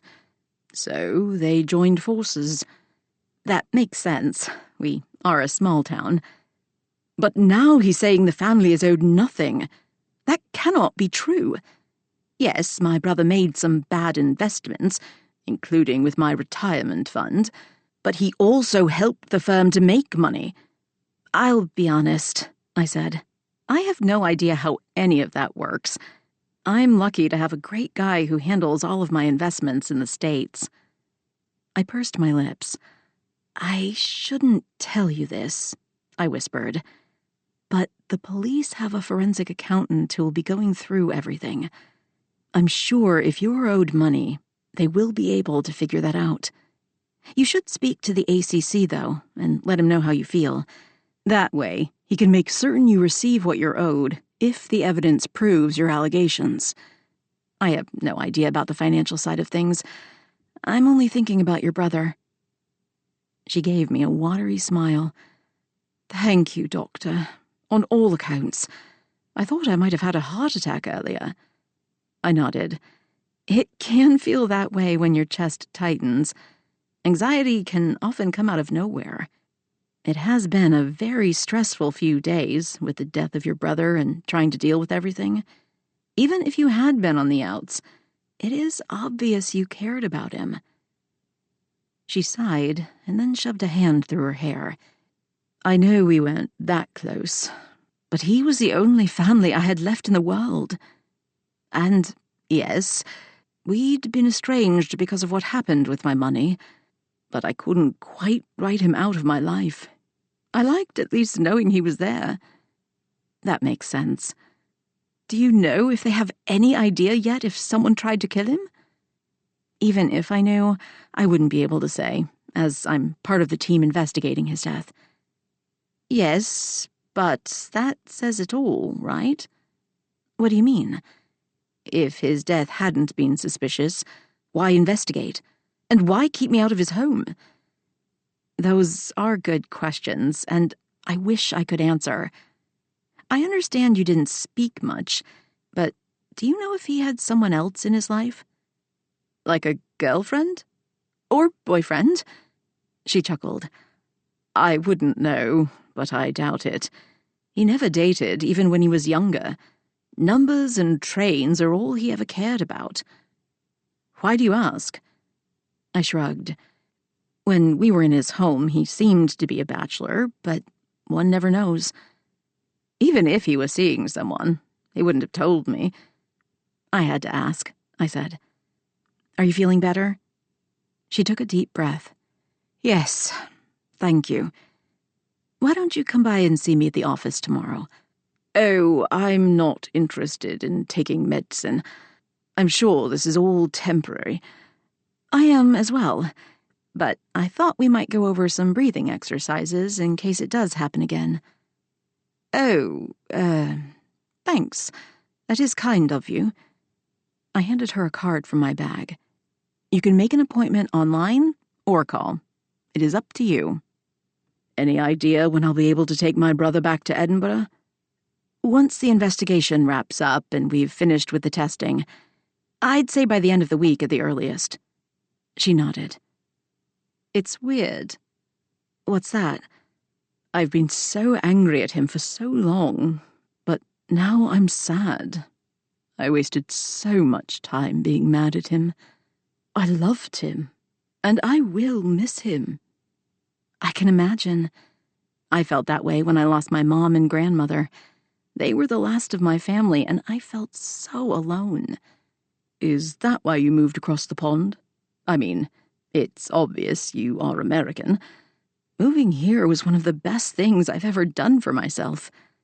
I've been so stuck in Edinburgh. Maybe I should make a move. You're the only one who can make that decision. I will say, it isn't such a bad thing to shake up your life every once in a while. You might be right about that. Thank you again for your help. I'm exhausted. I think I'll head back to the B&B. I nodded and then went in search of my friends.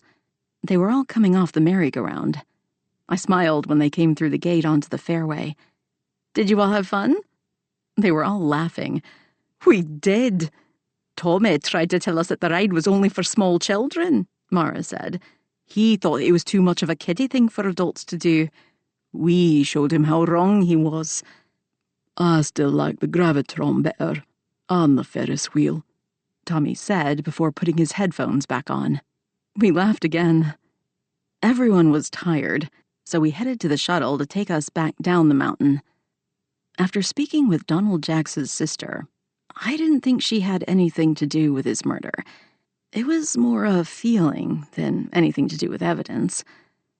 But someone had wanted him dead, and it could have been his business partner, the executive assistant, or one of their angry clients. The problem was, which one was responsible for his death? Chapter 16. While I'd come up with the idea for s'mores at the bonfire the next night, I hadn't volunteered to help out. But I was curious about what they called the burning ritual. The event had been around for more than 800 years in Sea Isle. I had read a book from the library about how it was believed to have been started by the pagans, who used fire to bring on the new harvest. In Sea Isle, they liked to keep their traditions, no matter what religious background they might have. But the burning ritual had turned into a way for people to write down their regrets or things they wanted to remove from their lives. Then they tossed them into a fire. They used a special flash paper that burned cleanly, so it wasn't harmful for the environment. I headed down to the pier that evening to see how it all worked. There were several smaller fires on the beaches where people were making s'mores and doing their own form of the ritual. At the pier, well, beside it, a huge bonfire had been built below. I took the stairs down to the sandy beach where everyone had gathered.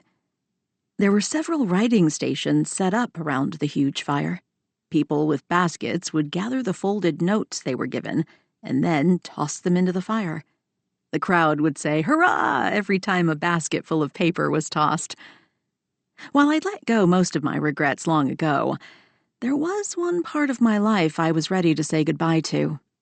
I dealt with the betrayal of my former husband through therapy, but I didn't think it would hurt to say one last goodbye. I wrote down, "I forgive you and myself." For so long, I'd felt dumb for being fooled by him. But we all make mistakes and often trusted without question those we loved. But I was finished with that feeling. I folded my note and tossed it in the basket when it came around. Not long after, the papers were tossed in the fire and I joined in on the hurrah. Strangely, I did feel lighter. Maybe there was something to this burning ritual. A text beeped on my phone, and I pulled it out. "On the beach in front of the pub. Come get s'mores," Mara had texted. "I have news." She didn't mention what the news was about, but I assumed it was the case. Abigail and I spent the short amount of downtime we had at the office to go back over the tests. We were still waiting on DNA evidence, which took longer than the rest. We were able to prove conclusively he was killed by bee venom.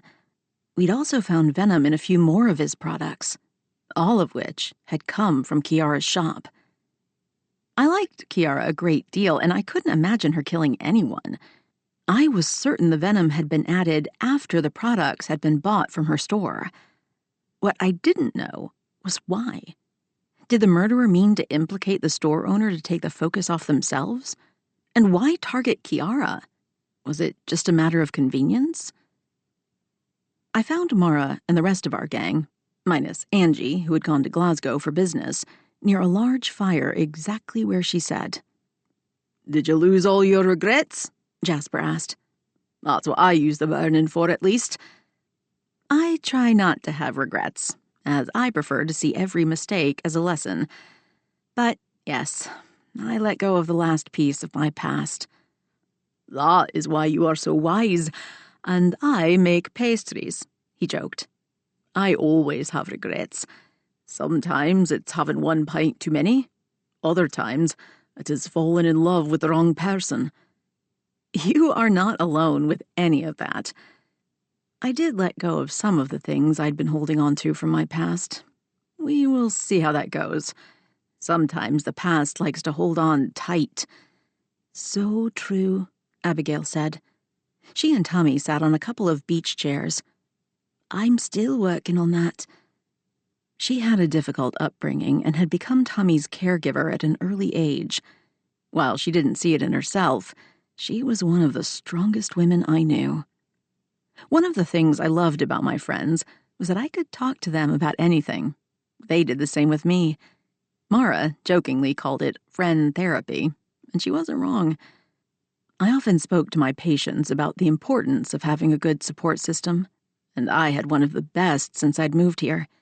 I wasn't sure I'd been closer to a group of people in all my life, and I was beyond grateful for them.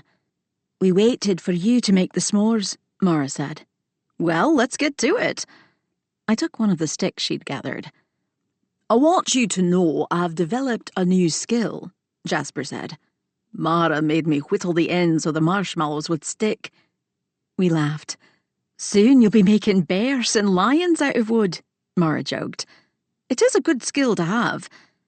"So, how long do you keep them in the fire?" Abigail asked. "It depends.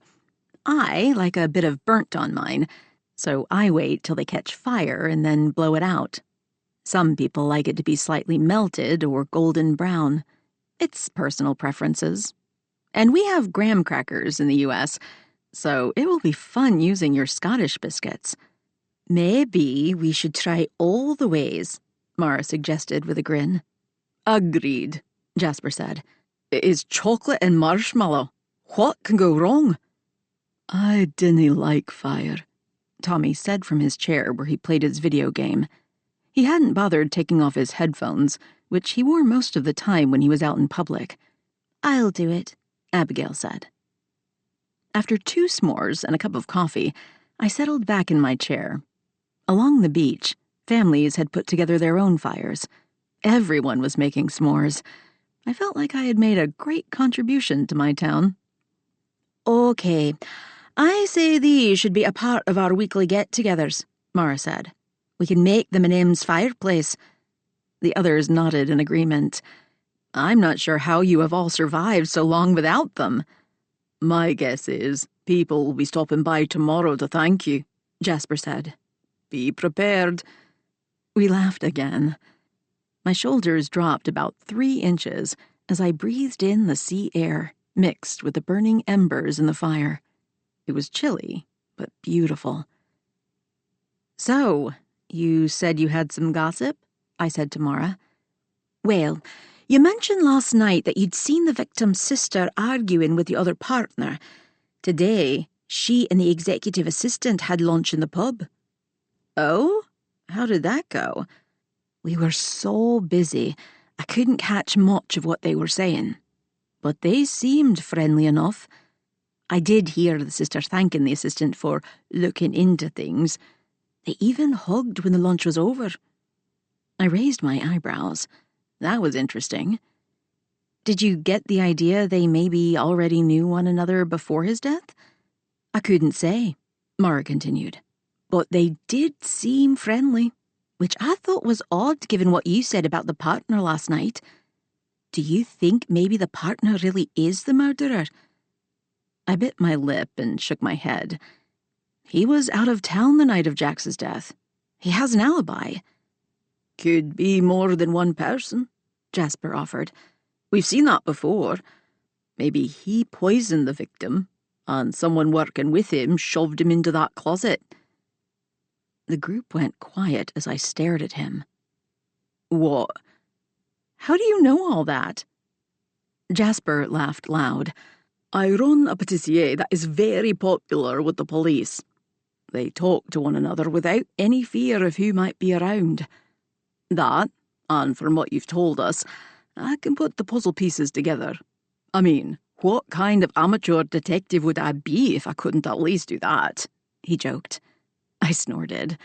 Well, just make sure if Ewan questions you, you don't bring me up in that conversation. He's not fond of the fact I include you guys in the investigations. And I promised him I wouldn't tell you everything. But it's not my fault you were all brilliant. Mara held up her coffee cup. Slanchava to that. When I took my afternoon walk, I saw Ewan in Kiara's shop. She was crying, Mara said. I may have hung around the pier across the street and waited for him to leave. But when I went in, her assistant was at the counter. I asked after Kiara, and she said her boss wasn't feeling well. I just saw her at the pier with her son, I said. She seemed fine. I wonder what Ewan said to upset her. My friends stared at me expectantly. Fine, I huffed. I'll ask him tomorrow. I hope he doesn't think she did this. I mean, what kind of motive would she have? They shrugged. The wind picked up as the clouds covered the starry sky above. The temperature dropped several degrees in a few minutes. Looks like a storm is coming, Jasper said as he doused the fire. The rest of us stood and helped clean up our area. The police would be patrolling the beach to make sure everyone did their part when it came to the clearing of the fires and party gear. As we headed up the sand to the street, Ewan walked by. He nodded at me. Doc, I need to talk to you. I waved goodbye to my friends and followed him up the hill. What about? He glanced around. Let's wait until we get inside your place. Not as many ears.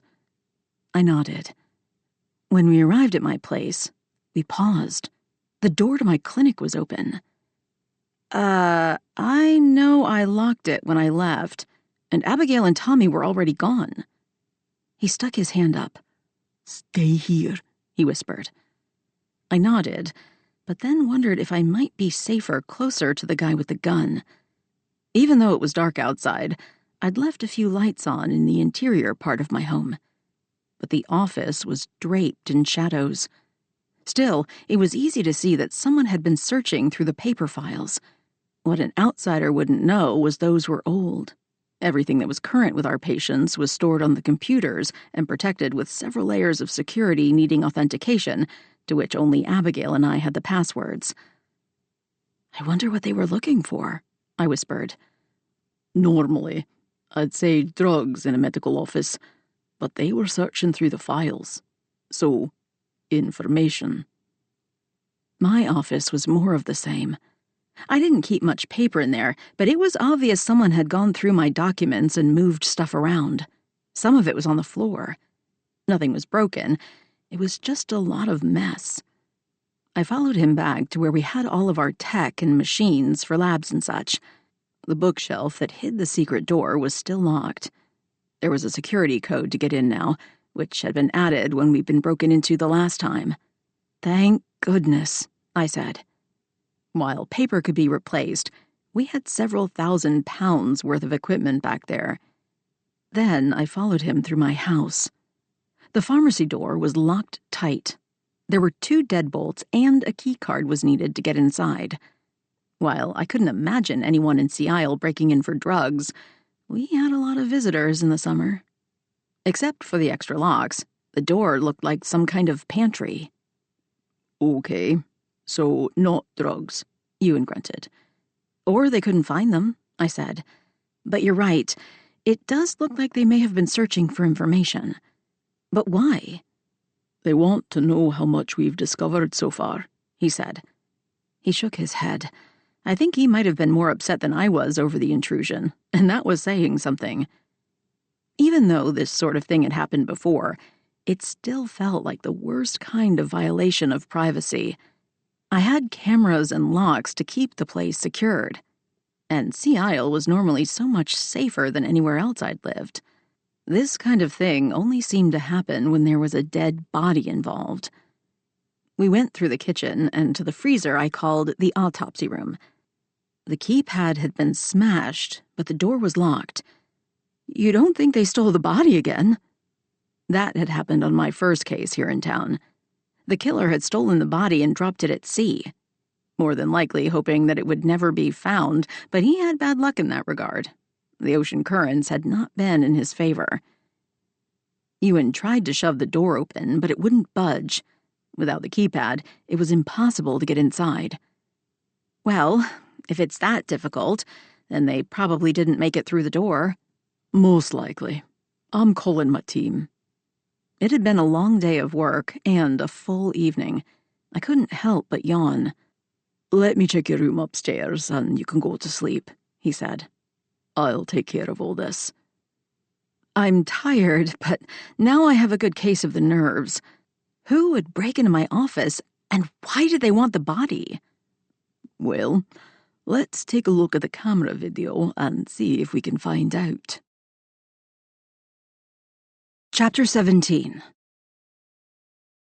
We went back to the front office, and Ewan handed me a pair of gloves from his pocket. We'll need to fingerprint everything, so use these to get into Abigail's computer, he said. I nodded. I put on the gloves. Then I typed in the password and used my phone for the authentication code. Abigail had put in several fail-safe measures for this reason. Once the screen popped up, I clicked on the video file. I sighed when I saw the figure dressed in black. Why do they always wear hoodies and dark clothing? It had been so dark outside that it was difficult to see the figure, who kept their head down. The outside light didn't come on, I said. Ewan went through the front door. Busted, he said. They knew what they were doing. And you didn't set the alarm before you left, or it would have notified you and us. We've talked about that. He wasn't wrong. I'd been in a rush and running late. I must have forgotten. Whoever it was had definitely been looking for something. We had one camera facing Abigail's desk. Whoever it was didn't even try to get into the computer. They went through the paper files, tossing most of them on the floor. They are keeping their head down, I said. It seems like someone who has been here before and knows I have cameras. And they didn't come through the front door. Maybe the back? We'll check. Or just a clever criminal who would know to look out for them. He wasn't wrong. Ugh, this was so annoying. You're better at this than I am, I said. Can you tell if the hooded figure is male or female? He shook his head. Could be female, or a smaller male. That doesn't really narrow things down. They have to be after information concerning Jax's murder, right? He shrugged. I sighed. I know, we should never assume. Exactly. Did this ever happen with the former doctor? Why do people keep breaking into my office and home? It did a few times, but most of them were teens or someone looking for drugs. This is supposed to be my safe haven, I said. It was frustrating, and I wasn't easily frustrated, except for these times when someone wanted to mess with my zen to commit a crime. I don't understand why they would go after the body. It is days after the murder, and we've run all of our tests. We are waiting for some of the results. It doesn't make sense. While I won't make an assumption, my guess is they were after information. Perhaps something they thought might be in the clothing or the body, or it might be the labs. They want to know what you figured out so far. I snapped my fingers. What is it?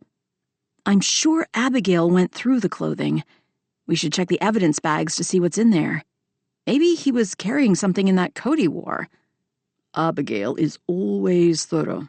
If she found something suspicious, she would have told us.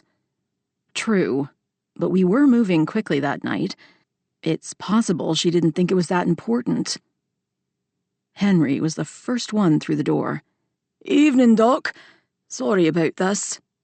Thanks, I said. He carried a large kit that they used for evidence gathering. More of Ewan's officers followed not long after. I need you to make me a copy of the security tape, and we'll go over it again. Oh, and let's check the autopsy door cam. I clicked on the separate file. The light was a bit better back there because I'd left the kitchen lamp on. The person was smart enough to keep their head down, though, and they wore gloves. If we could see the hands, it would have helped. It seemed like the hands were larger, and perhaps male, but it was impossible to tell. There was a moment when the burglar turned their head and a short bit of black hair shone under their cap. Who have we been talking to that has dark hair? I paused the video to show Ewan. His eyebrows rose. The partner, he said. I nodded. But why? He isn't even a suspect, right? He had an alibi. True. The killer could have hired someone, though.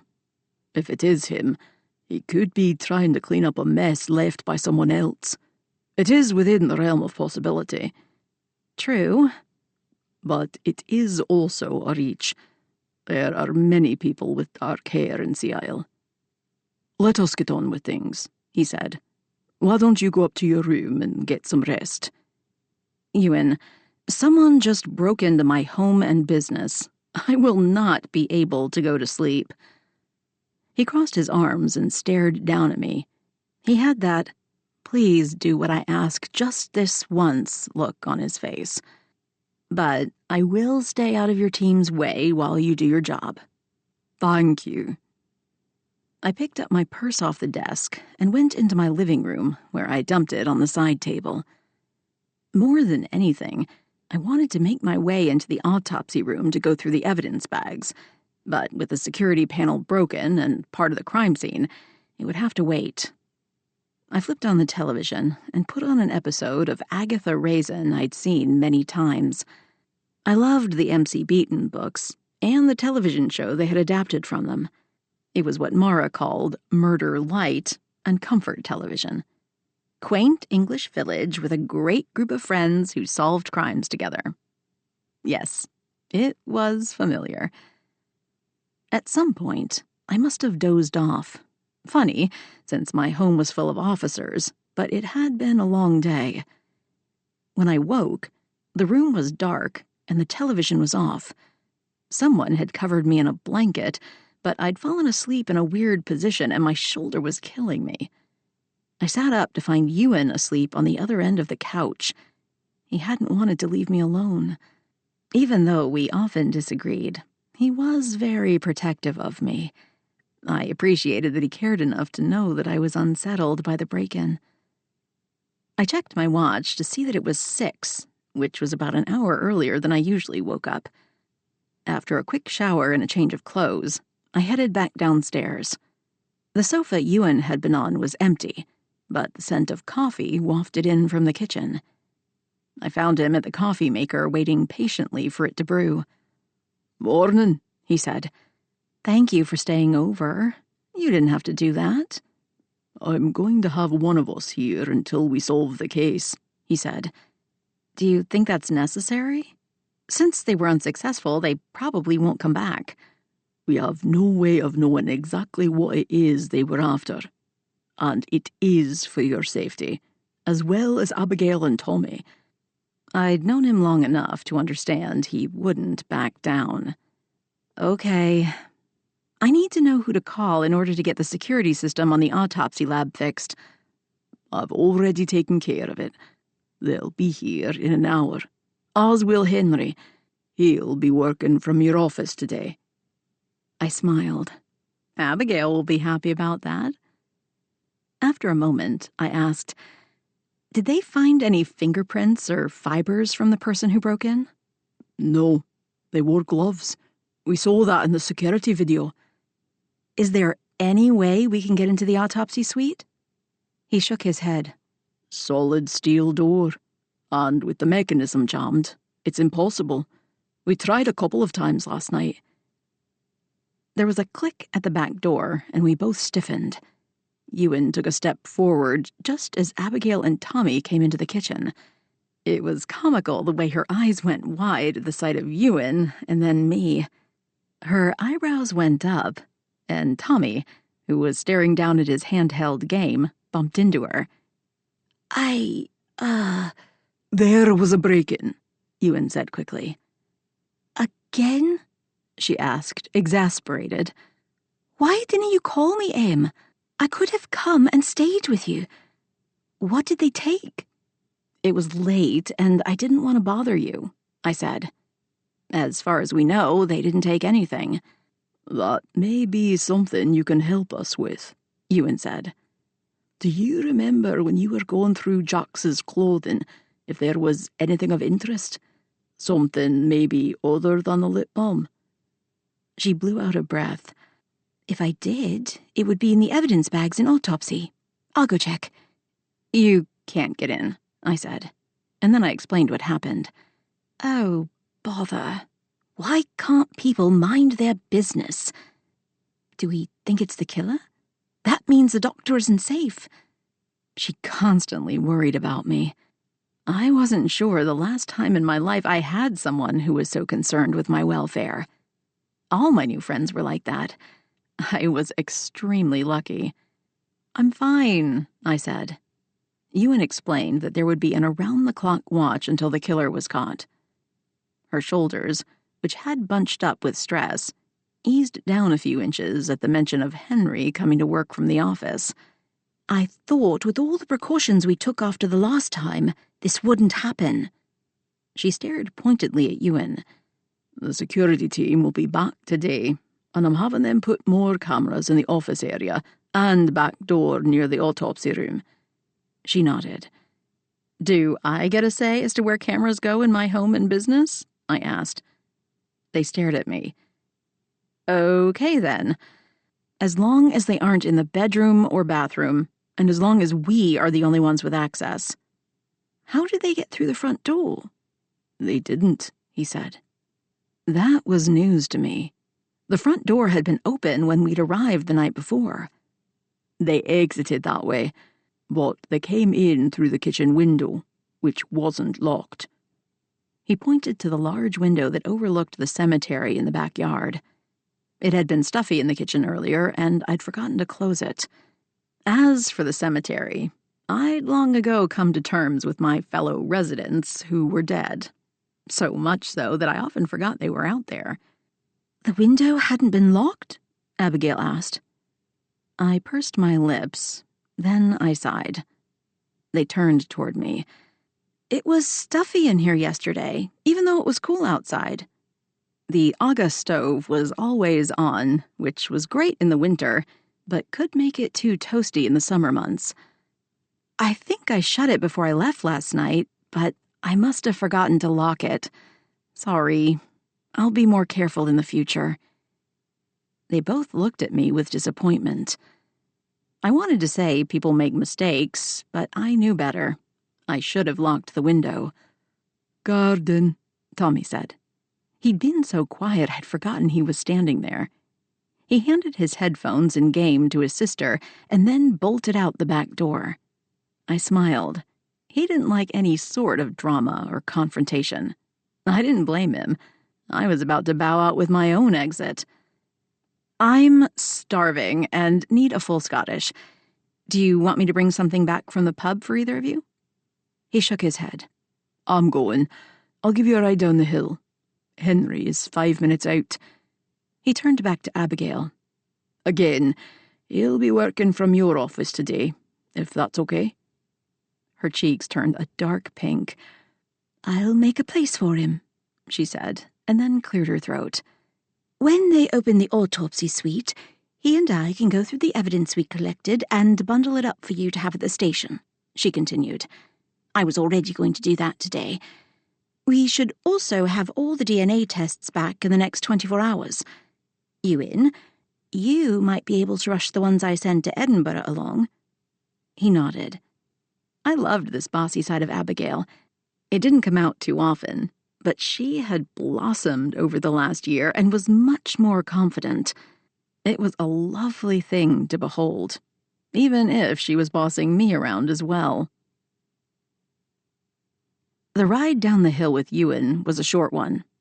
Thanks, I said, as I went to open the door. Wait, he said, and then jumped out of the SUV. When he came around to my side, he opened the door. There is something I need to ask you. About the case? I couldn't imagine there was anything we hadn't already discussed. No. He never stammered over his words. What is it? Is something wrong? Are you feeling okay? I'm fine. It is nothing like that. Then he just stood there with the most uncomfortable look on his face. We sometimes disagree, but you know you can tell me anything, I said softly. Something seemed to be troubling him in a big way, and he was nervous. I'd never seen him like this. He took a deep breath. Right. I need a date for a gala my mother's throwing on Friday night. I wondered if you might come with me. Is he asking me out on a date? I'm sure my eyes were wide as saucers. I couldn't quite form a sentence. As my mind traveled in so many directions at once, it was impossible to answer intelligently. Why me? That was the real question I wanted to ask. He was good-looking and wealthy, and sometimes went out with beautiful Scottish celebrities. It's for a children's charity, he said quickly. If I bring a date, then I don't have to worry about my mother trying to fix me up with the daughter of one of her friends. I chuckled. I see. That's so flattering. He sighed again. I'm making a mess of this.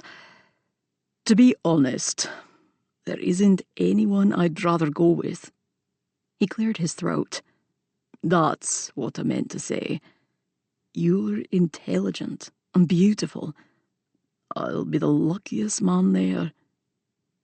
He was being sweet. It was odd, but I smiled. Is it black tie? It's my mother, so very formal, yes. I see. Then I frowned. What is it? He asked. I glanced down at my phone. I can't remember if I volunteered for something with the festival on Friday night. I pulled up my calendar on my phone. I wasn't sure if I wanted to find I was already busy or not. I liked Ewan, more than I would ever admit, but he made me nervous. Friday was Enjoy the Carnival night, which I'd already been to with the rest of the gang. I guess I'm free. Good. I'll pick you up at 6, and it will be a late night. You might want to pack an overnight bag. We'll stay at my mother's. Okay. Thanks, Em. You're a good one. He shut the door and then went to the other side and hopped in the SUV. He drove away. I stood there like an idiot, staring after him, wondering if I'd just imagined the whole scenario. A few minutes later, I headed into the pub and sat down at the bar. To M, Mara whispered. I shook my head. Sorry, were you talking to me? Asked for your order. Is everything okay? I heard what happened at your place last night. You should have called. I would have stayed with you. Oh, it worked out. Ewan stayed, and everything is being taken care of. Well, I'm glad you weren't there. I hate to think what might have happened if you were. Well, I hadn't thought about that until now. I chuckled. She made a funny face. Sorry. Is that why you look like you've seen a ghost? Do I? Aye. No, it's just that... I became a bit more self-aware, enough to realize most of the pub had stopped what they were doing to listen. I glanced behind me and then smiled. I'll tell you the specifics later. But I need you to go shopping with me. I need a dress for a special occasion. She clapped her hands together. Do you have a date? She whispered. I nodded. With whom? The pub was still unnaturally quiet. I'll tell you when we go shopping. For now, I need a full Scottish. I have a long day ahead. Fine, I'll get you breakfast, but I need you to text me who your date is. I may die of anticipation if you don't. I laughed, but did as she asked. I heard her phone ding in the kitchen. When she came out, her eyes were wide. It's about time, she whispered. What do you mean? You two have been circling around each other for months now. It's good you have a proper date. I don't know what you're saying. I think I'm helping him keep his mother at bay. That said, I still want to look nice. It is for his mother's gala. Oh, I'll be there as well. It's why we scheduled the time for families to enjoy the carnival on Friday night, so we could get away. I think Jasper is doing parts of the catering. He'll be there as well. Oh, and Angie and her husband were invited. The whole gang will be attending. I laughed hard. What is it? She whispered again. He has to know that you all will be there. He probably didn't want me to feel left out. She scrunched up her face. I'm going to say something I shouldn't. What's that? He isn't someone who has trouble finding a beautiful woman to be at his side, if you know what I mean. That he asked you, I'd say is significant. He wants to spend time with you. I hadn't thought of it that way, I said. I mean, I know about the celebrity dates. The town loved their laird, and he was quite often the talk of the older set, all of whom thought it was time for him to settle down. As I said, it's about time. Speaking of time, when is your shift over? I have patients until 3. Then I thought I'd hit up Lulu's to see if she has anything new. Oh, she does. Vintage and contemporary. I was talking to her earlier this morning when she came in. She told me I needed to stop by and shop for a dress for the talent show and maybe the dance Sunday night. Oh, I forgot about the dance on Sunday. I'll need something for that as well. This is going to be fun. She clapped her hands together. An hour later, I had finished my meal and was about to head to the office when I noticed Jax's partner embracing a woman who seemed familiar to me. I'd seen her before. She was platinum blonde and wore 4-inch heels with her short skirt. I'd gone through the files on Jeremy Burns, and I thought I'd read he was married. I was quite sure this wasn't his wife, though they didn't seem to be worried about hiding their relationship as they kissed. Being the creeper that I am, I took a quick snapshot with my cell. They were kissing and didn't notice me, for which I was grateful. Who is the mystery woman? Chapter 18. When I returned to the office, we already had patients waiting. They were hours early, but that sometimes happened here. If they hadn't been able to book an appointment online or through Abigail, they just showed up early. Since I loved my job, I never minded, but Abigail was always annoyed with them for breaking the rules. I told Mrs. Gilroy that you are fully booked and offered to make her an appointment for tomorrow. Abigail said louder than her normal very quiet speaking voice. And the same with Mr. Cahill, though his is more of an emergency. Mr. Cahill held a bag of ice to his cheek. That must have hurt, I said to him. My fault. I wasn't paying attention.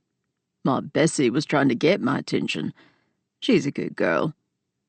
I turned back to Abigail. Bessie? One of his Highland cows, she said, as if that explained everything. In this small town, we had a fair number of cow-related injuries, as there were more of them than humans. You'd better come back, I said. I was here first, Mrs. Gilroy said, bristling. She had her knitting needles crossed and her eyebrows were up. She was dressed as if she might be going to church. Her ailments were real, though. She was tough and only came in when she wasn't her best. And you didn't have an appointment, Abigail reminded her. We see those patients in order of the worst trauma. I hid my grin with a cough. Abigail had a way of putting people in their place in her matter-of-fact, soft-speaking voice. The older woman huffed, but sat back in her chair and went back to her knitting. By the end of the day, I'd put casts on assorted broken bones, mostly belonging to tourists who were learning how to surf in the cold sea. But there had also been a fair amount of summer colds, mostly children. Something was going around before school even began. Is it me, or has cold and flu season started earlier than normal? I locked the front door after the last patient had walked out that afternoon. Aye, we have a full schedule for tomorrow as well, many of them with the same complaints. I can't do much for colds, except to check and make sure they don't test for flu. She shrugged. I think given the viruses going around the last few years, people may be more paranoid about that sort of thing. I nodded. And who could blame them? You're right, it's better to be certain. I do have something to add to my schedule. I'll be gone Friday afternoon and night. I should be back sometime early Saturday. Abigail stared up at me. Oh? I could tell she was curious. Ewan asked me to help him out by being his date at his mother's gala. Oh. Her face lit with surprise. It's not a big deal. Just a friend doing another friend a favor. Right. She absolutely didn't believe me. My phone dinged with a message from Mara. Saved by the bell. She asked if I was ready to go shopping. I was exhausted, but I did need to find a dress or two. I texted back that I'd meet her in front of the pub in 15 minutes. Then I remembered the photo from earlier. Abigail, you're going to think I'm weird, but I promise this has to do with the case. She'd been typing on the computer and stopped. What is it? She asked curiously. I pulled up the photo of the couple. I think I remembered reading that Mr. Burns, the partner of Mr. Jacks, was married, but I don't think this woman is his wife. I swear I've seen her before, but I can't remember in what context. I showed her the picture. She grunted, which was very unlike her. You are right. That is not his wife, who is a patient of ours. I think that is Davina, who sang at the pub last month during an open mic night. Henry left for a few minutes to check on something, but I can have him confirm when he comes back. Was I there? I don't remember her. You were there. It's the hair, she said. Last month she was a redhead. She changes the colour fairly regularly. But she is definitely not his wife, right? No. I can't believe he would be doing that in front of the town. His poor wife will be crushed. Well, we won't be the ones to tell her, I said. I gave her a look. She held up her hands. Not a word from me. But if they were in front of the pub, the whole town will know by now. I laughed. You aren't wrong. I'll send the picture to Ewan. It may not have anything to do with our case, but you never know. At the very least, it shows that Mr. Burns is not exactly a pillar of society. It is strange, though. What is? I thought I caught a whiff of something between him and the executive assistant, like maybe they'd been having an affair. But perhaps it is just a close working relationship. Well, if he's having an affair, there is a good chance he's had one in the past. You may be right about that. Still, it brings another suspect into the picture. How so? Abigail asked. She was on the train. I remember now. She had on a flapper dress and headband. She wasn't one of the storytellers, but she still dressed up. I didn't remember. I was up taking a look at the engine. She was running late, and the station master was telling her to hurry. We stared at one another as if we realized the same thing. If she was running late, she may have had time to shove the body in the closet, I said. Her eyebrows went up. She's thin but tall, Abigail continued, and he would have been in a weakened state. Maybe she was helping her boyfriend out. I nodded. I definitely need to call you in. Chapter 19. By the time I left the clinic, the sun had run away and a steady rain fell. Summers in Scotland were as unpredictable as the winters, and I'd learned to dress in layers for any kind of weather. I found Mara waiting outside the pub.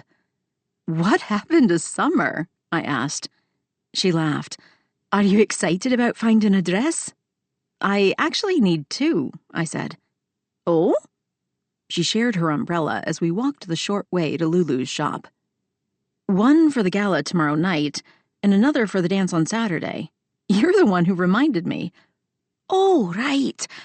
Have I mentioned it's been a busy day? Summers are killer, as you Americans like to say. And that is a good idea. I can't wait to see what Lulu has in stock." "I hope she is resting that wrist," I said. "Oh, she was with her shop assistant, Mrs. Quinn, who was fussing over her." Mrs. Quinn was another one of my patients, and a lovely, caring soul. "I had no idea she was working there."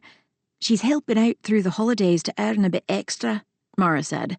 "Her grandchildren are coming for Christmas, and she wants to spoil them." Of course, Mara knew the whole story. She was easy to talk to, and there were no secrets in this town.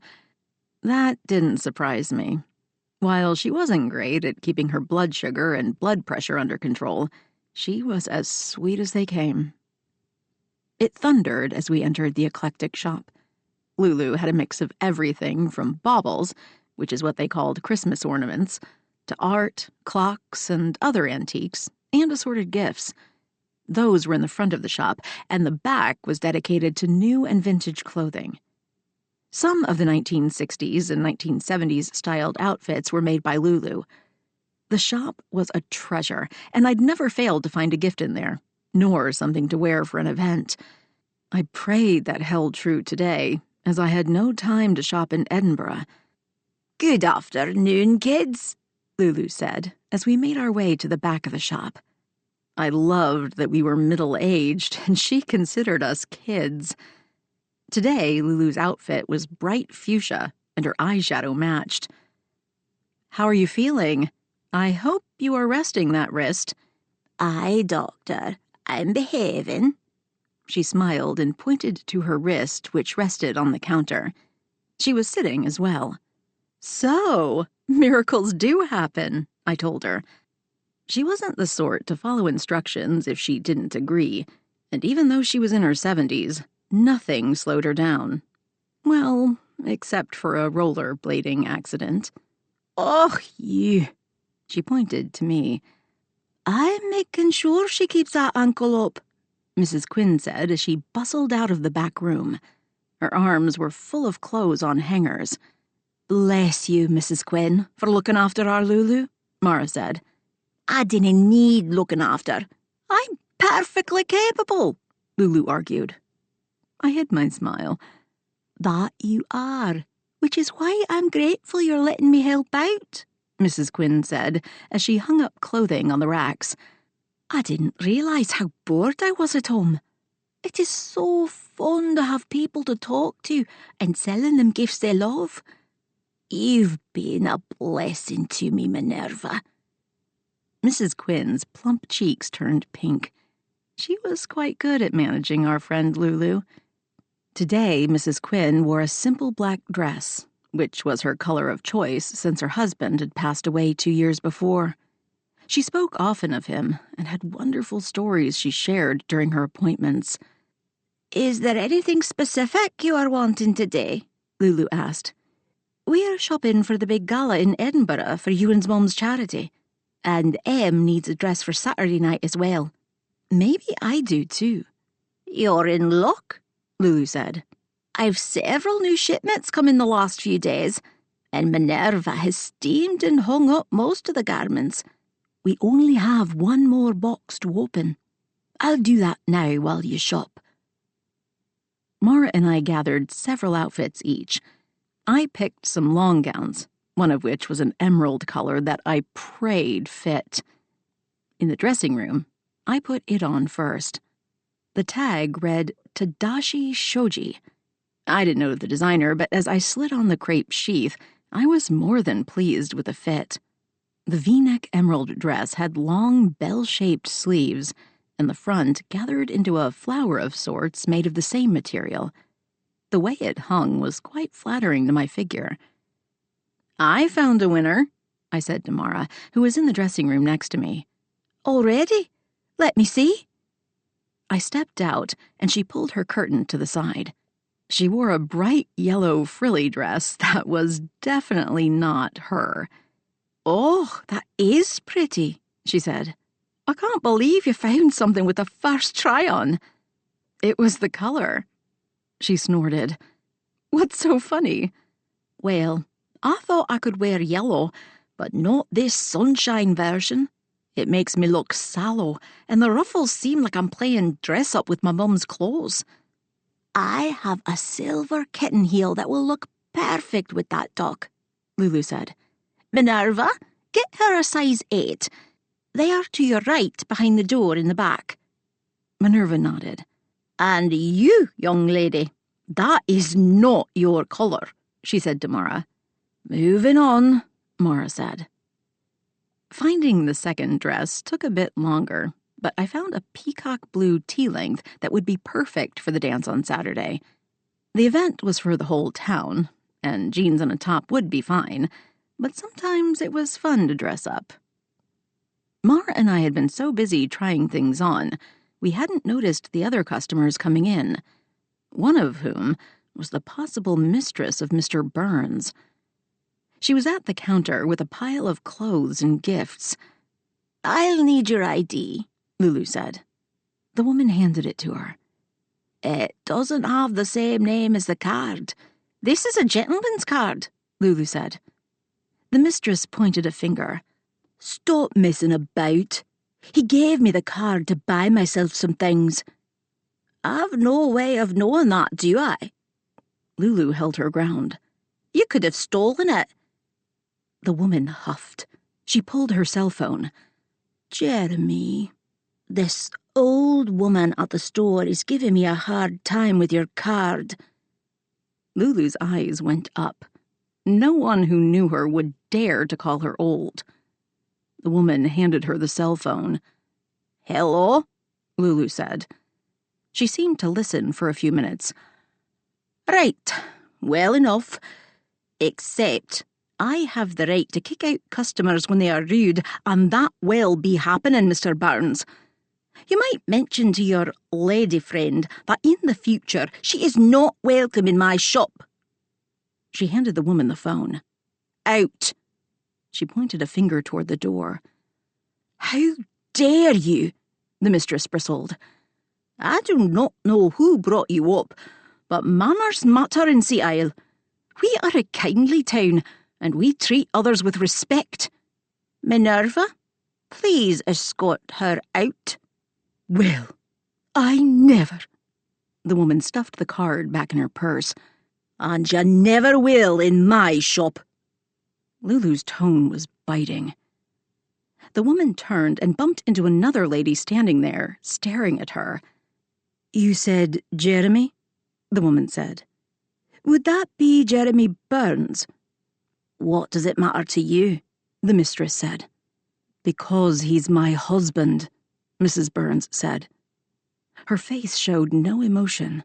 "So, the reason he didn't want me shopping today was because he knew you would be here." "I've no idea what you mean." She tried to push past Mrs. Burns, but the other woman grabbed her arm. "You aren't special, and you aren't the first or the last. You are one of many." The words were said softly, almost as if she were sad, not angry. I understood that kind of betrayal. It was not an easy experience. The mistress yanked her arm away. "Do you think I care? He likes to spend time with me and buy me presents. Maybe you should think about not being such a shrew." Then he wouldn't cheat on you. The gasps in the shop were audible. I may have been guilty as well.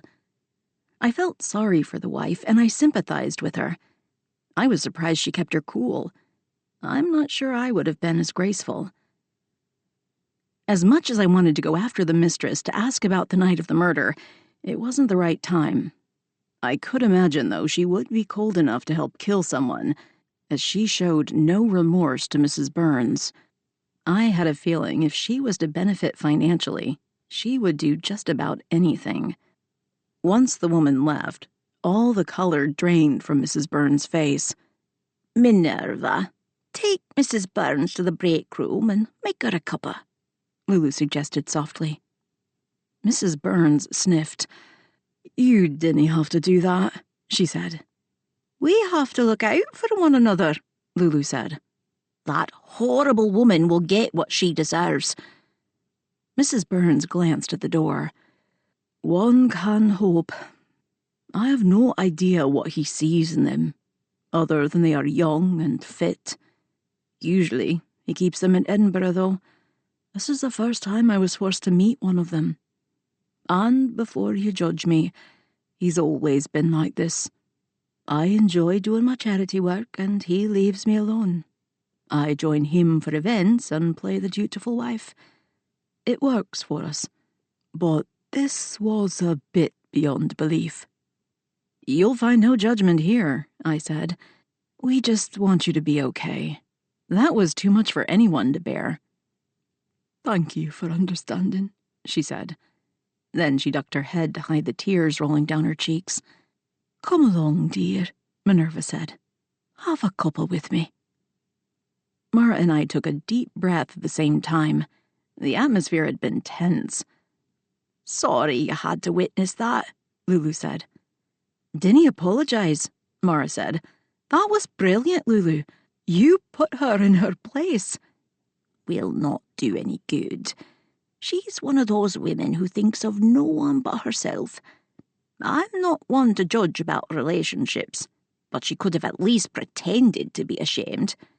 Agreed, I said. Thank you for looking after Mrs. Burns.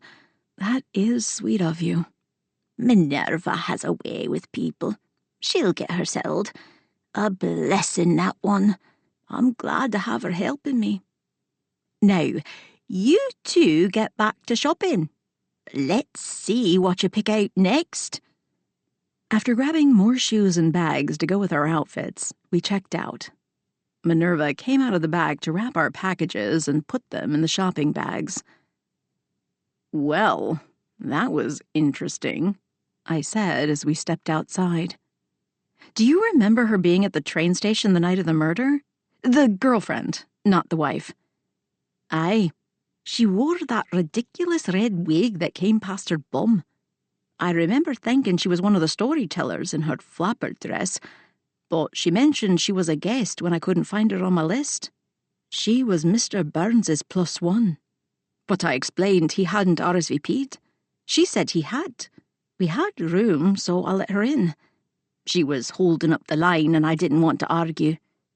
That's strange. Why would she go without him? Maybe they planned the murder together. I hadn't realized I'd said the last bit out loud until I noticed Mara's expression. And I was the one who let her in. She made a face. I waved a hand. No, don't do that to yourself. We have no idea if she was there for nefarious purposes. But she had opportunity, unlike the partner. And if the accountant had been feeling poorly, which was likely, she could have shoved him in that closet. For the second time that day, I texted Ewan. He replied he was hung up with something, but he would come by later that evening to talk. My phone dinged. It was Jasper. The text said, "Help. Please come to the shop." "Jasper needs us," I said. "He's in trouble." "Oh no," Mara said. We hurried down the sidewalk. Chapter 20. It was nearing 4, and Jasper's shop usually closed at 3:30. The door was locked. I peeked in and saw him behind the counter. He glanced up, and I waved. He hurried forward. His shop was something straight out of Paris, with its pink, white, and black decor and lovely glass shelves with all sorts of goodies. When he opened the door, we were assaulted by the lovely scent of his patisserie and the sound of sobbing. Mara and I turned at the same time to see the mistress sitting in a corner at one of the wrought iron tables. She was alternately sobbing and stuffing a variety of pastries in her mouth. Mascara streamed down her face, and there were bits of cream and pastry on her lips. "Oh, my," I said. "Exactly," he whispered. "She was like that when she came in and bought one of everything I had left. I asked if she was all right, and she cried harder. I didn't know what to do." "You're the doctor, Em. What do you suggest?" Mara asked. "You're the bartender," I joked. But I knew a mental breakdown when I saw one, and that was no laughing matter. My personal opinion of the woman didn't matter. She needed help, and I'd taken an oath long ago to do exactly that. Mara took my shopping bags, and she and Jasper went to the back where the kitchen was, but I had a feeling they would be listening. My sweet friends were just as nosy as I was. I sat down across from her. She was busy stuffing a lemon tart into her mouth, but looked up when the elegantly scrolled chair I pulled out for myself scraped against the tile floor. "Who are you?" she sniffed. I handed her a small package of tissues I pulled from my purse. "I'm Dr. Emilia McRoy, the town doctor," I said. "You seem distressed, and I hoped I might be able to help." "A doctor? I'm not sick, I'm just sad. My boyfriend is furious with me because his wife found out about us. I don't think you have pills for that sort of thing." "Right, but I can listen if it will help you. Let's start with an easy question. What's your name?" She shook her head. "I'm Davina. You'll be no better than the rest of them. Everyone always takes the wife's side. They have no idea how awful she has been with him. I've been looking after him and making him happy for months. We were having a good time. But she just confronted me in a shop and he took her side. He said we are through and he wants his debit card back." Oh my. This was a level of shallow I seldom witnessed, but here we were. She must not have noticed us in the shop during the showdown with the wife. "I could take it to him, if you don't want to see the man who broke your heart." She waved a hand at me. "Oh no, I'll be throwing it in his face once I buy myself everything I want to get a good cash advance off it. He can't just use me like that and throw me away. I'll show him." Right.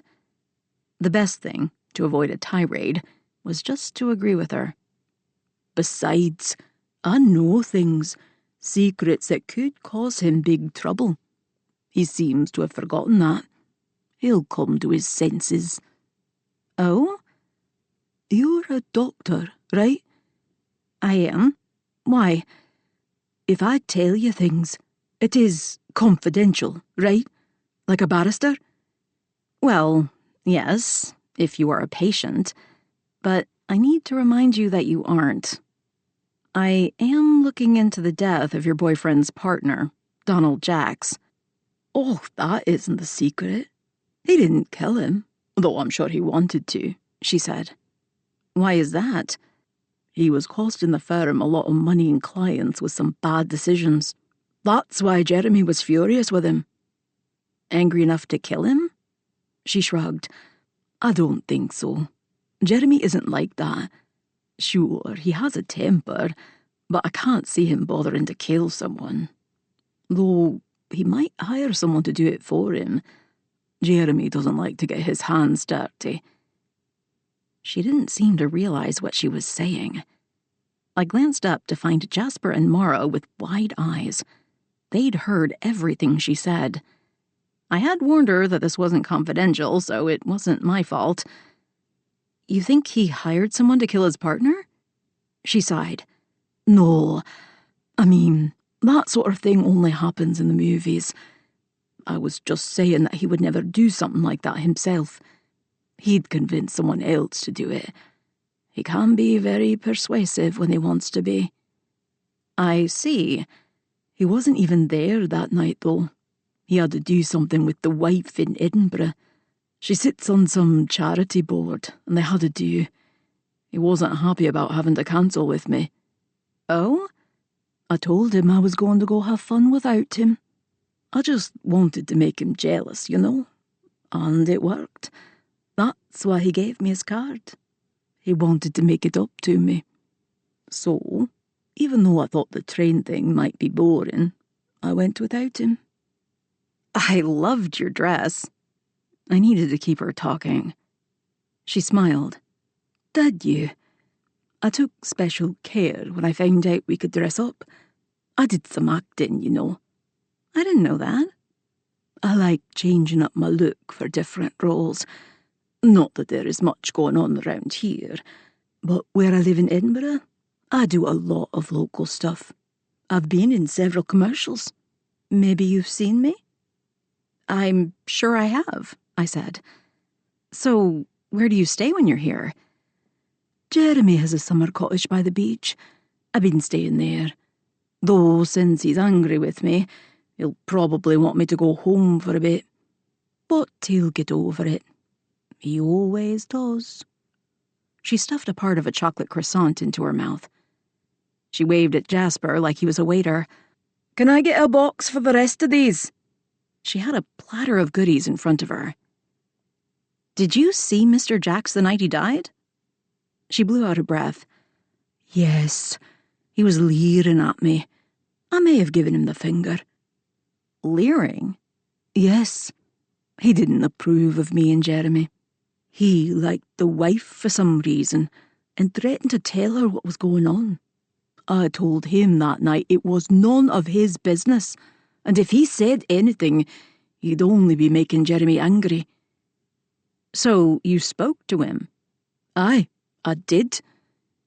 Did you by any chance notice anything strange about him? What do you mean? I was trying to avoid him. Not only was he mean about me and Jeremy, all he ever talked about was his blasted trains. Most boring man on the planet. Think back, I said. When he was leering at you, do you remember anything different about him? His face was pudgier than usual. I noticed his lips were kind of puffy. If it was anyone else, I would have thought Botox, but I can't see him bothering with that sort of thing. So his face appeared to be a bit swollen? She nodded. Yes, I guess it was. Not that I've paid much attention to him ever. Do you remember seeing anyone around him that night? Her eyes widened. Like a killer? Yes. Or even one of the waitstaff who might have been close by. She shook her head. After he yelled at me and called me some not-so-nice names, I did my best to avoid him. I didn't remember seeing him on the train, though. I thought he was supposed to be telling detective stories from the 20s and 30s. That was in the programme. But I was trying to avoid him, so I didn't check out his chat. Jasper came over with the box and then quickly went away. I took one of my cards out of my purse. If you think of anything that might help us about that night, please call. Or if you need a doctor for anything, I'm here for you. She might be shallow, but she was young. I felt a bit sorry for her. Jeremy was much older, and while I tried not to judge others' relationships, he was cheating on his wife with a much younger woman. It was difficult not to. And this young woman had played her part. It would be easy to blame her, but I didn't. She was young and shallow, but I couldn't see her killing the victim. She gathered up her box of goodies, and Jasper let her out. Talk about throwing someone under the bus, I said. Sad thing is, I don't think she realised what she was doing, Jasper said. She's so young, Mara said. That Jeremy Burns is a creeper, as you like to say, Em. I did say that a lot about men who leered a bit too much. True. Part of me feels sorry for her, I said. With all that makeup and the terrible wig, I thought she was in her late 20s, Jeremy said. But she told me she was 21. Mara and I glanced at each other.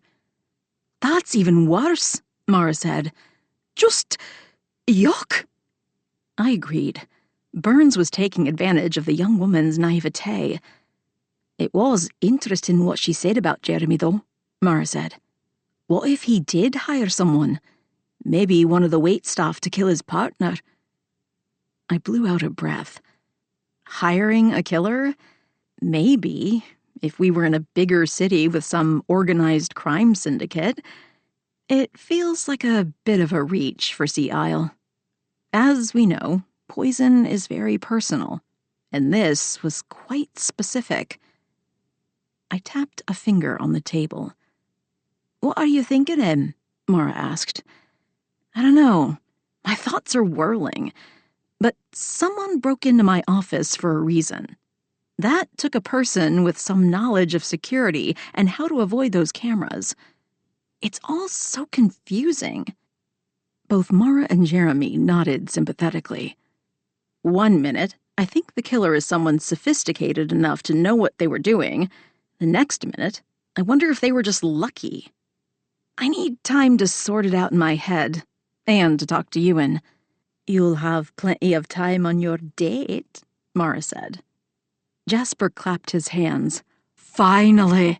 You have a date with our ACC? I rolled my eyes. I wouldn't call it that. More of one friend helping out another. I explained how his mother kept trying to fix him up with one of her friend's daughters. Really? Mara asked. Or was he just trying to get you on his side so you would go out with him? Had he done that? Stop making more of it than it is. We shall see, Mara said. I'll be there with David, Jasper said. Oh? David owned a coffee shop in Edinburgh. He'd helped cater an event where Jasper's patisserie was on display. They'd been going the friend route, attending movies and such. He held up a hand. Like it is more of a friends thing. He offered to help me put out the cakes. Once that's done, I'm free to enjoy the gala. It was a chance for us both to get dressed up. Well, while we are confessing, Mara said, I'll be there with Teddy, the dentist I met at Angie's wedding. And before you make more of it than it is, we two are just friends.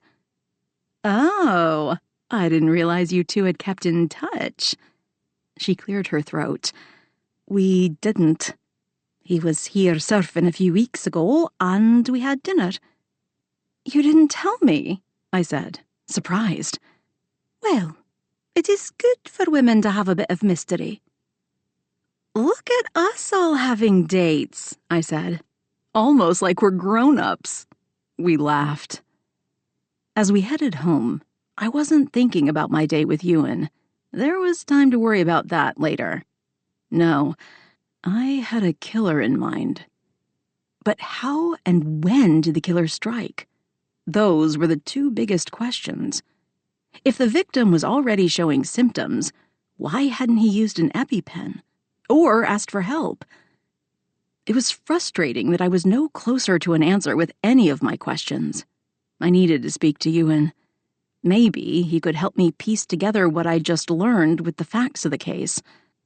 I need answers, and I need them now. Chapter 21.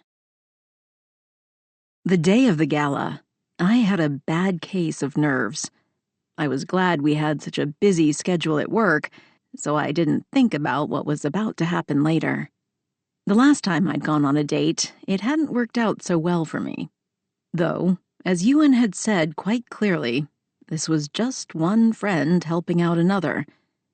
Still, I was nervous. I'd showered and had on my new dress, which I loved. The sparkling shoes were fancier than anything I'd worn in years. As I waited in my office for Ewan, My hands shook as I tried to put the diamond studs my grandmother had given me into my ears. I did feel good in my dress, though. Thank goodness for Lulu's shop. I always seemed to find the perfect outfit for an event when I shopped there. Ewan used the buzzer to announce himself. I knew it was him because his face came up on my computer screen. He was dressed in a tux and was more handsome than any man had the right to be. The nerves multiplied and swirled in my stomach. I took a deep breath and shoved them all down. When I answered the door, he just stood there for a minute, staring at me.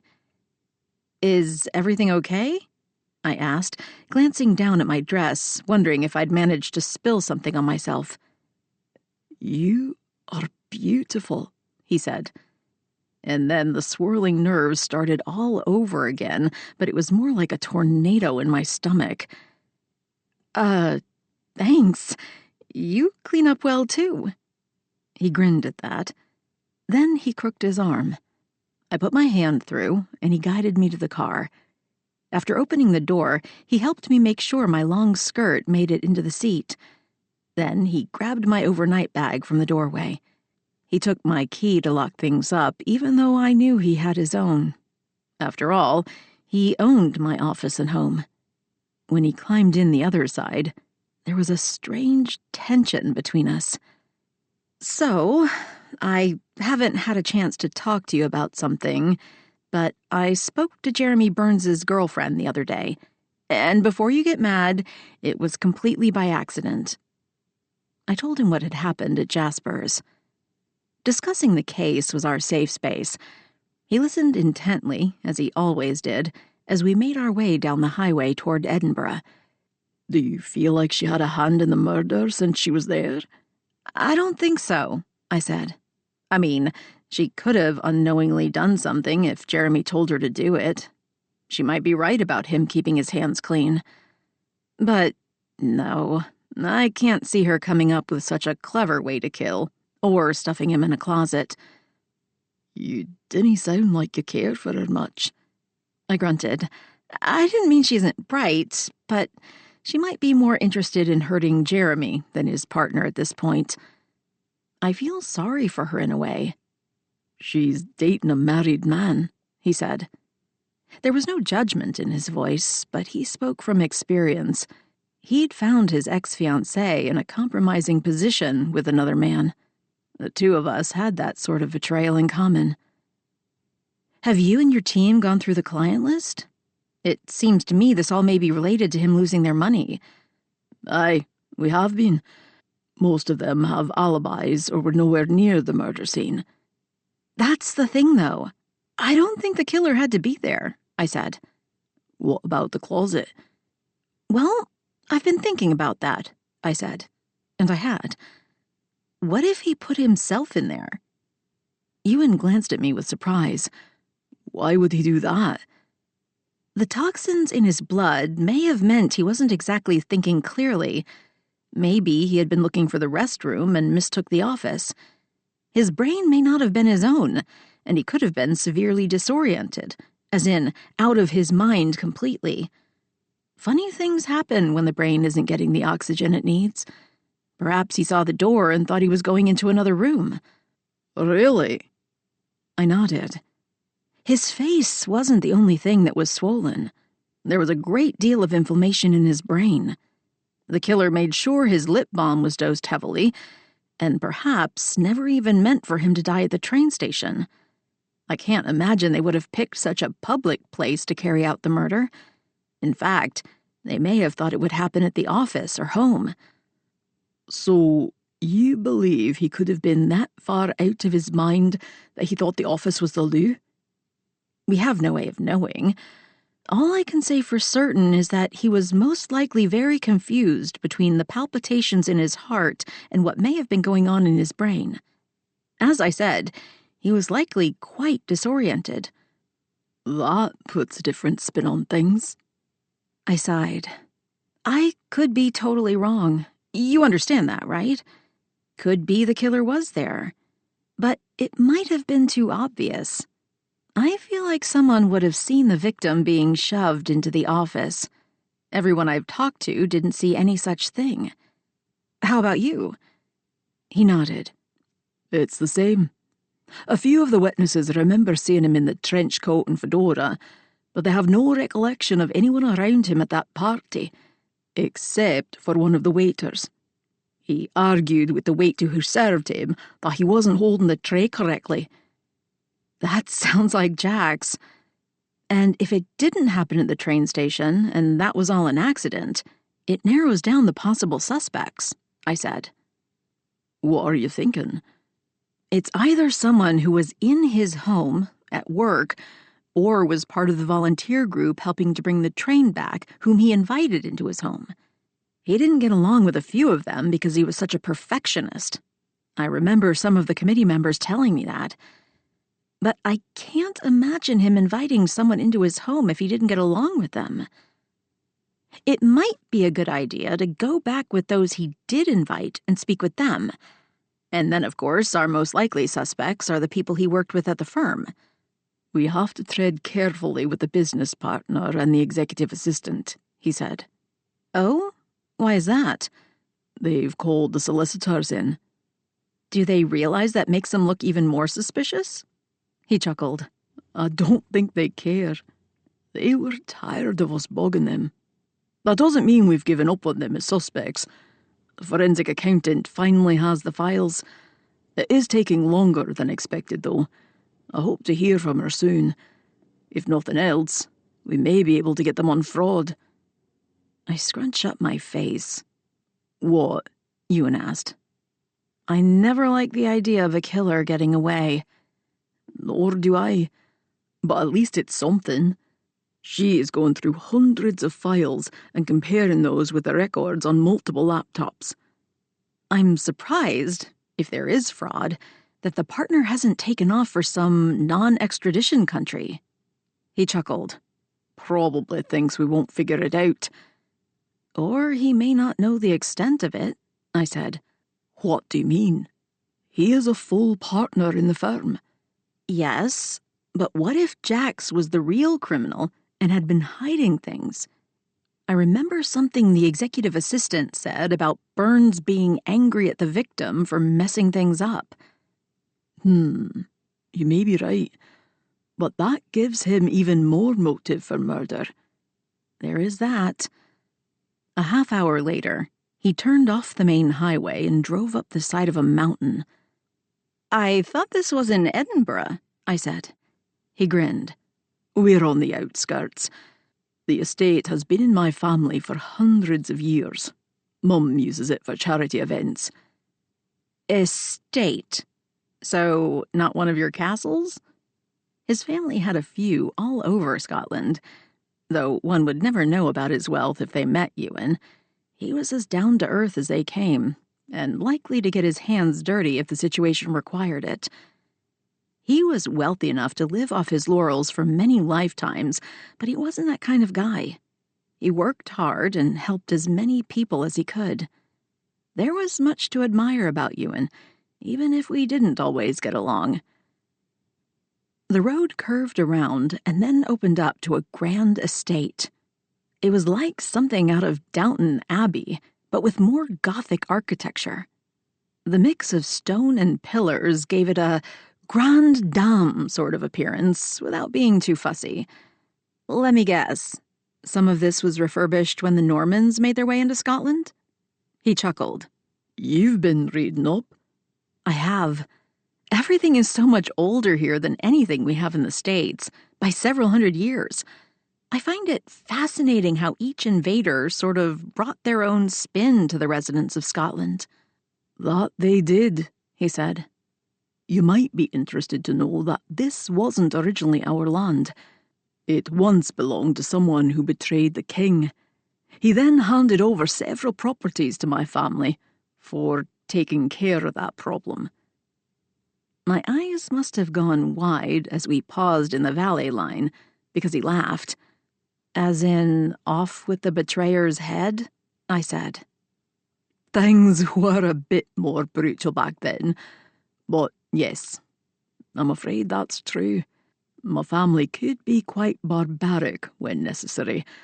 It isn't always such a pleasant thing to discover just how far they were willing to go.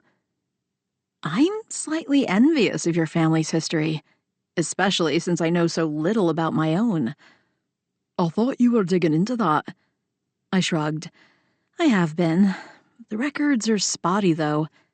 I found a great uncle, as you know, the one who used to be a minister in Sea Isle.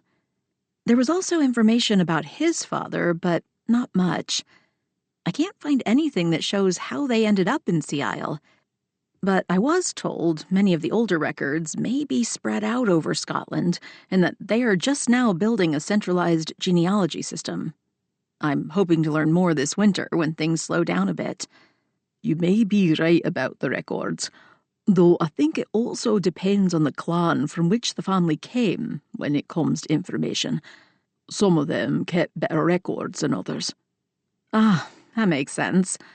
I've been so busy I haven't checked any of the other archives, but I will. Visiting those is on my bucket list of places to go in my new country. He smiled. A valet opened the door for me and helped me out of the SUV. Our bags are in the back, Ewan said. Can you take them to my mother's suite of rooms? Yes, sir, the valet said. Thank you, Ewan said. There were several stone steps leading up to the mansion, which were tricky in a long dress and heels. Ewan offered his arm, and I gratefully took it. Lifting the front of my dress with my other hand, we went up the stairs. While Ewan's family had several homes, and even a few castles, they had opened up most of the refurbished ones to use for events such as this and weddings. Others were also open to tourists. It made good financial sense for the upkeep and gave the public a chance to see the gorgeous architecture and interiors. At the double front doors, we were checked off a list. Inside, the stone-arched ceilings were massive and stole my breath. "I've never seen anything like this," I whispered.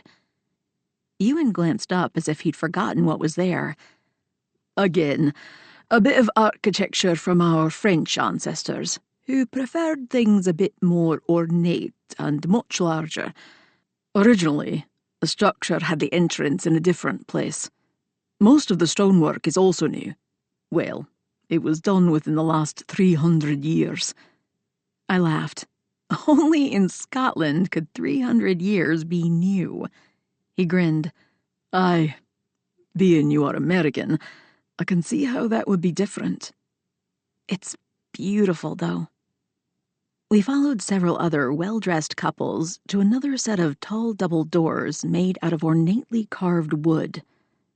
Waiters with glasses of champagne stood on each side. Just inside the door was a receiving line. An elegant woman in a long-sleeved chiffon dress held out her arms. "There's my boy," she said. Her grayish hair, with a white streak in the front, was pulled into a chignon.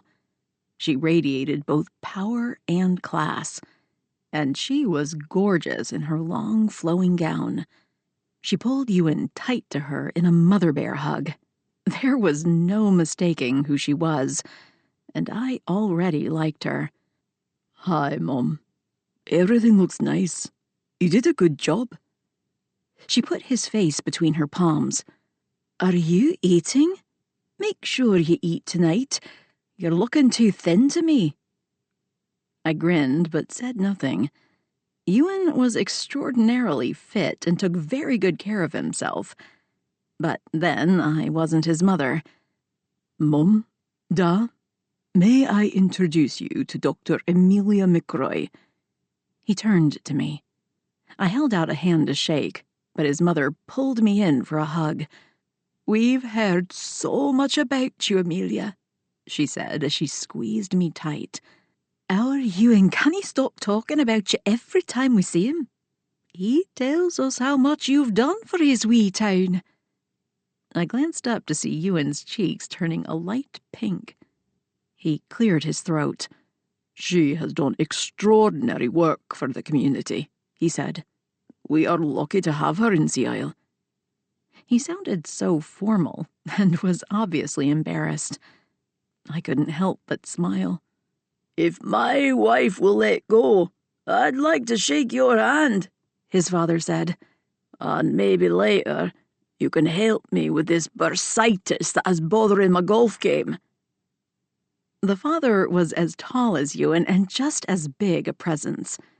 He had a white beard, but his hair was the same mix of brown and red as Ewan's. It was easy to see where Ewan's good looks had come from. His parents were beautiful. Duh, Ewan shook his head. She is here to enjoy herself. I shook his father's hand. I'd be happy to chat with you about it. Just find me later on. See, son, she doesn't mind. There's a good lass. Thank you. You're welcome. Take her and dance, his mother said. Oh, and do not forget about the auction. It's all for a good cause.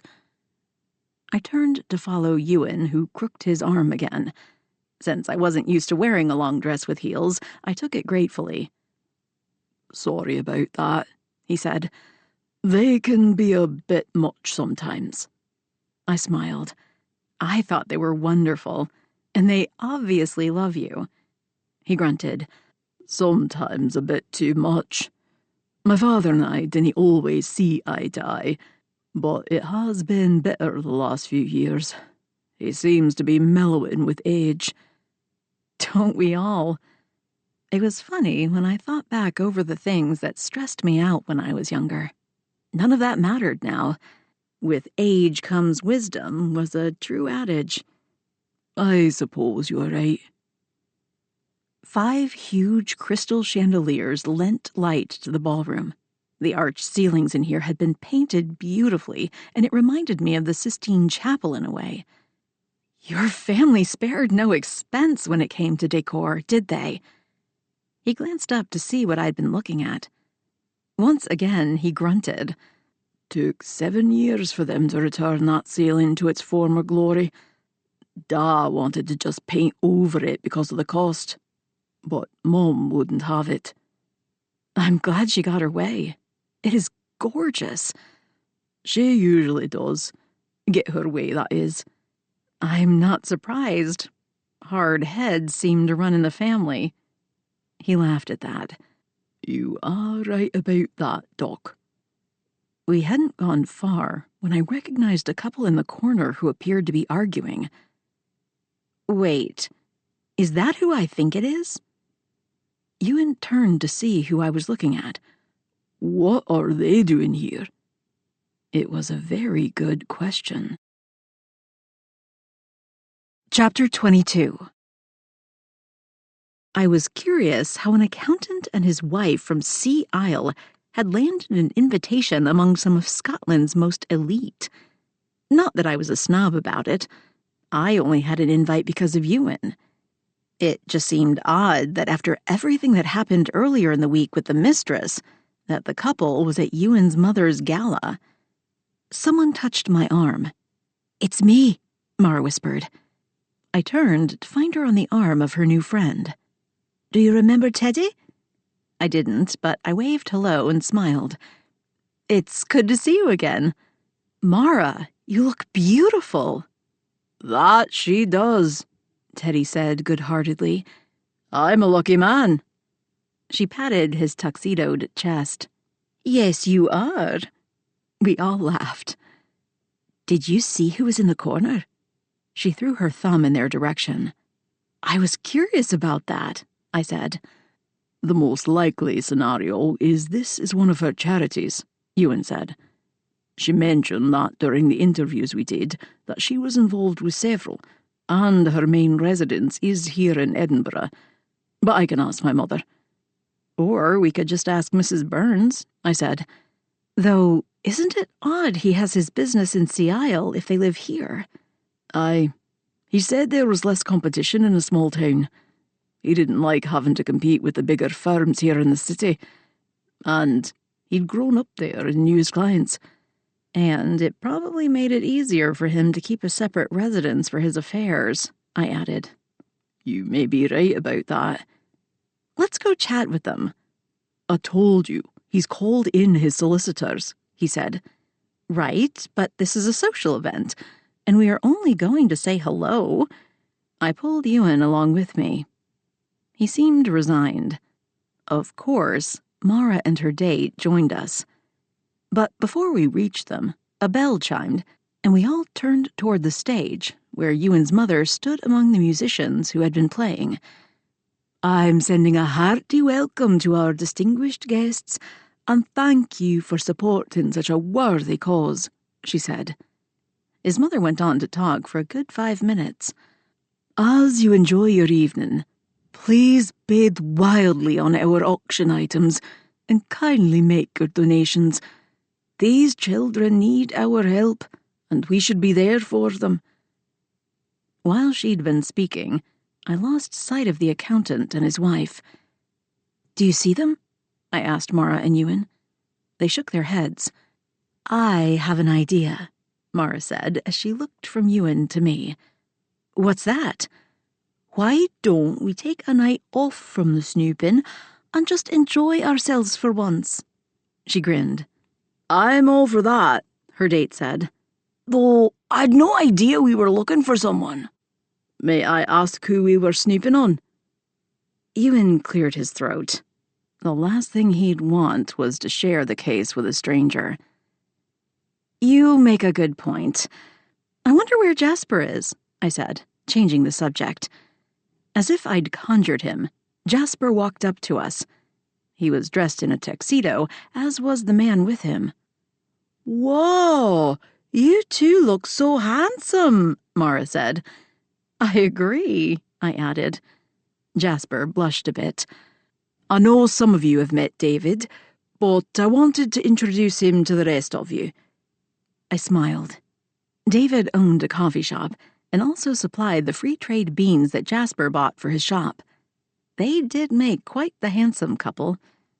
There was a chorus of hellos. "How are you?" I asked. David smiled. He had red hair and freckles, and he was quite handsome in his black tux. He'd been in a flannel shirt and jeans last time I saw him. He'd been at Jasper's shop making a delivery, and we'd been introduced. Jasper had said they weren't dating, but they looked like a couple to me. Everyone shook his hand. "Ewan's mom is the one who is throwing the event," I said, "which is why we are all here." "She has very good taste," he said. "Everything is quite elegant. I haven't been to something like this in years. I wasn't sure my tux would fit." "But you look grand," Jasper added. And then he blushed again when he realized he'd said the words out loud. We were heading toward the auction items," Ewan said. "Would you like to join us?" The auction items were on the other side of the ballroom, and it took some time to make it through the crowded room. Thankfully, Ewan kept to the edges. He seemed to remember that I wasn't so fond of crowds. There were several tables lined up against the far wall, where the items for auction had been set up. Everything from artwork to trips abroad were displayed on the various tables. We all separated. After picking up my auction number at the table where people checked in, I found several folk art pieces from local artisans that I bid on, as well as a trip to Spain. I'd never been there, and it might be fun to warm up during the winter months if I won. By the time we'd finished, it was time to find some nibbles, as Mara called them. Off the ballroom, in one of the dining areas, several tables had been set up for people to sit down. The food was served banquet style, which I appreciated. I liked being able to pick and choose. After grabbing an assortment that we would all share, we sat down at one of the tables on the far side. But in our direct path, we could keep an eye on the accountant and his wife, who seemed, once again, to be deep in conversation at the table next to ours. They weren't as angry-looking as earlier, but still seemed tense. "Isn't that the partner of the man who died?" Mara asked. "What man?"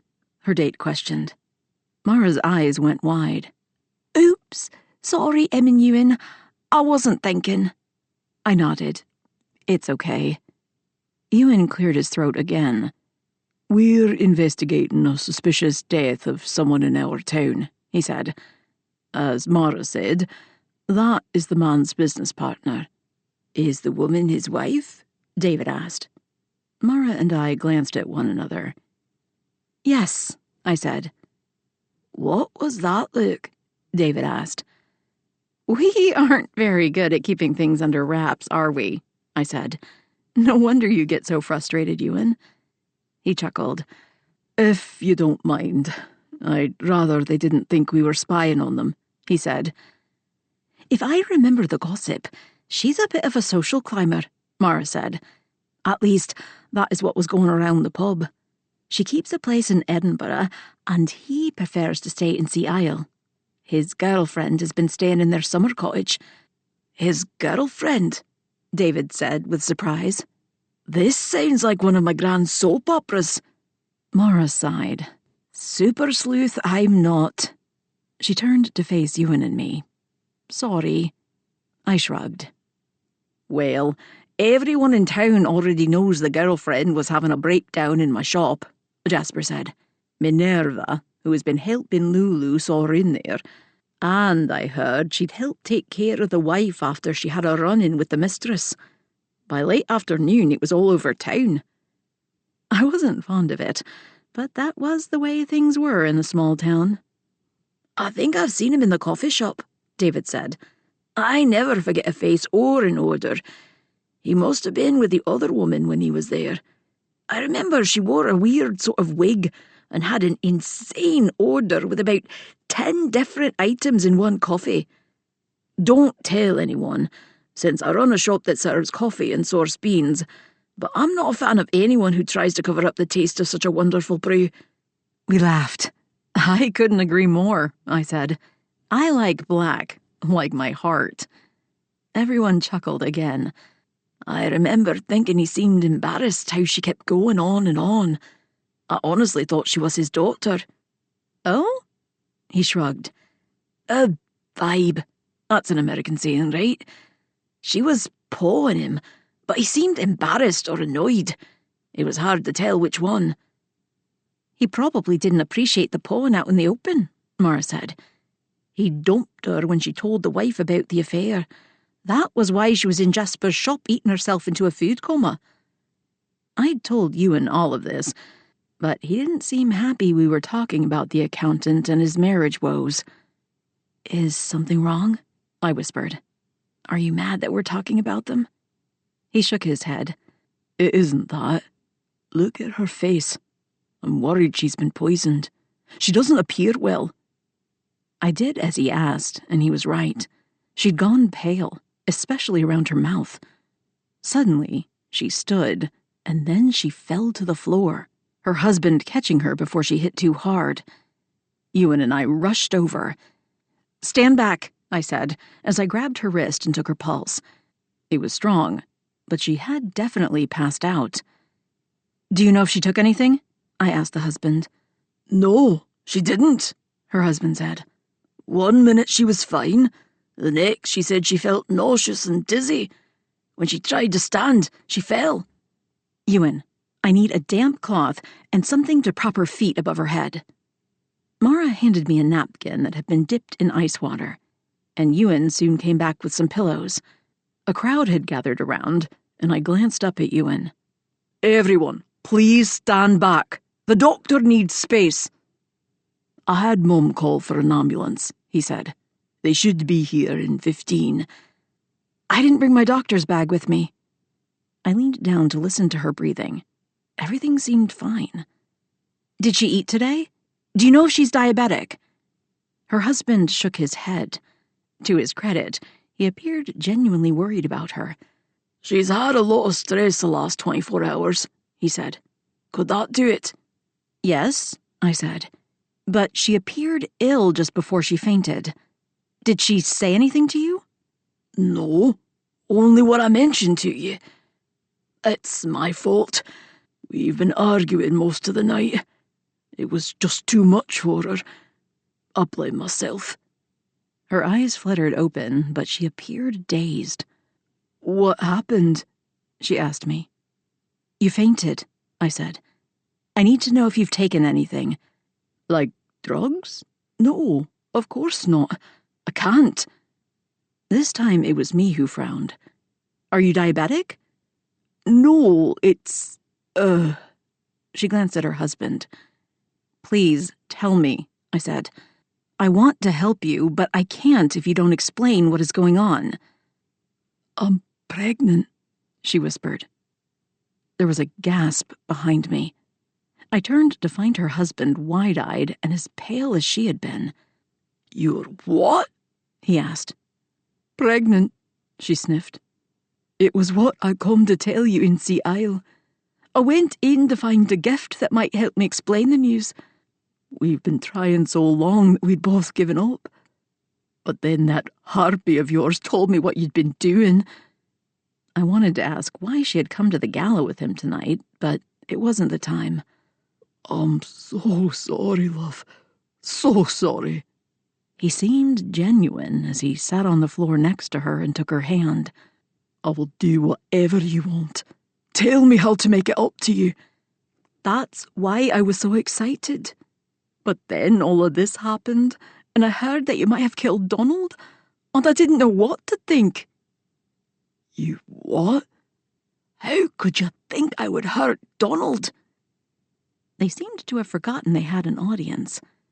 I glanced up at Ewan, who shook his head. I didn't say a word. You were so angry with him about work. You never told me why. And I didn't want the father of my child to be a murderer. Of course I didn't kill him, he said. Yes, I was furious with him, but I couldn't have hurt him. It's because of him our accounts are being pulled over by the government. You know me better than anyone. How could you think such a thing? Do I? I knew about the other affairs, but this one seemed much more serious. He shoved a hand through his hair. Yes, I've been an idiot, but I'm not a murderer, and she meant nothing to me. I swear to you, love.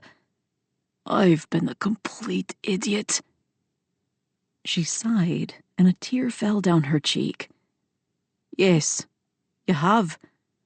I'll spend the rest of my life making it up to you. Where is that ambulance? She needs the hospital. As he spoke, the EMTs arrived. I explained what was going on and suggested they test her for dehydration and gestational diabetes. My guess it was the former. Morning sickness quickly dehydrated pregnant mothers without them realizing how important it was to put those electrolytes back in. I considered going with them, but the bus, as they called ambulances here, was already crowded with the husband and EMTs who had arrived. That, and her doctor had already agreed to meet them at the hospital. Wow, David said as they carried her out through the kitchen. You are amazing. I could feel the heat on my cheeks. It's what I do. Do you believe what he said about Jax? Mara asked. I shrugged. That's for Ewan to decide. He did seem sincere, though. Well, one thing was clear, Jasper said. What's that? Ewan asked. He had no idea he was about to be a father. Did you see the shock on his face? This was like our own Coronation Street or something. Affairs, pregnancies, murders. He wasn't wrong. I straightened my dress, which had twisted around my waist when I'd been on the floor. I say it's time to dance, Teddy said to Mara. I've been waiting all night to get you in my arms. Mara ducked her head, but I was certain she probably had pink cheeks. He dragged her through the double doors and out to the main ballroom. Ewan held out his hand. How about it, Doc? You know I have 2 left feet when it comes to dancing. I'm willing to chance it. He grinned. No way I'd be able to say no to him. He was so charming when he wasn't angry with me. The orchestra played Someone to Watch Over Me, and Ewan expertly guided me across the marble floor. I only stumbled once when turning a corner, but he held me up from slipping. To the outside world, it only looked like a slight bobble. Still, I was embarrassed. I did warn you. Everything is fine, he said softly. He pulled me tighter against his chest and twirled me around the floor. I tried desperately not to think about how good he smelled, or the fact that his chest and stomach were like iron against me. As the music ended, his mother came up. "You two make a beautiful couple," she said. She was beaming. I didn't know what to say. "Son, how about taking your mother across the floor? It has been a while." He nodded and held out his arms to her. Mara and her date had moved to the side of the room to watch the dancers. I walked over to them. "You looked so happy," she said. I frowned. "What do you mean?" "You were smiling when you danced with Ewan. I haven't seen you grin like that in ages. You two are perfect for one another." Embarrassed, I cleared my throat. "You know better than anyone, it isn't like that between us." "Isn't it, though? Did you see his face? He was smiling like a big goofball. He cares for you, Em." "You romanticize everything," I said. "We were just dancing." He was probably laughing because I had a bit of a wobble. She laughed. "Deny it all you want, Doc, but I know what I saw. I think it might be time for you to open your heart and mind to the possibility that you like one another." "Of course we do. Professionally," I said. "But that's all it is." She sighed. He could have asked any woman he wanted here tonight. But he chose you." "Yes, to keep his mom from trying to push her friends' daughters on him. He said as much." "He made an excuse to get you to go with him," she said. "But what you aren't realizing is that he could have asked anyone else. He picked you." Her words reverberated in my brain as I watched him dance with his mother. She was chatting the whole time, and he would nod or shake his head indulgently. Did he pick me for a reason? And how did I feel about that? I was so confused and not at all certain how I felt. I decided to pack it all away and just focus on having a good time. But that didn't keep me from blushing every time he asked me to dance. Chapter 23. It was well after 2 a.m. when the last of the party-goers finally left. My friends had departed much earlier. I had hugged Mara and the others goodbye, but I felt, since I was with a family member, I needed to stay up and finish out the party. But I was dead on my feet. As soon as the last guest slipped out the double doors, I took off my heels. I didn't care what anyone thought. My feet couldn't take 1 second more. I had danced with my friends, and with Ewan, all night. And yes, I was the first to admit it had been fun. "You must be exhausted," he said, as he left his mother to talk to the orchestra leader. The musicians were packing up their instruments. "It was fun," I said. "Thank you for the invite. Are you sure we aren't overstaying our welcome by sleeping here tonight?" "Not at all. Mom just told me she expects us at breakfast tomorrow morning at 10. I hope that's okay. It means we'll be getting back to town a bit later than expected." "It's the weekend, and I don't have any patients scheduled," I said. "Sleeping in sounds good to me." "I'll show you to your room." We climbed the center staircase up a floor and turned down a long hallway. There was what had to be a 15-foot tapestry with scenes of war, partying, and unicorns on it. "Does your family have a thing for unicorns?" I remembered unicorns on a tapestry in the castle where our friend Angie had been married. He chuckled. "Unicorns have long been the national animal of Scotland," he said. He held up a hand. "I know, it may seem silly to an outsider, but we are known for our folklore and myths. Unicorns are part of all that." I smiled. I think it's fun. When I was a kid, I wanted a unicorn for a pet. For some reason, that never worked out. We laughed. It must be incredible knowing your family's history and having these homes that express that. He sighed. Aye, but I'll be honest. Sometimes it can feel a burden. Why is that? It is a great deal of responsibility keeping the homes up and making certain the legacy continues. It has only been in the last decade I was able to talk the family into using the castles and estates for nights like we just experienced. It helps to cover the costs of the upkeep. I remembered him telling me that before. Does it all fall on your shoulders? What about your father? While he often spoke of his mother, and I'd met her earlier, he never spoke of his dad. Did he retire? He cleared his throat. A long time ago, he passed over the family business and accounts. Dad loves nature and his books. He is a writer and avoids crowds at all costs. I was surprised he was here tonight. I can relate to the problem with crowds. He chuckled. You said he didn't usually come to the events your mother holds, but he was here tonight? That's because his family was the one who funded the children's charity that was the recipient of tonight's donations. Mum likes to joke that the secret to a happy marriage is that they live apart most of the year. She has charities and boards she sits on. Dad has his nature preserves and books to write.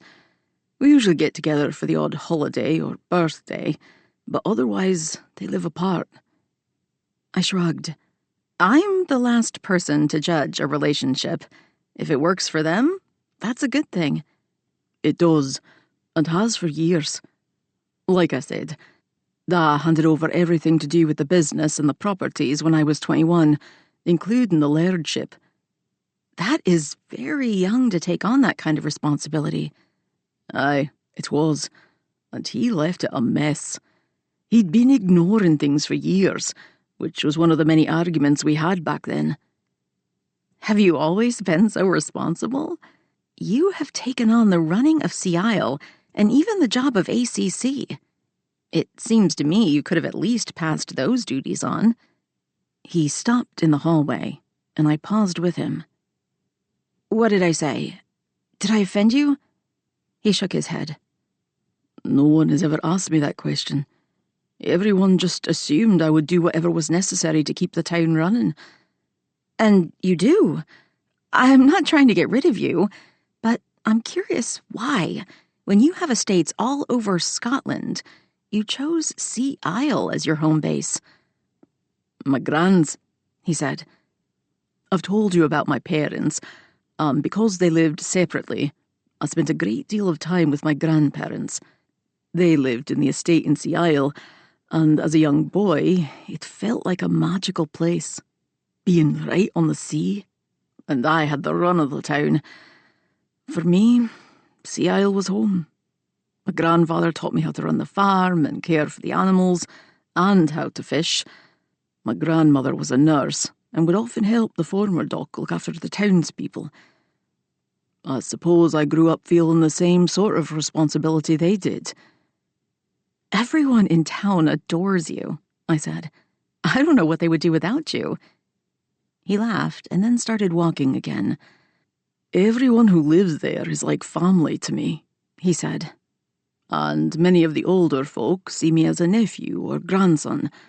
That can be a good and a bad thing. I smiled. I can see that. And aren't you feeling that pull as well? I've seen you interacting with the town. You aren't just the doctor. You've quickly become an important part of the community, for which we are all grateful. Oh, thanks for that. I'm amazed how quickly this past year has flown, and I can't imagine living anywhere else.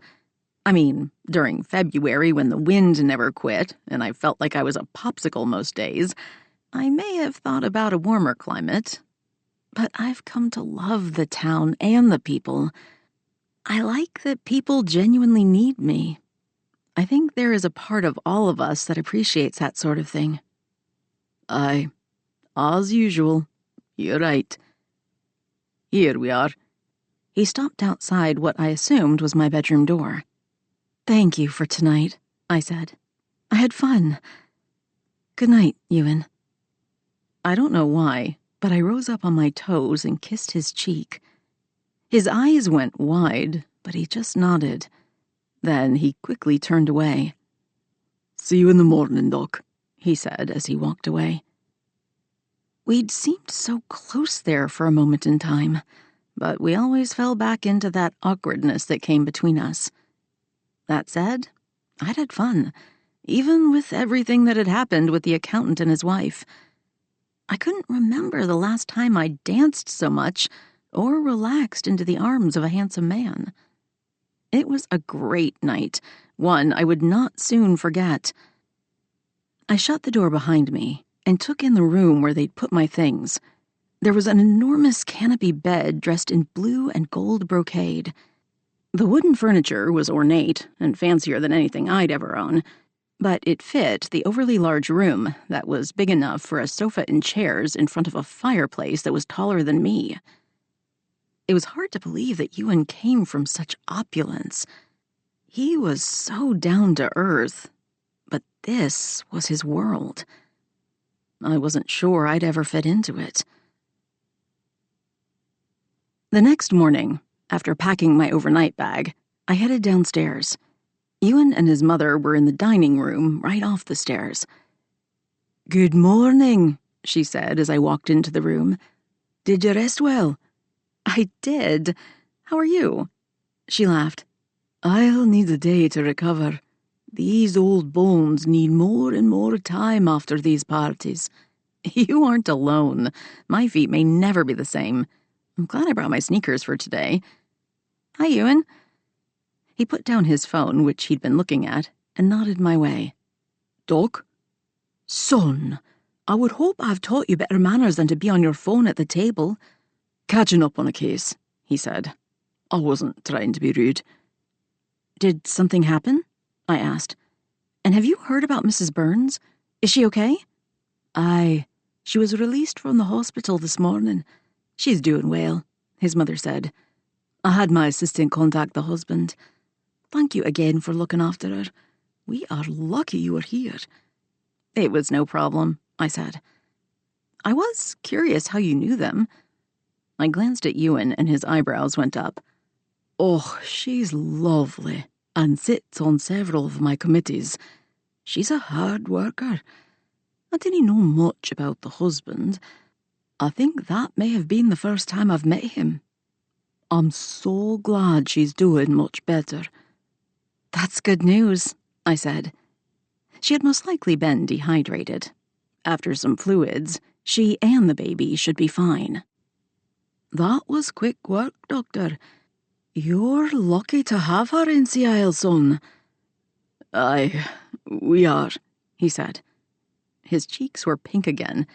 His mother had a way of embarrassing him that was nothing short of delightful. Ewan's phone buzzed and he glanced at it. Ewan, really? Sorry, Mum. I need to get back to town. Doc, can you be ready to go in 15? So soon? I thought I'd get the day with you and the good doctor. I explained about the Highland Games. The crowds are much bigger than we expected. My team is already stretched thin. We need everyone there. Once we were in the car, I turned to him. What is really happening? There's been an incident at the fairgrounds. Oh? Several of the stalls were burgled overnight. Why not just tell your mother that? He sighed. She looks for any excuse for me to move back to Edinburgh or even Glasgow. She thinks I'm wasting my time with CIL. We've had a murder, and now this. She'll think I'm not very good at my job. I shook my head. What was it about men and their mothers? I don't think you could be more wrong. She thinks you hung the moon and is quite proud of you. His phone rang, interrupting the conversation. He pushed the button on the dash to answer. Sir? Henry's voice came over the speaker. We've got one of them. It's John Hamburg. We're thinking he and his friends were having a bit of a contest last night. How did you know it was him? Caught him trying to return the goods, as that was a part of the contest. Ewan shook his head. I'm on my way back. Put him in a cell and round up the rest of them. Aye, sir." He hung up. "I know John. He seemed like such a nice young man," I said. He'd sprained his wrist during a rugby game, and I taped him up. "He is a good lad. His dad took off a few months ago and hasn't come back, leaving his mum and him to run the farm and store." That's a lot of responsibility for a kid who's going to be a sophomore in high school. "Aye, which is why he is most likely acting out. And this is the last thing his poor mum needs. But we have to teach him and the others a lesson. Some time in a jail might do them a bit of good." We call that scaring them straight in America, and you might be right. "Kids get bored and do stupid things, but I'll not allow this sort of thing in my town." He had such a sense of pride about Sea Isle, and it was one of the many things I admired about him. I don't blame you. One of the big draws when I came here was that there was so little crime. Though, that was before I found out you'd appointed a special role for me to investigate deaths. "It was in the fine print." He said that every time I complained, and I could finally laugh about it. Why did you let me believe you had coroners in Scotland for so long? "It is a position I've always believed we've needed. It's one of the things the English do right. And, thanks to our town laws that give me the right to appoint people to necessary positions, I decided it was time. And let's not forget, you are good at it." Heat spread across my cheeks. "Thanks," I said. I swore I would never admit this, but I do enjoy the investigative side of things, and not just because I'm a fan of all the mystery series. I've always liked puzzles. And the one we're trying to figure out now is a doozy. He chuckled. "I'm not sure I've ever heard that word." I shrugged. I don't use it much, but it is appropriate. I'm certain the murderer is someone close to Jack's, and I understand that most of those people have alibis, but those can be faked. My gut says it is someone who saw him every day. "You may be right, but..." "We need evidence to prove it. I know. You always want proof." He laughed. "It is how we work in law enforcement." "Right, but it's also annoying." "Oh, did your accountant figure out where the stash of cash came from that we found? And did you find any more? I meant to ask that a few days ago. I need to write everything down in my notebook so I can keep track." "Aye, we found more in a box in his closet. It was about £40,000. Wow. I still wonder if he was getting ready to make a run for it. We may never know. His passport is current, though." So, we focus on those who are closest to him. The business partner who was out of town, the assistant who was at a hen party, and maybe the sister who swears she hasn't seen him in a year, but we have no proof of that. "Yes, and those he worked with closely on the train and invited to his home. There are 3 men who were on his team working to refurbish the interior of the station and the train." I talked to a couple of them the other day, I said. Ewan took his eyes off the road for a second and gave me a look. "Don't get mad. Mara gave me the list, and I knew they were working as volunteer storytellers as well. I just asked a few questions. You and Henry probably did the same.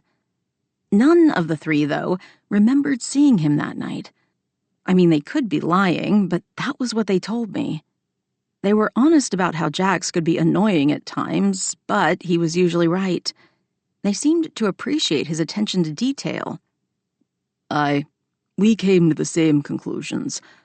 And while they did have access to his home, they never went to his office, where we found the majority of the tainted lip balms." I hope we catch a break soon." "Agreed," he said.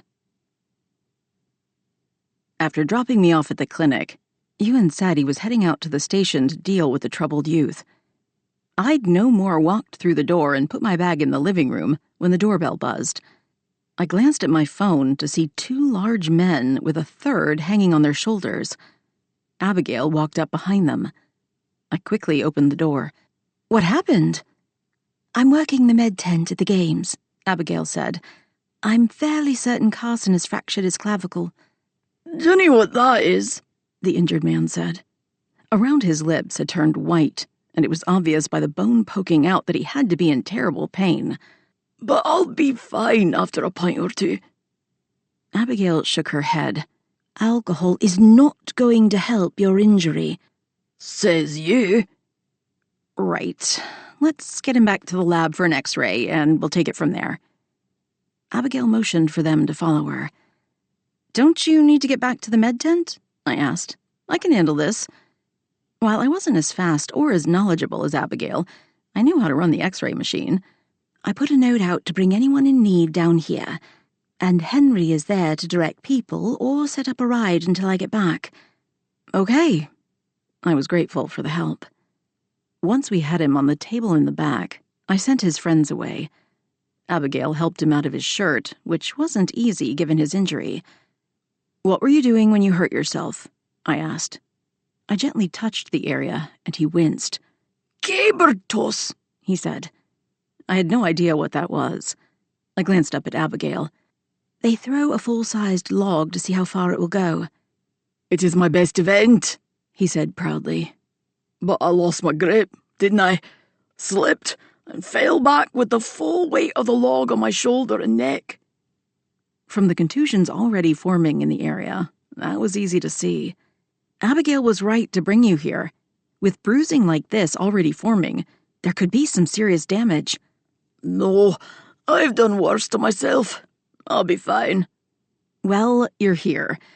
I need you to lie still for a bit while Abigail takes some pictures." 20 minutes later, we had our answer. It was a serious break and needed treatment. "Sling?" she asked. "It's centralized, so let's do a figure-8 splint. I think we have a few in storage. Hopefully, one of them will be large enough to fit him." By the time we finished working him into the sling and explaining that he needed to wear it all the time, it was early afternoon. His friends agreed to keep an eye on him, as he wanted to watch the rest of the games. "You do not participate. Agreed?"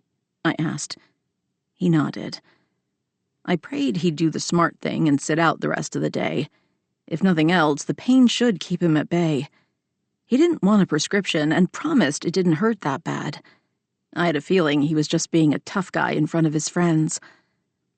"I need to get back to the tent," Abigail said. "It's nearly time for my shift. I'll go." "It's okay. Tommy's watching the games with Henry. I've got this." "Then you can join them.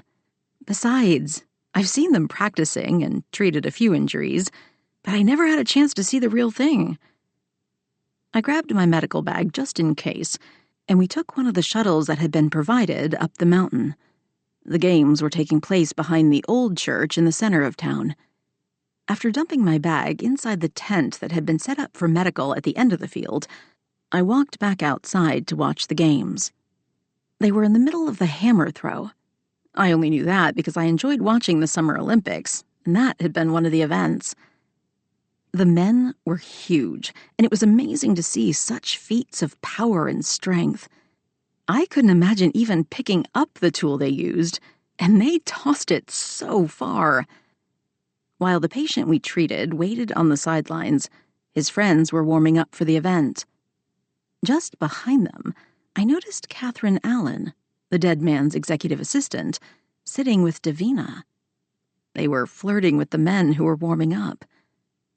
Well, that didn't take long. "What's that?" Ewan asked from beside me. I may have laughed nervously. "Do you have ninja powers? How do you always sneak up on me like that?" "I wasn't sneaking," he said gruffly. "You were the one who wasn't paying attention to your surroundings.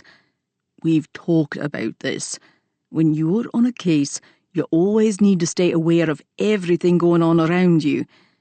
He wasn't wrong, but I wasn't about to tell him that. "You could also announce yourself," I said, bristling slightly. But I couldn't help but smile.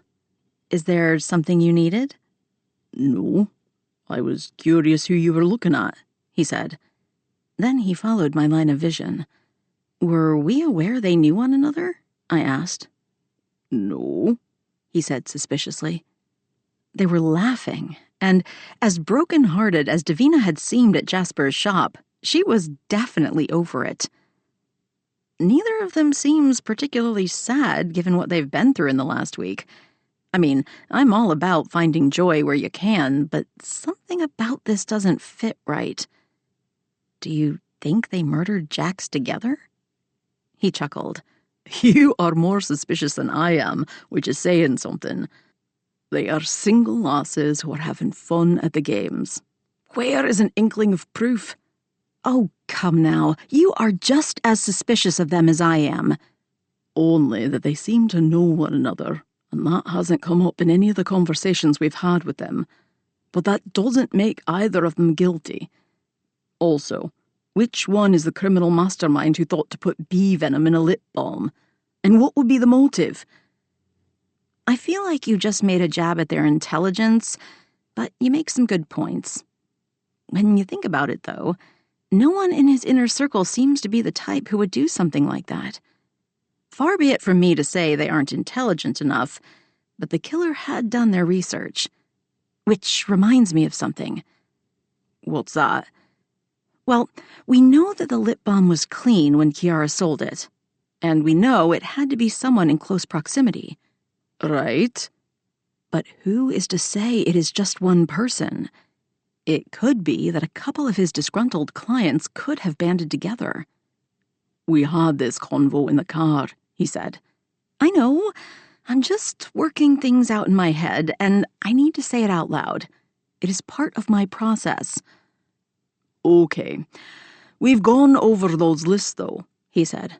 All of the clients either had an alibi or hadn't seen him in months. And again, access is the biggest part of this puzzle. I agree. We keep coming back to those he worked with, and it always seems to be them. But they have alibis, all of them, except the mistress. She was actually at the train station, but she most likely wouldn't have had access to his lip balms. He was quiet, and I glanced up at him. He stared at the flirting women, but then nodded. You're right, I said. I know we need proof, but I've been thinking about scenarios. What if he brought his supply of lip balms and then went to work on the train? And maybe they were just sitting out. And someone was ready and waiting with bee venom? He asked. Well, when you say it like that, it seems dumb. But maybe they were waiting for the right time to present itself. Maybe they weren't even thinking the lip balms. Maybe they were just going to inject it directly into him, but went with Plan B. Your imagination is in overdrive. I shrugged. He lost people's money. To me, that is the number one motive. What if one of the clients paid the executive assistant, or the lover of the partner, to put that bee venom into the lip balm? That's a bit of a reach. I didn't think that is the way it happened, but I will have Henry grab their bank statements to look for any large deposits. What are you two talking about? Mara asked as she walked up. She glanced over her shoulder to see who we were looking at. Oh, they had breakfast together in the pub this morning, she said. They did? Ewan and I said at the same time. Aye, seemed to be quite friendly and cheerful. I thought it was strange since the girlfriend was so upset the other day at Jasper's. Did it seem like they'd known each other a long time? She pursed her lips. That I couldn't say, but they had definitely planned to meet up at the pub.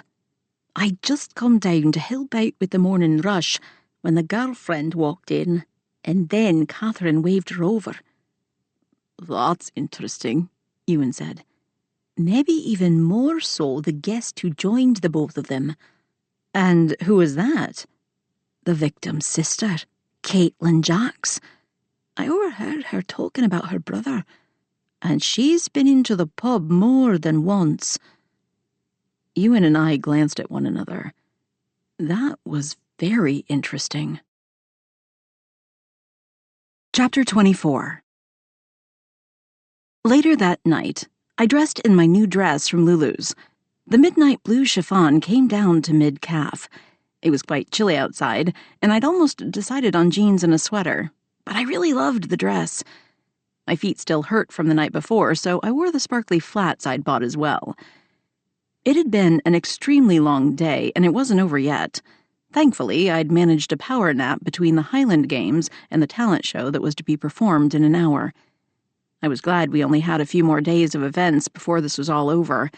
Not that it wasn't fun. It had been. But I was ready to get back to a normal schedule where I spent most of my nights curled up on my sofa watching mystery series.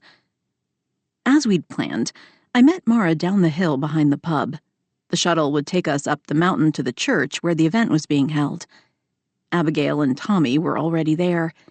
She was playing piano for her brother, who had surprised everyone by saying he wanted to sing at the talent show. He had a beautiful voice, which we all knew, but he was not a fan of crowds.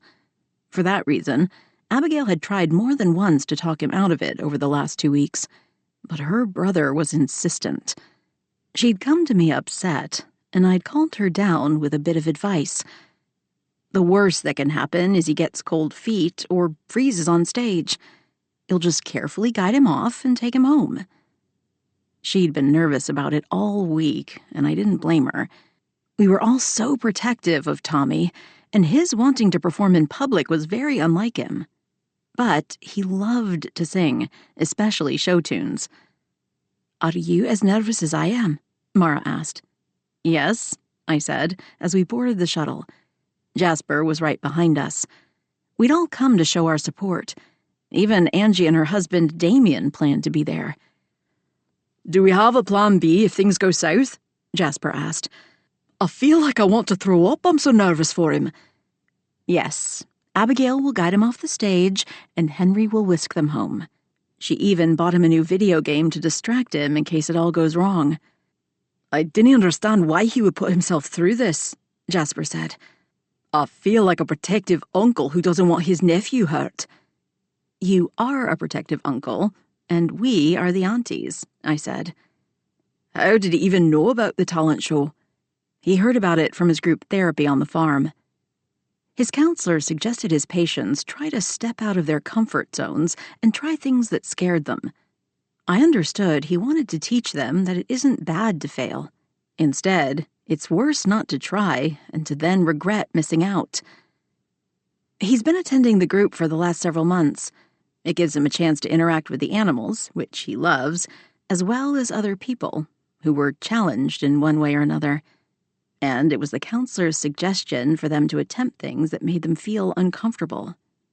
Abigail was still trying to talk him out of it when I left them at the games this afternoon, but he was insistent. We will see what happens. The shuttle dropped us off near the library, and it was a quick jaunt up a block to the church. One of the halls there had a temporary stage where the performances would take place. By the time we arrived, the hall was filling up, but Abigail had saved us seats a few rows back from the front of the stage. She waved us over. "I need to get backstage," she said. "I left him in a corner with his headphones and one of his games." She was paler than normal, which was saying something. "Are you okay?" It was all I could do not to reach out with my hand to gauge her temperature. "I'm fine. Just nervous for Tommy. And myself. It dawned on me that I too would be in front of the town playing the piano. What if I mess up?" Jasper clasped her hands in his. "You just keep going. No one in this crowd will be the wiser." She took a shaky breath and nodded. Right after she left, Ewan walked up. "Abigail texted that she'd saved me a seat," he said. "I wanted to be near the stage in case Tommy needed me." There it was, that innate caring and sweetness that hid behind the cranky exterior he normally wore. Warmth spread in my chest. He really was an incredible man. "You can sit on the end by him," Mara said casually. But I saw the glint in her eye. She was always trying to push Ewan and me together. We sat through a Scottish jig, several singing groups, a few dramatic monologues, and then it was time for Tommy. He walked out onto the stage with his headphones on, and a hush fell over the audience. His sister was right behind him. A piano was rolled out. Then Tommy glanced Abigail's way. He didn't make eye contact, but she nodded just the same. He took off his headphones, and she began to play Joanna from Sweeney Todd. It was an odd choice of tune, but Tommy's sweet voice rang out as clear as a bell. He had the audience holding their breath. Each note was perfect, and after singing the last bit, Tommy put his headphones on and walked off the stage. I couldn't help but smile, and yes, tears streamed down my cheeks. The young man was so talented, and I knew he had no idea. There was a slight pause before thunderous applause and whistles filled the church. Abigail stood and curtsied, and as she left the stage, she wiped some tears from her cheeks. I had no idea if she was relieved or happy that her brother had sung so beautifully. Ewan handed me a handkerchief, and I thanked him. I wasn't the only one.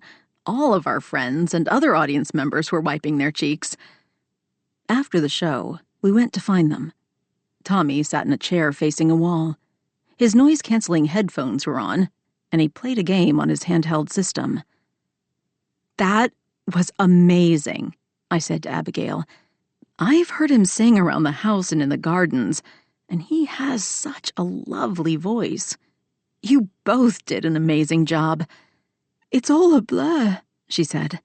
"I was so focused on what he might do if he realized how many people were watching him that I forgot to be nervous for myself. That was until it was over. Now my hands won't stop shaking." I took her hands in mine and held them. Everyone in the audience loved it. Did you hear the applause? I did," she smiled. "I'm just glad it is over." "Aim is right. It was perfection," Mara said. Jasper and Ewan nodded.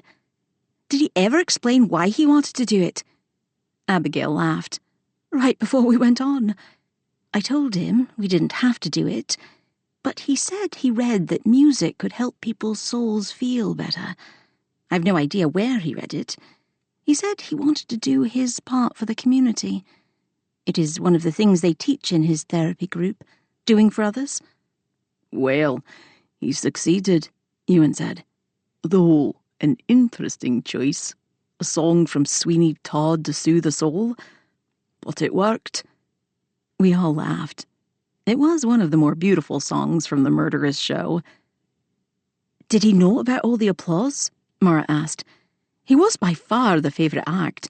You both were. You played beautifully." "He didn't care about all that. The clapping was just noise to be avoided for him. As for me, I've never in my life played in front of anyone but my brother. But, like I said, I was so worried about him, I didn't think about myself. Probably for the best." We hugged her goodbye, and Henry came up and offered to take Tommy and Abigail home. Ewan glanced down at his phone, which had just buzzed. "I need to head back to the station," he said, and left abruptly without saying goodbye. That was sort of his norm, though. "That was more amazing than anything I could have imagined," Mara said as we walked toward the exit. "I'm still weepy over the beauty of it all." "So am I," Jasper said. "You two are not alone," I said. Outside, a chill had whipped up the wind. I should have known to take a jacket. I had to hold my skirt down to keep it from doing a Marilyn Monroe. We headed toward the shuttle, but something caught my eye. I stopped. "What is it?" Mara asked as she tried to peer where I was looking. "I swear I just saw the girlfriend and the assistant going into the office," I said. "Why would they be doing that on a Saturday night?" "Maybe we should snoop?" Jasper suggested. I almost said no. I knew that would be the smart thing, but my curiosity won out. "You don't have to come with me." "Oh, but we do," Mara said. "What if they are the murderers?" "All the more reason to keep you safe." "Nope, we're coming with," Jasper said. "I have the pepper spray you bought me," Mara said. Hopefully we'll have no use for that. But I had mine in my purse as well. I never went anywhere without it. The front door to the office building was left open, and we slipped inside. We quietly made our way up the stairs. The lights were off, but the moon coming through the windows let in just enough light that we didn't trip. My stomach churned with nerves. We had no business being here, and Ewan wouldn't be happy with us. But my curiosity was piqued. Why were the women here, and with the lights off? The office door stood open, but we paused outside of it. As Mara moved to the other side, a board creaked. We all went wide-eyed. "Did you hear that?" Catherine asked. "What?" Davina replied. "I didn't hear anything. It's your imagination. Come on, we need to find the account Caitlin told you about." I pushed record on my phone, as this was an interesting conversation. "And you don't get it," Catherine responded. "I told you I've been going over all of his accounts since he died. I haven't found a clue as to where he'd hidden the money his sister mentioned." "She wouldn't lie about something like that," Davina said. "In one of their last conversations, he'd said he was putting aside money for her. That money has to be somewhere. You said you could transfer the funds to one of your accounts without anyone knowing. But it does us no good if you can't find it." "Stop nagging," Catherine complained. "You're worse than my mother. Trust me, no one wants to find that money more than I do. And the sister doesn't need it as much as we do." Funny how people could justify stealing. I texted Ewan.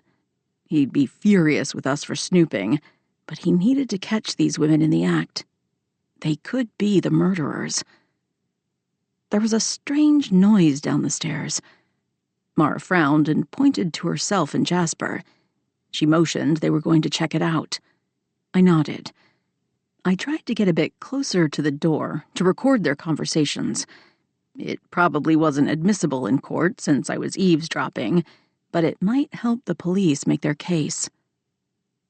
There was a scream from downstairs, and then 2 thumps. "I told you I heard something," Catherine said. "Come on, let's go out the back." There was a quick slamming of drawers, and then the door. I had no idea where the back exit was, or I would have followed them. Besides, after that scream, I needed to check on my friends. I ran down the steps. "Mara? Jasper?"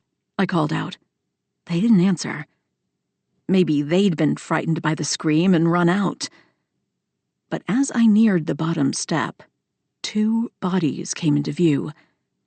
Mara and Jasper lay on the floor, and neither was moving.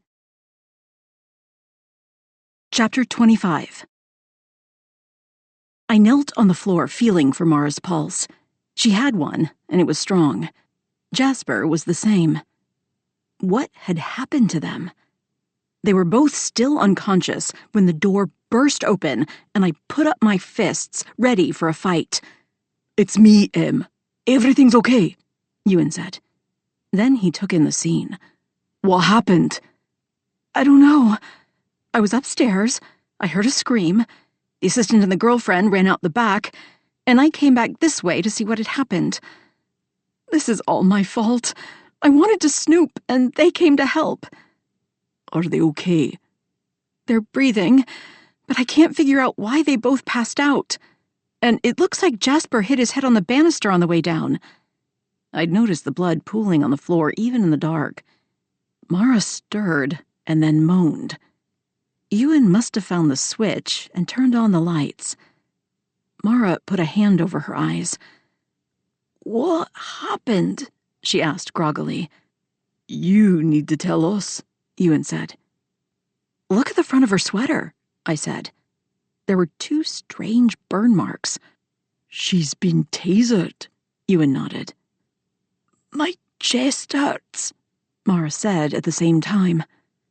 "I need something to put pressure on Jasper's head." Ewan pulled off his sweater and handed it to me. "Use this. I'm calling for a bus so we can get him to your place." Mara sat up. Then she held her head and moaned again. "Don't move until I can check you out," I said.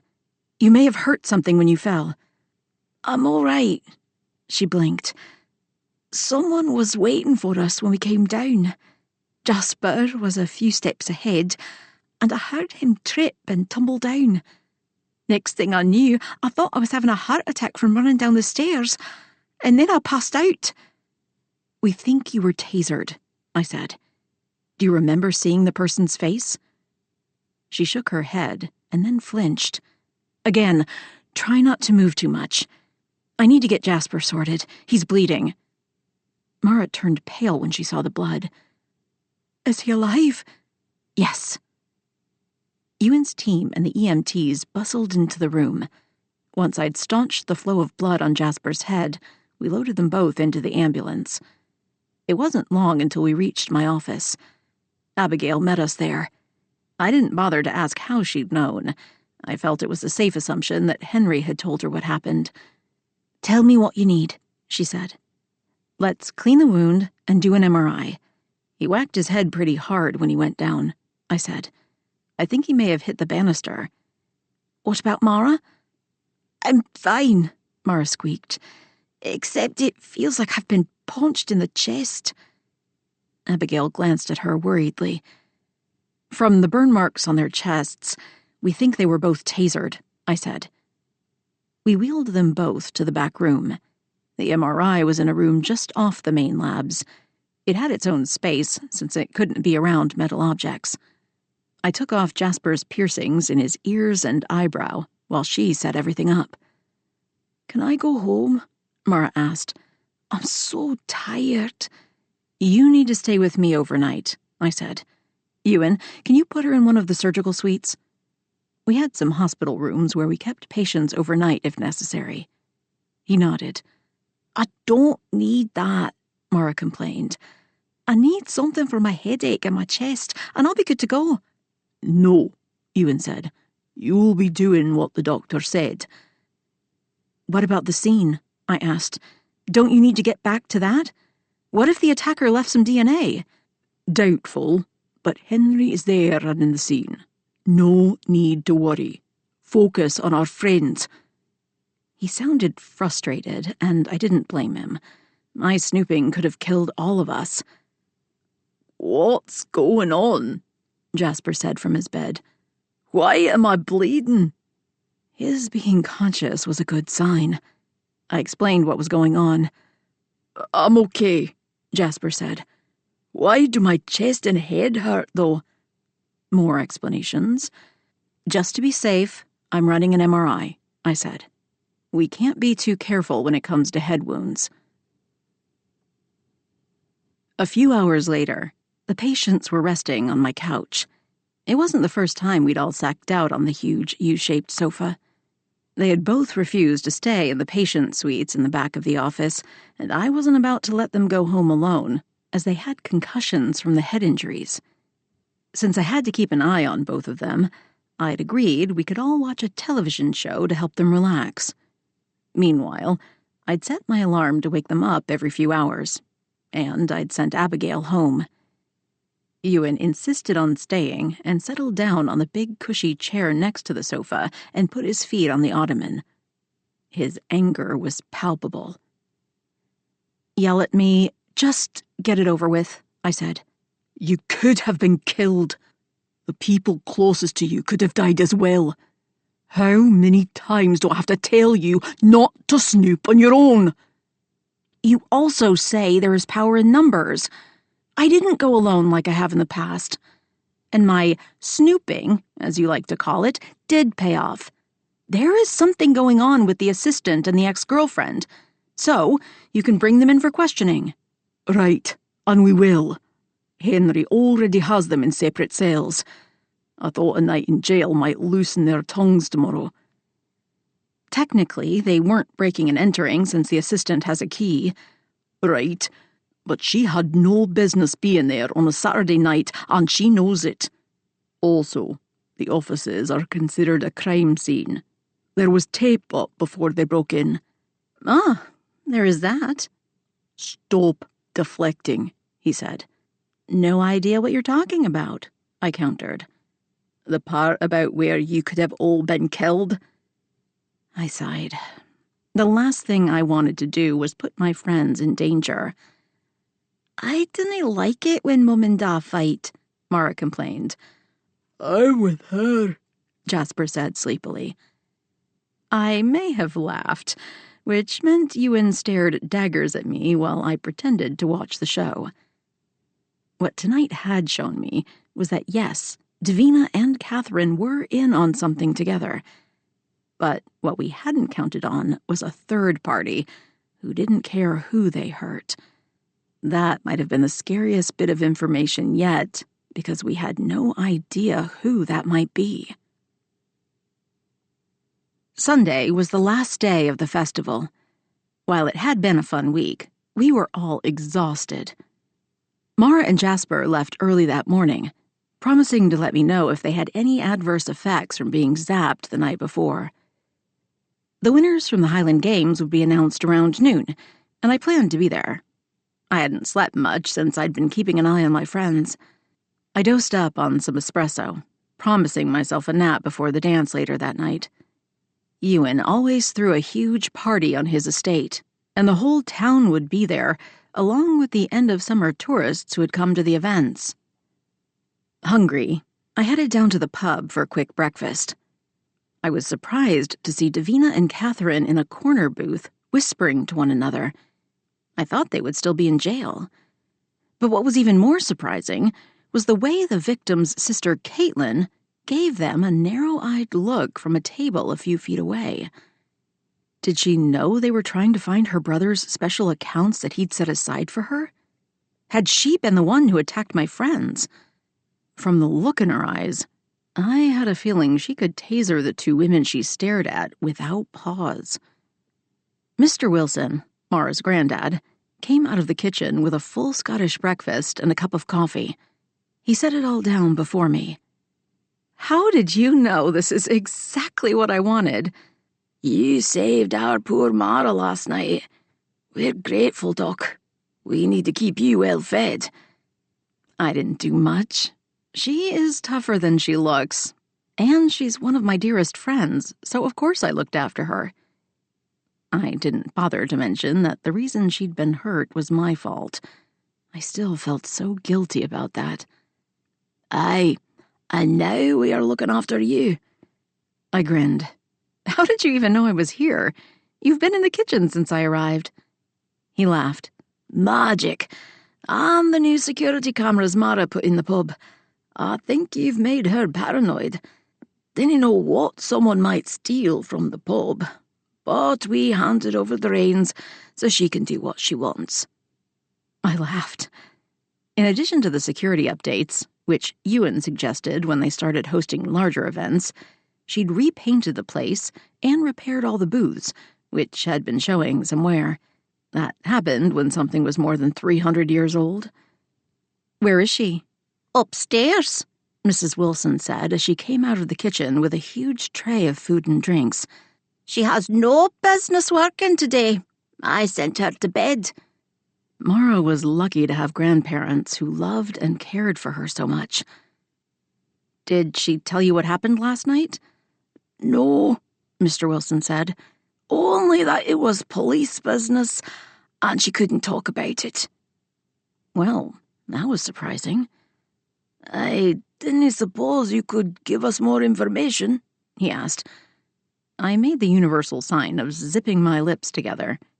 He laughed. "Half the town knows Jasper and Mara were attacked. There are all sorts of rumours floating around, including they saved your life." I smiled. "Let the town think what they want," I said. "Even if I told you the truth, they would still be making up stories." "Can you tell us if our Mara is still in danger?" I blew out a breath. I wanted to say, as long as she stayed away from me, she'd probably be safe. "I don't know for sure," I said. "But I think last night was just a case of being in the wrong place at the wrong time. I don't think the attacker wanted to hurt them." I had no proof, but why would anyone want to hurt them? They weren't really involved in the case. I meant what I said about them being in the wrong place at the wrong time. You look after her, though. He gave me the grandpa glare he was famous for when it came to his family. Yes, sir. With my life. Enjoy your breakfast. I hadn't realized the rest of the pub had been paying attention to our conversation. I should have known better. When I turned to look at the other customers, I found Caitlin's glare had turned on me, and Catherine and Davina stared at me suspiciously. Something was up with the three women, but were they capable of murder? It felt like I'd asked myself that 100 times, and I still didn't have an answer. I'd finished my breakfast when Kiara and her son came into the pub. "Oh, Doctor, I'm glad we found you," she said. She glanced around the pub. Is something wrong? She frowned. "Can I talk to you outside?" She glanced around again. "There are too many ears here," she whispered. I nodded. After running my dishes back to the kitchen, which Mara's friends did whenever we ate here, I headed outside with Kiara. It's a beautiful day. Why don't we go down to the beach? "That'll be good for Max. He loves picking up shells." While we settled on a couple of large rocks to the side of the beach, she watched her son walk along, picking up shells and putting them in his pocket. What's going on? I asked. She sighed. "I need your help." Are you sick? Is it Max? "Nothing like that." She sniffed as if she were trying not to cry. "I know none of you said anything about my products being involved in the case, but this town..." What is it? "Word has gotten around that my lip balm killed that poor man. I've had maybe 3 customers the last 4 days or so. People are afraid to buy my things. We are barely getting by as it is. If my business goes under, I didn't know what might happen to Max and me." I'm sorry about that, I said. I can assure you it wasn't me. She nodded. "Nor the ACC, but there are a lot of people involved with the case, and some of Ewan's officers aren't always great at keeping secrets. Things are often overheard, especially after a few pints." She wasn't wrong, but I wondered how she knew that. What is it you think I can do to help? I'm willing. I just don't know where you're going with this. "I was hoping you and Abigail could test all my products, and then I could put a sign up showing that all ingredients had been tested by medical professionals." She held up her hands. "I know it's a lot to ask. If I could afford to go out and have some independent lab do it, I would, but I can't. And since the bad news came from the case you are working on, I thought..." "Oh," I said. As much as I felt sorry for her, I couldn't ask Abigail to do that. She worked hard enough. "I already asked Abigail and she agreed to do it," she said. "But she said I had to ask your permission since she would be using your resources." Technically, it was the town's resources. Everything in my office, from the equipment to the personnel, was paid for by Sea Isle. "And it isn't everything. Just more of the balms and some of the lotions. I read an article that perception is everything. If people think you two have tested my products and deemed them safe, then they will be. I know it is a crazy thing to ask, and it is over the top, but I didn't know what else to do." She was so sweet, and I adored her son. Abigail said yes? She nodded. I asked her last night after hearing Tommy sing. That boy has an amazing voice." He does. "I didn't like being pushy or asking for help, but I need you. Will you do it?" It was highly unusual, but helping the community was a part of my job. Besides, poor Abigail would be running the labs, and if she said yes, I wasn't going to be the bad guy. "We'll help you out," I said. "Why don't you drop some products off tomorrow morning? Today will be a bit too busy with the ending of the festival, but we will get it done in the next few days." She grabbed my hands and held them tight. Thank you. Thank you so much. You're a lifesaver. As I was walking home, I felt like someone was watching me, but there was no one around. I'd been through enough to know I should trust my gut. I hurried to the practice and let myself in quickly. Then I locked the door and stared down at the camera focused outside. No one was there. Now who is paranoid? But that feeling stayed with me the rest of the day. Someone had been watching me. Why? Did the killer think I knew something? Or had the killer been the one to attack my friends? Both might be true. I sat down at my desk and started going back through the case files and the autopsy. I pulled out my journal where I usually wrote down notes for a case. I had been so busy last week, I hadn't taken the time to review them. It helped seeing it all on paper. As I wrote, something niggled at my brain. The answer had to be in the files. "Let's do this," I said as I opened the files on my computer. But I kept checking the cameras at the front and back doors. I couldn't shake the feeling someone was watching me, and I wasn't sure what to do about it. Chapter 26. The weather had whipped up a summer storm, but Ewan and the Summer Fair Committee had covered all contingencies. The party was under a huge white tent, and the shuttles dropped us off at the canopied entry. While I'd planned on wearing another of the dresses I'd bought at Lulu's, the weather changed my mind for me. It was freezing outside. This was a casual dance, so I donned my black boots, jeans, and a green sweater with bell sleeves. It would be chilly in the tent, even with so many bodies inside and the heaters that would stand tall throughout.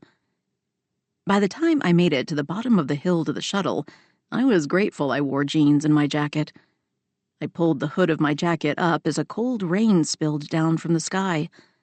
"Evening, Doc," Mara's grandfather said from behind the wheel.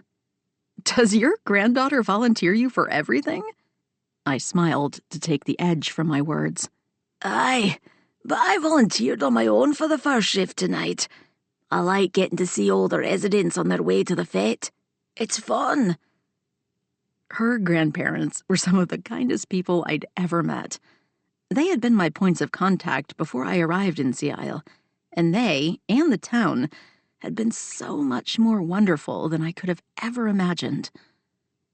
I sat behind him and waved at each of the partygoers as they entered. When the shuttle was full, we headed up the mountain to Ewan's estate, which was just outside of town. The enormous rectangle tent was dressed in white lights, and we went inside. The food had been set up at the back of the tent, where I found Mara and Jasper talking. She'd piled her curls on top of her head in a messy bun, but she wore a cute, sparkly emerald dress with boots. Jasper was in his normal jeans and rugby shirt. It was kind of a uniform for the pâtissier. He still had a bandage on his head, but other than that, he appeared fine. "I feel underdressed," I said to Mara. "You're so sparkly." She waved a hand. "You always look gorgeous." "How are you two feeling?" Jasper shrugged. "A bit stiff from the fall, but not too bad, thanks to you."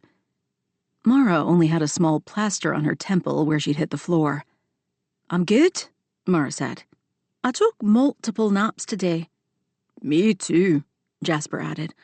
"I only had to make macarons for tonight's event, and then I crashed." "Any news on the case? I'm curious who tried to kill us." The crowd around us all turned at once and quieted down. "That would be a no," I said, louder than necessary. "But I still feel so guilty about you two being hurt," I whispered. "I'm so sorry." "Hey, we're the idiots who followed you into danger," Jasper said. "And Mara had the pepper spray. I should have let her go down first." "Since you were tasered, I'm not sure that would have helped," I said. "I don't think I'm ever going to get over this guilt." Jasper made the sign of the cross over me. What are you doing? Mara asked. Only priests can do that. Well, I'm absolving her guilt, Jasper said. Dinna worry about us, Doc. Except for dating 2 men at once. It's the most exciting thing that's happened to me in a year. 2? Mara and I said at the same time. Well, Malcolm, the guy you bought the jewellery from, called me earlier today. We're going to have lunch tomorrow before he leaves town. What about David? Mara asked. Like I said, dating 2 men at once. Jasper smiled. Just be careful with that softy heart of yours, I said. He'd been betrayed before by someone he loved, and I didn't want him to get hurt again. It's just lunch, and he's leaving town. It's not like anything can really happen. And besides, I deserve a little fun. That you do, I said. I grabbed a couple of macarons. Jasper's were as good as any I'd had in France, and I'd eaten more than my share there. This all feels very familiar, I said. We'd been at the same party a year ago. I'd been new to town then. So much had happened since those early days. I can't believe you've been here for a year, Mara said. Though I felt like I've known you all my life. I feel the same way, Jasper added. I love our little family of friends. I'm grateful for all of you. My life is so different than when I lived in Seattle. I wouldn't change a thing. Group hug? Mara said. We laughed, but hugged. Where is Abigail? Jasper asked. Tommy didn't feel like facing the crowd tonight. He's become quite popular after singing at the talent show. When they were going to get fish and chips, people kept stopping them to tell them how good he was. He started to feel uncomfortable with all the attention. Abigail decided he needed a break. That voice could win him one of those pop stars shows, Jasper said. But I can understand the need for some quiet time. It has been a busy week. I'm used to people, but working night and day is getting old. It has been a fun week, Mara said. And business has been great, but I'm ready for the tourists to leave and for our town to return to normal. I nodded in agreement. I never minded being busy, but my goal for the next few months was to use my free time to do more genealogy research into my family history. My ancestors had originally come from this area in Scotland. However, as I'd told Ewan, there still wasn't much known about them. Though it honestly didn't matter. I'd never felt so connected to a place or the people than I did in Seattle. It was home, and always would be. Would you care to dance, Doc? Ewan asked. I turned to face him.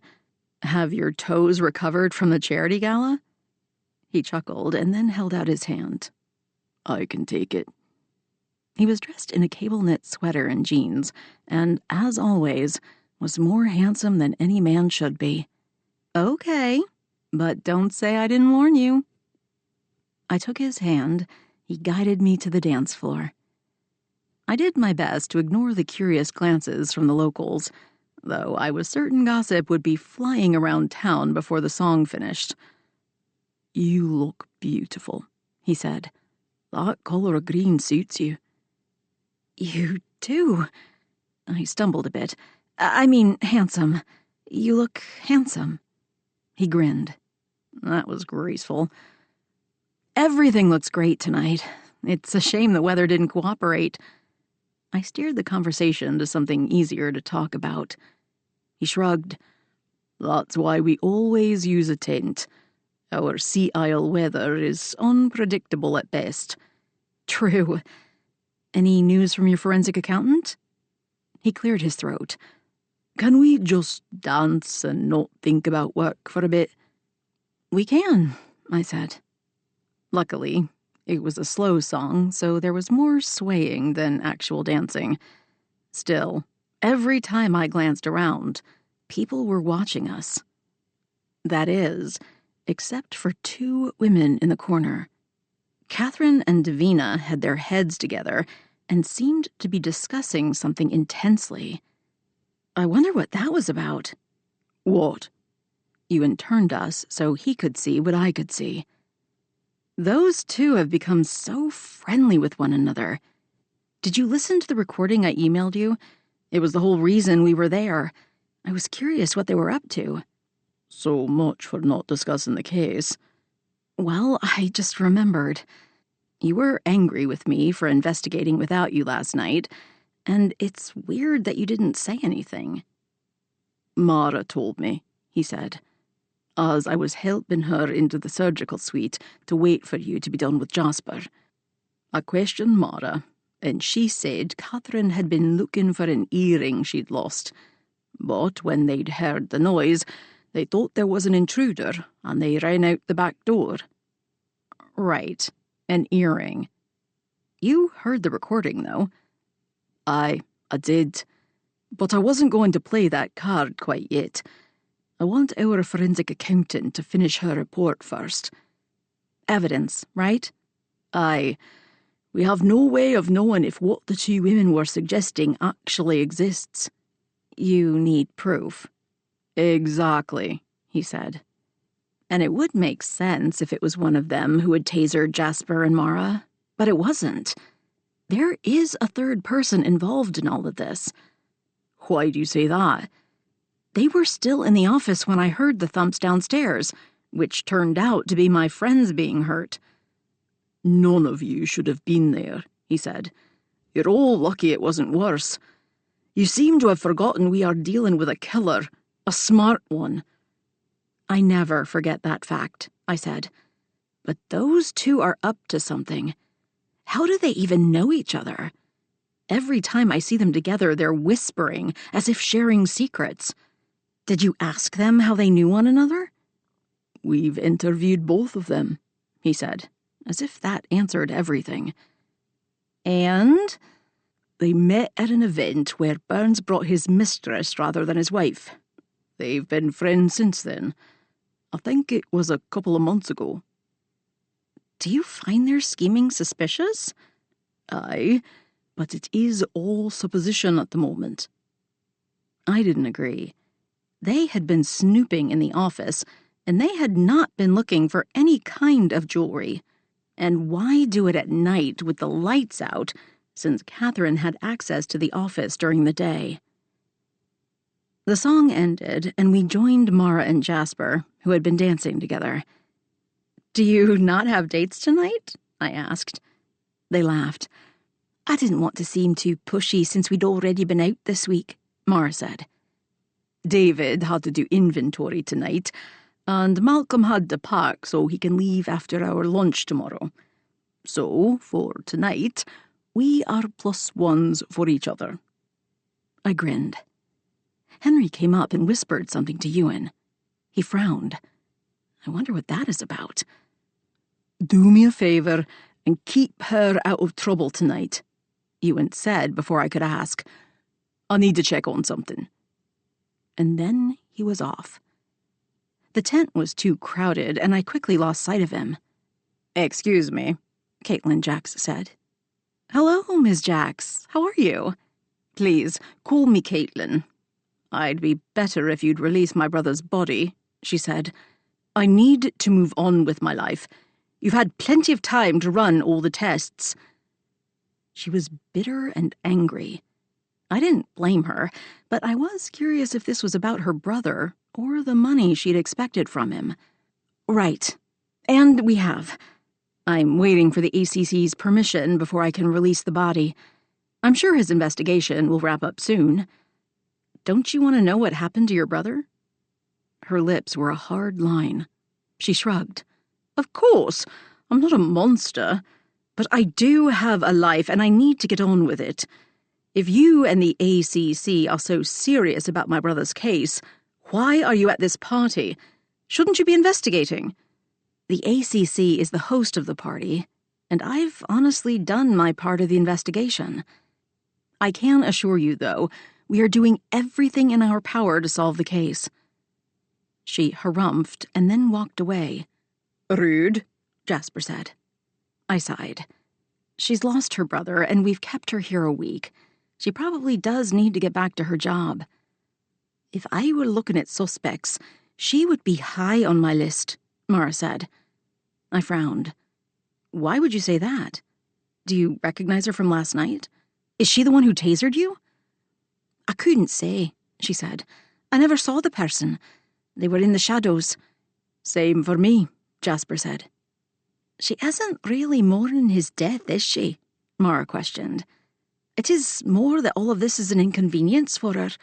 She just wants it over so she can probably cash in on the insurance. She can't do that without a death certificate. Insurance? I hadn't thought about that. If he had any, his sister was most likely the beneficiary. I need to find Ewan. I'll be back in 5. Don't go investigating without us, Jasper said. I laughed. I had no plans to leave the tent. Last time I'd done that, I'd ended up with a bump on the head and a stay in the hospital. Again, it was hard to believe that was a year ago. I couldn't find Ewan, which probably meant he had to leave the party. I texted him, but he didn't answer.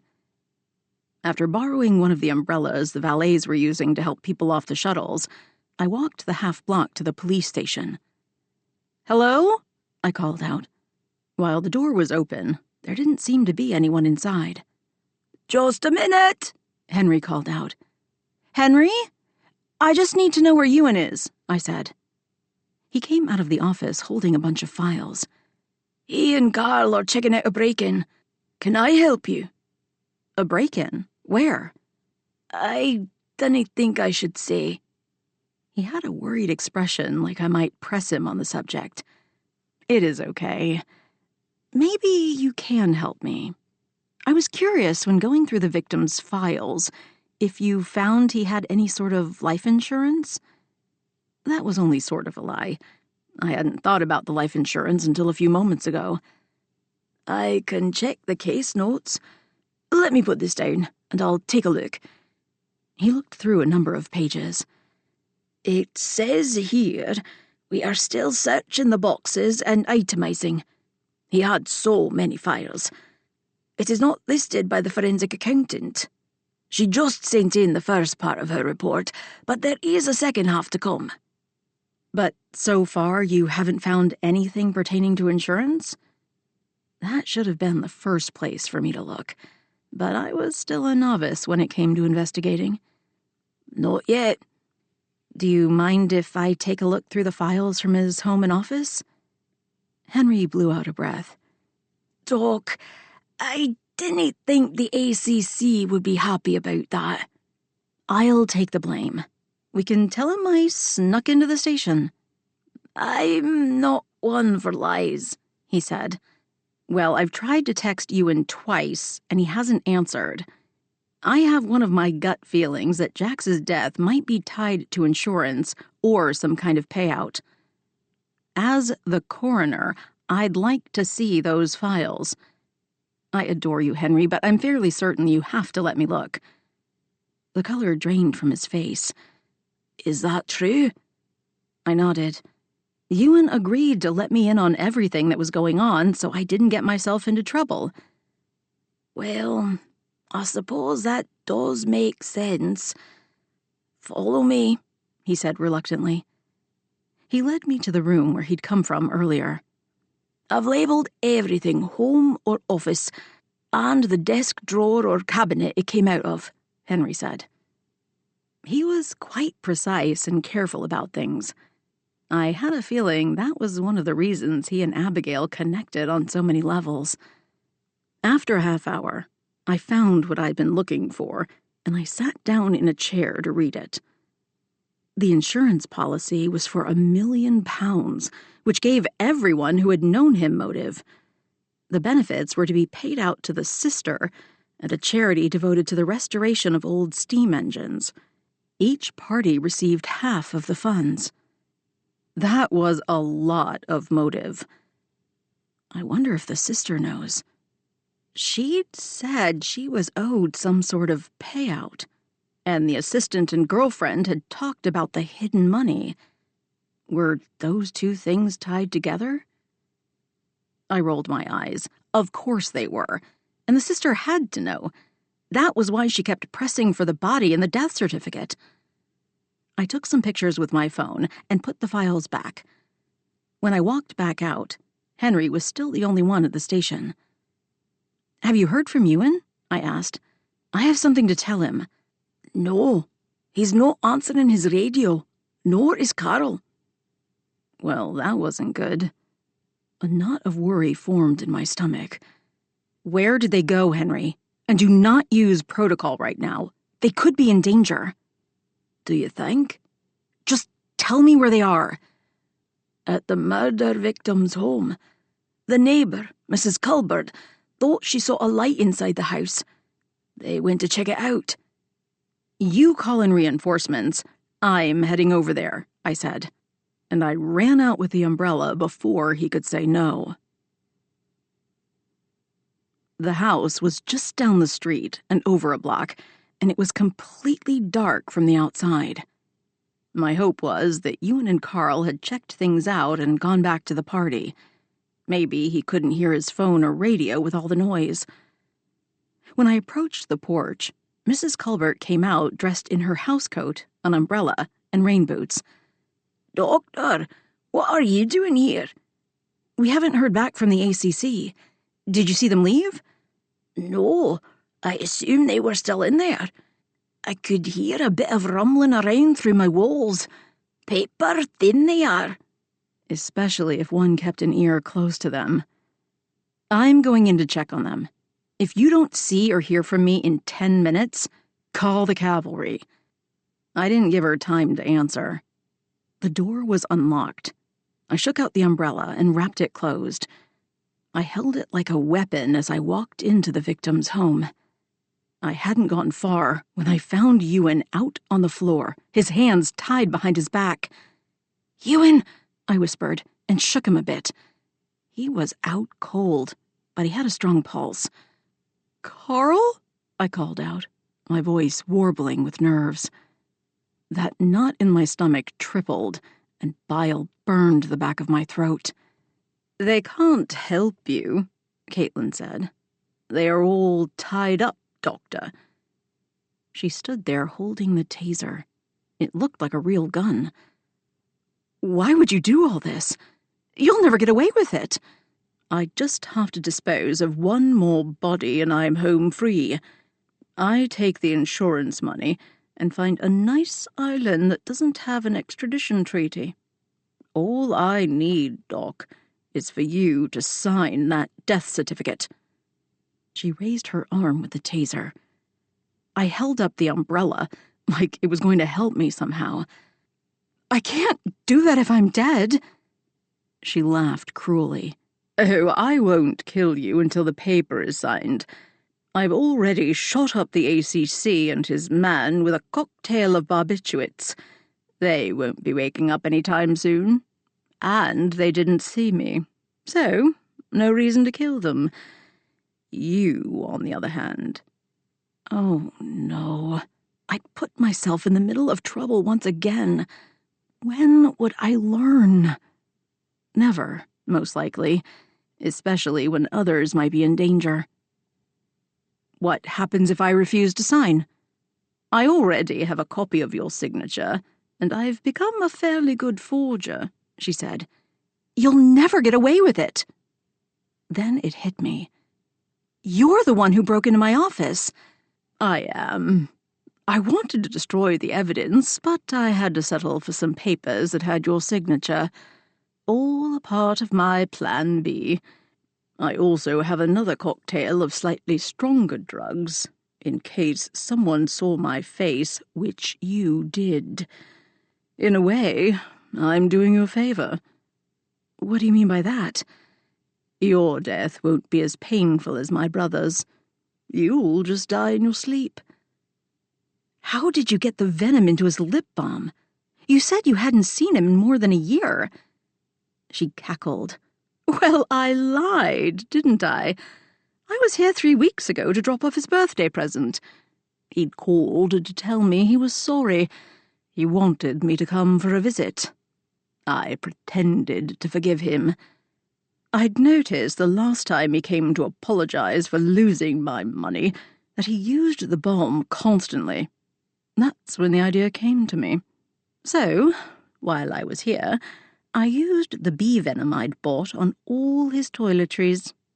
I'll be honest, I thought he would die much sooner. It took nearly 2 weeks for it to work. But you weren't at the train station that night. Oh, but I was. Just under a different name. And I left early. Well, once I'd pushed my dying brother into a cupboard. He had invited me, and everything fell into place that night. His face was swollen, and he could barely make out who I was by the time I found him. It was quite easy to guide him into that office and then the cupboard. And, of course, I hid the EpiPen from him. Now, to finish my plan, we need to head down to your office so you can hand over that death certificate. My car is outside. There was no way I'd be going anywhere with this one, but I had no idea what to do. Come along, Doctor. No, I said. You'll have to figure out a different plan. I'm not going to help you. She laughed. Forgery it is. She raised her taser at me. And then 2 things happened at the same time. I tossed the umbrella at her like a weapon, and Henry and the rest of Ewan's team burst through the door. There was a scream, and I blinked as the lights flickered on. Henry already had her in cuffs. The taser had fallen to the floor. I turned and hit the floor to untie Ewan. He was still out cold. Henry, I need Ewan and Carl to be taken to my clinic. They've been dosed with goodness knows what. We need to flush out their systems. Found him, one of the other officers said. Get the boss, Henry called out. Boss is also down. Doc needs him transported to the clinic. A half hour later, I had them set up with IVs to help flush out their systems. Henry had found the syringes she'd used, and while they probably wouldn't do any permanent damage, I felt better making sure we did our best to figure out what was used against the men. Abigail, who had shown up before we arrived, had taken blood samples to double-check the barbiturates in their systems. We had both men in surgical suites just off the lab. I'd been taking Ewan's temp when his eyes fluttered open. Doc? He questioned hoarsely. You're okay, I said. We are flushing out your system. Caitlin drugged you. Caitlin? The victim's sister. She hit you with the taser and then shot you full of drugs. He tried to sit up. Have to. I pushed him back down. Do nothing. She's in custody and was caught trying to kill me. He blinked as if he couldn't quite believe what was happening to him. Feel weird. It's the drugs. They'll wear off soon, though you might get a headache. Just let the IV do its job and stay still. She's in jail and isn't going anywhere. Henry will make sure of that. You okay? He frowned. I am now. I was worried when I found you passed out. The side of his mouth went up in a smile. Worried about me? I touched his shoulder and squeezed. Yes, Ewan, I was worried about you. But don't let it go to your head. I worry and care about you, too. Always. His eyes fluttered shut. I swallowed hard. I was pleased, but also embarrassed. Would he even remember what he said? Probably not. Drugs brought down defenses, and people often said strange things they didn't mean. Henry came to take my statement. We stood just outside the room where Ewan slept. There is one thing I can't figure out, I said. What's that? What were Davina and Catherine searching for in the office? And was the sister in on it? Was she the one who shocked Mara and Jasper? Aye, she's made a full confession. She was working alone. But I questioned the other 2 after we took Caitlin Jacks to the station. They had been looking for a flash drive with secret accounts. The sister was waiting for them to find it, and then she was going to steal it from them. She'd given them the information, and they were all supposed to be working together. They're lucky you scared them that night. They might have ended up dead, he finished. I shivered. It is wild what greedy people will do. Aye, he said, and to our own family. I didn't always get along with my hard-headed sisters, but I'd protect them with my life, and I love them dearly. I nodded. Henry, you will always be one of the good guys, and for that, we are all grateful. Thank you for saving me tonight. He laughed. Doc, it looked as though you had it well in hand. The umbrella was inspired. Your hair and the forehead. She'll have a good bump. Sheer dumb luck that I still had it in my hand, I said. I'll let you get back to the patients. I smiled as he left and turned my attention to Ewan, who had fallen asleep again. Rest was good for him, and the saline would soon flush out his system. The next morning, I woke up to my favorite scent, coffee. After he'd finished his IV the night before, Ewan had stumbled uneasily to my living room and had passed out on my couch. He refused to let me take him home, so I stayed on the couch with him. Abigail and Mara had looked after Carl, who had been taken home by Henry in the wee hours of the morning. But when I opened my eyes, Ewan was no longer on the couch, and the coffee scent had me headed to the kitchen. Ewan stood there in sweats, staring at the coffee maker as if his life depended on it.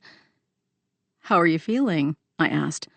"Like a lorry hit me, but I'm fine." "She dosed you heavily. Much more, and there could have been serious complications." "How is Carl?" he asked. Abigail and Henry took him home. He's fine too.